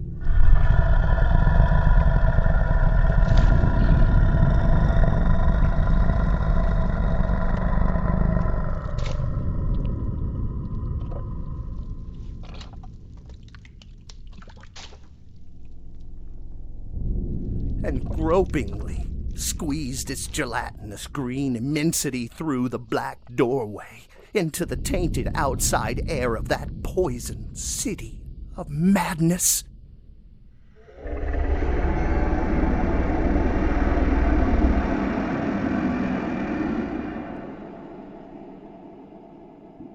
Poor Johansson's handwriting almost gave out when he wrote of this.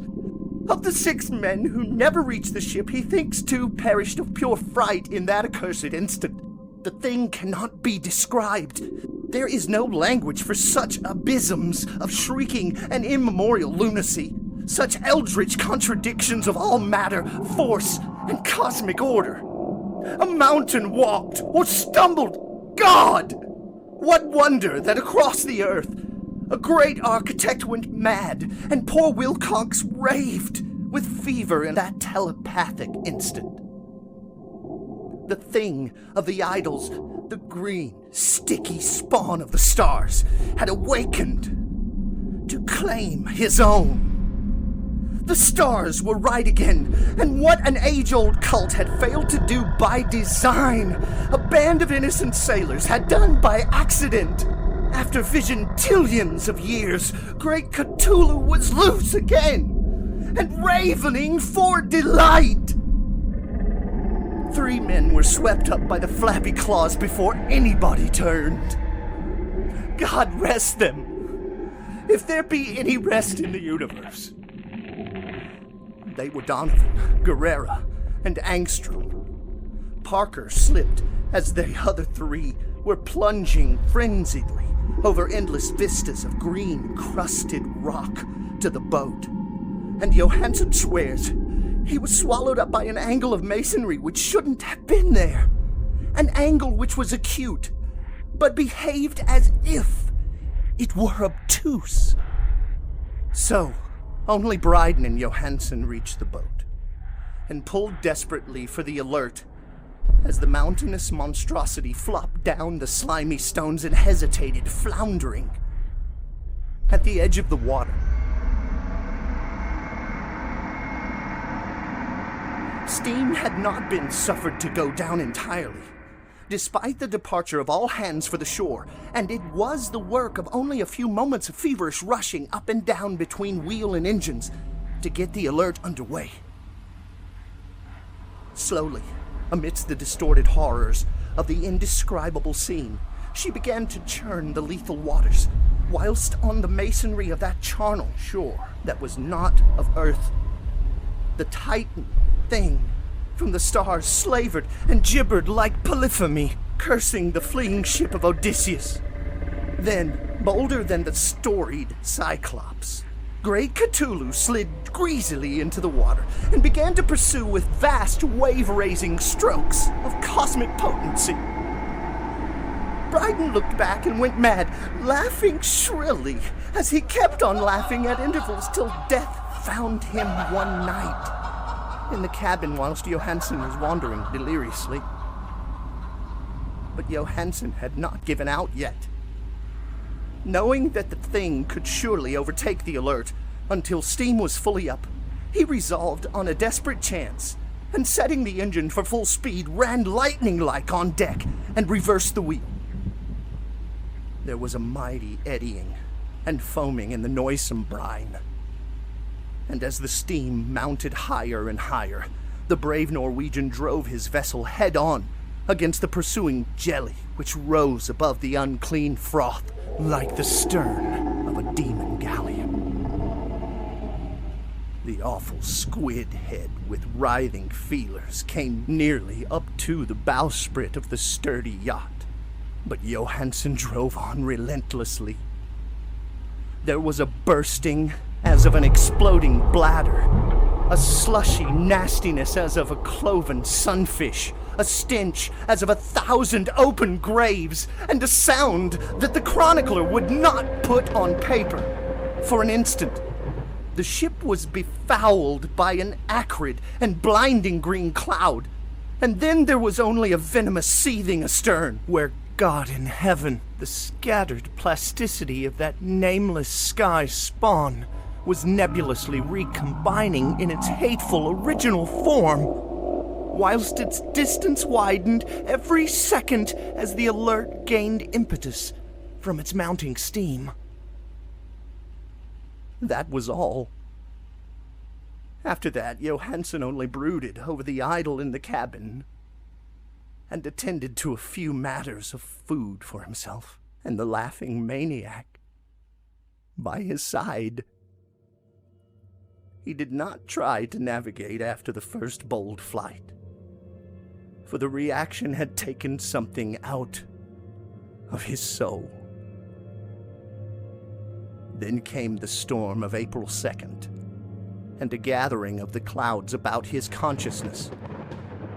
There is a sense of spectral whirling through liquid gulfs of infinity, of dizzying rides through reeling universes on a comet's tail, and of hysterical plunges from the pit to the moon, and from the moon back again to the pit, all livened by the cachinnating course of the distorted, hilarious elder gods and the green, bat-winged, mocking imps of Tartarus. Out of that dream came rescue. The Vigilant, the Vice Admiralty Court, the streets of Dunedin, and the long voyage back home to the old house by the Eggerberg. He could not tell. They would think him mad. He would write of what he knew before death came, but his wife must not guess. Death would be a boon. If only it could blot out the memories. That was the document I read. And now I have placed it in the tin box beside the bas-relief and the papers of Professor Angle. With it shall go this record of mine, this test of my own sanity, wherein is pieced together that which I hope may never be pieced together again. I have looked upon all that the universe has to hold of horror, and even the skies of spring and the flowers of summer must ever afterward be poisoned to me. But I do not think my life will be long. As my uncle went, as poor Johansen went, so shall I go. I know too much, and the cult still lives. Cthulhu still lives, too.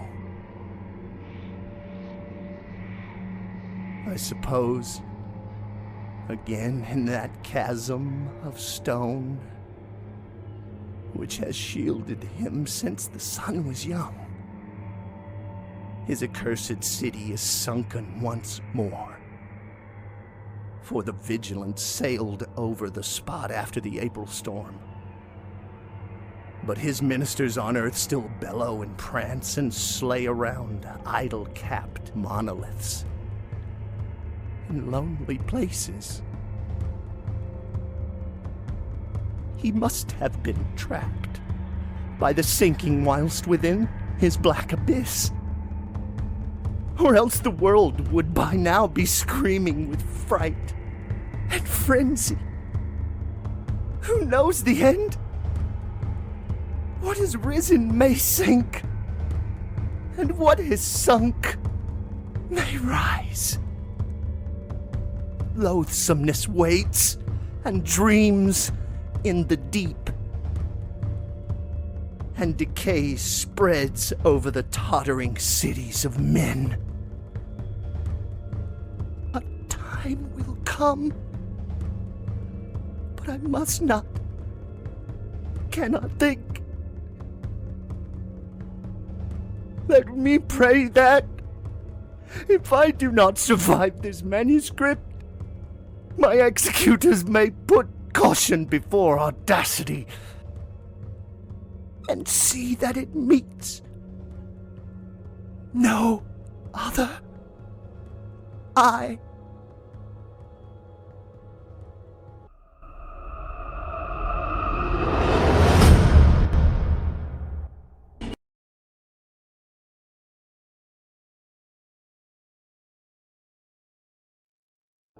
I'm in a trailer camp on I-40 just west of Gallup, New Mexico. If I tell it, maybe it will help me. It'll keep me from going crazy. But I must tell this quickly. I'm not crazy now. I feel perfectly well. Perfectly well. Except I'm running a slight temperature. My name is Ronald Adams. I'm 36 years of age, unmarried, tall, dark, with a black mustache. I drive a 1978 Ford V8, license number 6V7989. I was born in Brooklyn. All this I know. I know I'm at this moment, I'm perfectly sane. That is, it's not me that's gone mad, but something else. Something utterly beyond my control. But I must speak quickly. At any moment, the link with life may break. This may be the last thing I ever tell on Earth. The last night I ever see the stars.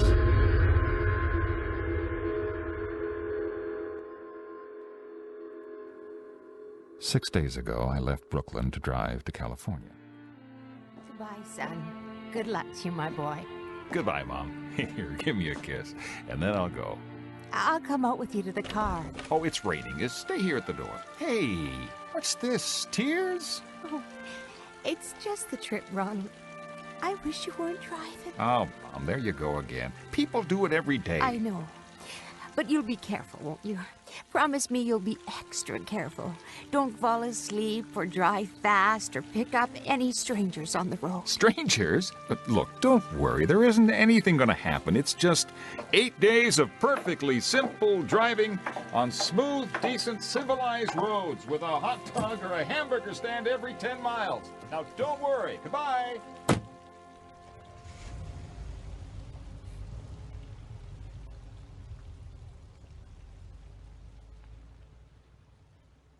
I was in excellent spirits. The drive ahead, even the loneliness seemed like a lark, but I didn't count on him. Crossing Brooklyn Bridge that morning in the rain, I saw a man leaning against the cables. He seemed to be waiting for a lift. There were spots of fresh rain on his shoulders. He was carrying a cheap overnight bag in one hand. He was thin, nondescript, with a cap pulled down over his eyes. Now, I would have forgotten him completely, except that just an hour later, while crossing the Pulaski Skyway over the Jersey Flats, I saw him again. At least he looked like the same person. He was standing now with one thumb pointing west.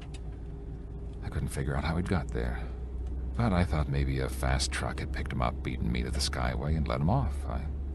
I didn't stop for him. And then late that night, I saw him again. It was on the new Pennsylvania Turnpike between Harrisburg and Pittsburgh. It's 265 miles long with a very high speed limit. I was just slowing down for one of the tunnels when I saw him standing under an arc light by the side of the road. I could see him quite distinctly, the bag, the cap, even the spots of fresh rain spattered over his shoulders. He hailed me this time. I stepped on the gas like a shot. It's lonely country through the Alleghenies, and I had no intention of stopping. Besides, the coincidences, or whatever it was, gave me the willies. I stopped at the next gas station. Yes, sir. What can I do for you? Fill her up, will you? Check your oil? No, thanks. No. Okay, let me get the gas cap here. Nice night, ain't it? Yes. Hasn't been raining here lately, has it? No, not a drop of rain all week. Oh, no? I suppose that hasn't done your business any harm? No, people drive through here all kinds of weather, mostly business, though. Ain't many pleasure cars out on the turnpike this season of the year. I guess not. What about hitchhikers. Hitchhikers here? Why? What's the matter? Don't you ever see any? Well, a guy'd be a fool to start out to hitchhike on this road. Just look at it. You mean you never see anybody? Now, maybe they get a lift before the turnpike starts. I mean, just before the toll house there, but then it's a pretty long ride. Most cars wouldn't pick up a guy for that long a ride. Yeah, this is a pretty lonesome country here. Mountains and woods. You ain't seen nobody like that, have you? Oh, no, it's just a technical question. Oh, I see. Well, that'll be $24.99 with the tax, sir.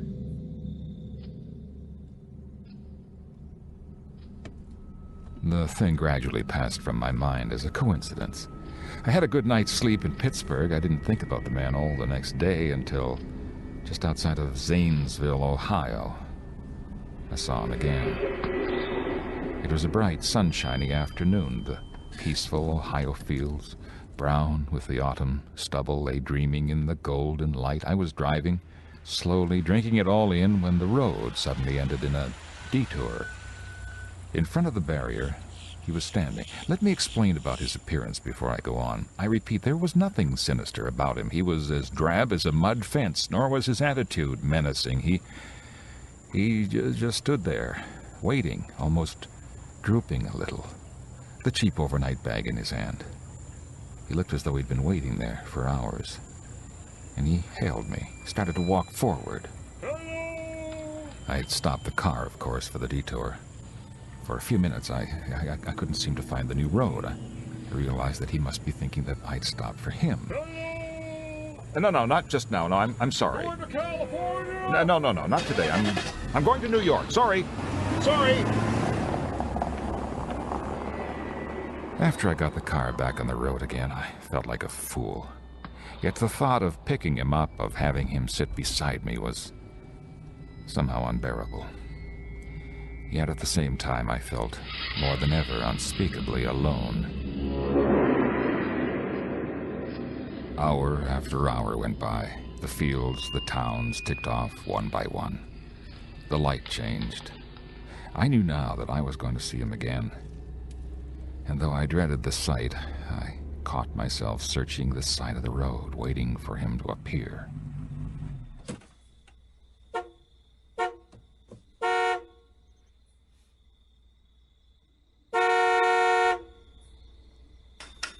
What is it? What do you want?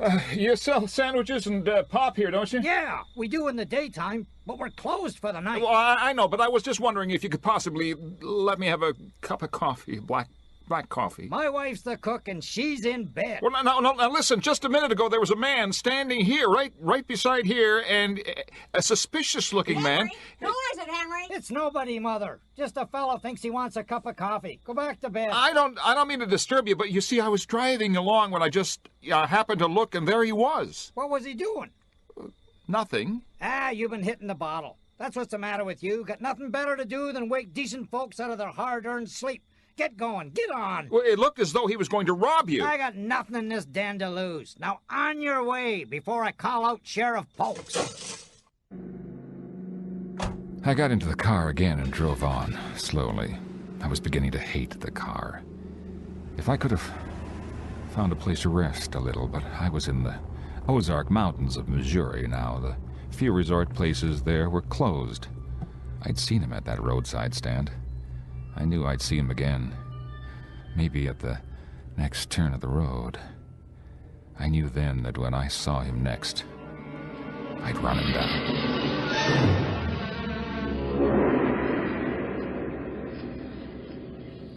But I didn't see him again until late the next afternoon.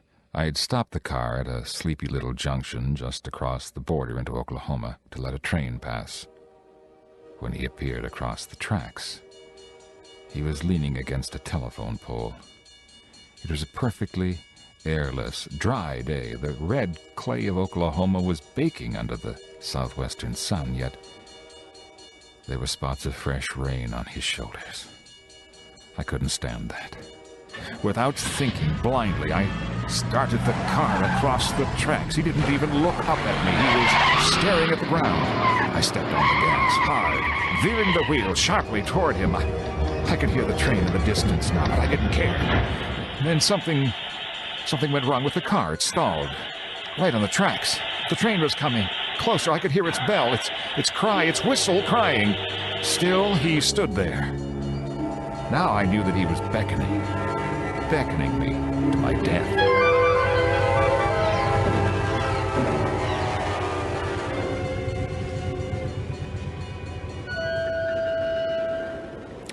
Well, I frustrated him that time. It started. It worked at last. I managed to back up. But after the train had passed, he was gone. And I was all alone in the hot, dry afternoon. After that, I knew I had to do something. I didn't know who this man was or what he wanted of me. I only knew that from now on, I mustn't let myself be alone on the road for 1 minute. Hello there. Hello, you like a ride? What do you think? How far are you going? Amarillo. I'll take you to Amarillo. Amarillo, Texas? Yeah, I'll drive you there. Gee. Hop in. Mind if I take off my shoes? My feet are killing me. No, go right ahead. Gee, what a break this is. Great car, decent guy, driving all the way to Amarillo. All I've been getting so far is trucks. You hitchhike much? Sure, only it's tough sometimes in these great open spaces to get the breaks. Yeah, I think it would be. But I'll bet, though, if you got a good pickup in a fast car, you could get to places faster than, well, say another person in another car. I don't get you. Well, you take me, for instance. Suppose I'm driving across the country at a nice steady clip of about 65 miles an hour. Couldn't a girl like you just standing beside the road waiting for lifts beat me to town after town, providing she got picked up every time in a car that was doing 75 or 80 miles an hour? I don't know. Maybe she could, maybe she couldn't. What difference does it make? Oh, it's no difference. It's just a crazy idea I had sitting here in the car. Imagine spending your time in a great car thinking of things like that. Oh, what would you do instead? What would I do? Well, if I was a good-looking fella like yourself, I'd just enjoy myself every minute of the time. I'd sit back and relax, and if I saw a good-looking... Hey! Did you see him? Did you see him, too? See who? That man is standing beside the barbed wire fence. I didn't see anybody. Right there! It was nothing, just a barbed wire fence. What do you think he was doing trying to run into a barbed wire fence? There was a man there. I tell you, a thin, gray man with an overnight bag in his hand. I was trying to run him down. Run him down? You mean kill him? I'm trying to get rid of him, or at least prove that he's real.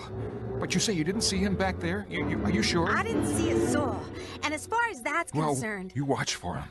You watch for him the next time, and keep watching. Keep your eyes peeled on the road. He'll turn up again, maybe any minute now. There! Right there! No. How's this door work? I gotta get out of here. Did you see him that time? Did you see him? No, I didn't see him that time. And personally, mister, I don't expect never to see him. All I want to do is go on living, and I don't see how I will very long driving with you. Look, I'm sorry. I don't know. So, if you'll excuse me... Please, you can't go. Listen, how'd you like to go to California? I'll drive you all the way to California. You're creeping me out, man. Listen, no, please, just 1 minute. You know what I think you need, man? Not a girlfriend, just a good dose of sleep. No, you can't go. Leave your hands off of me. Just leave your hands off of me. Come back here, please. Please come back. She ran from me as if I was some kind of monster. A few minutes later, I saw a passing truck pick her up, and I knew then that I was utterly alone. I was in the heart of the great Texas prairies. There wasn't a car on the road after the truck went by. I tried to figure out what to do, how to get a hold of myself. If I could find a place to rest, or even if I could sleep right here in the car, just a few hours, get some sleep just alongside of the road. I was getting my winter overcoat out of the back seat to use as a blanket, just as a blanket, when I saw him coming toward me, emerging from the herd of moving steer. I didn't wait for him to come any closer.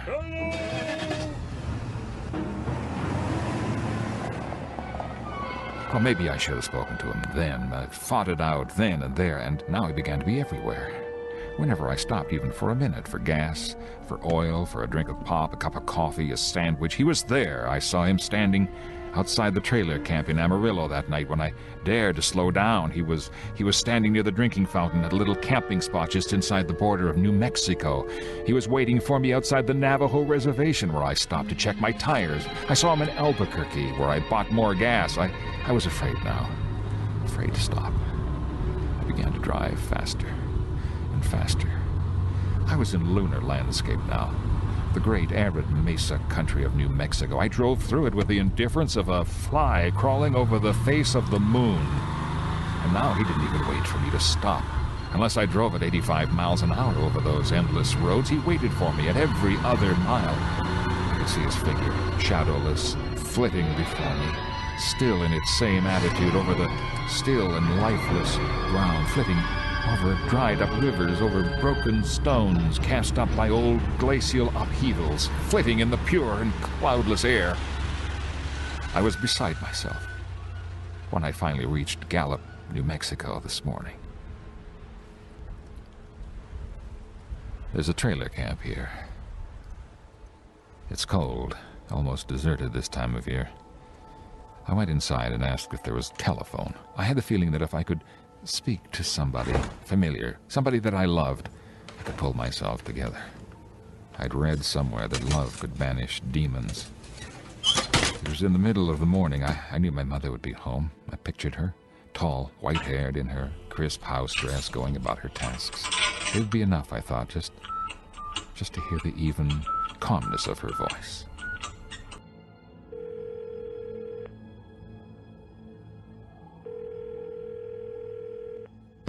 Hello, Mrs. Adams' residence. Hello, Mother? This is Mrs. Adams' residence. Who is it you wish to speak to, please? Who is this? This is Mrs. Whitney. Mrs. Whitney? I don't know any Mrs. Whitney. Is this 7489970? Yes. Where's my mother? Where's Mrs. Adams? Mrs. Adams is not home. She's still in the hospital. The hospital? Yes. Who is this calling, please? Is this a member of the family? What's she in the hospital for? She's been resting for 5 days. A nervous breakdown.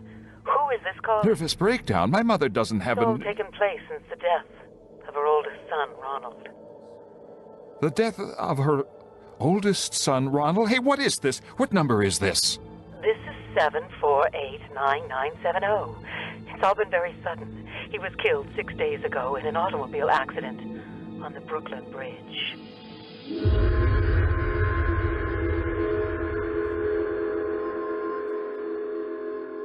And so, I'm sitting here in this deserted trailer camp in Gallup, New Mexico.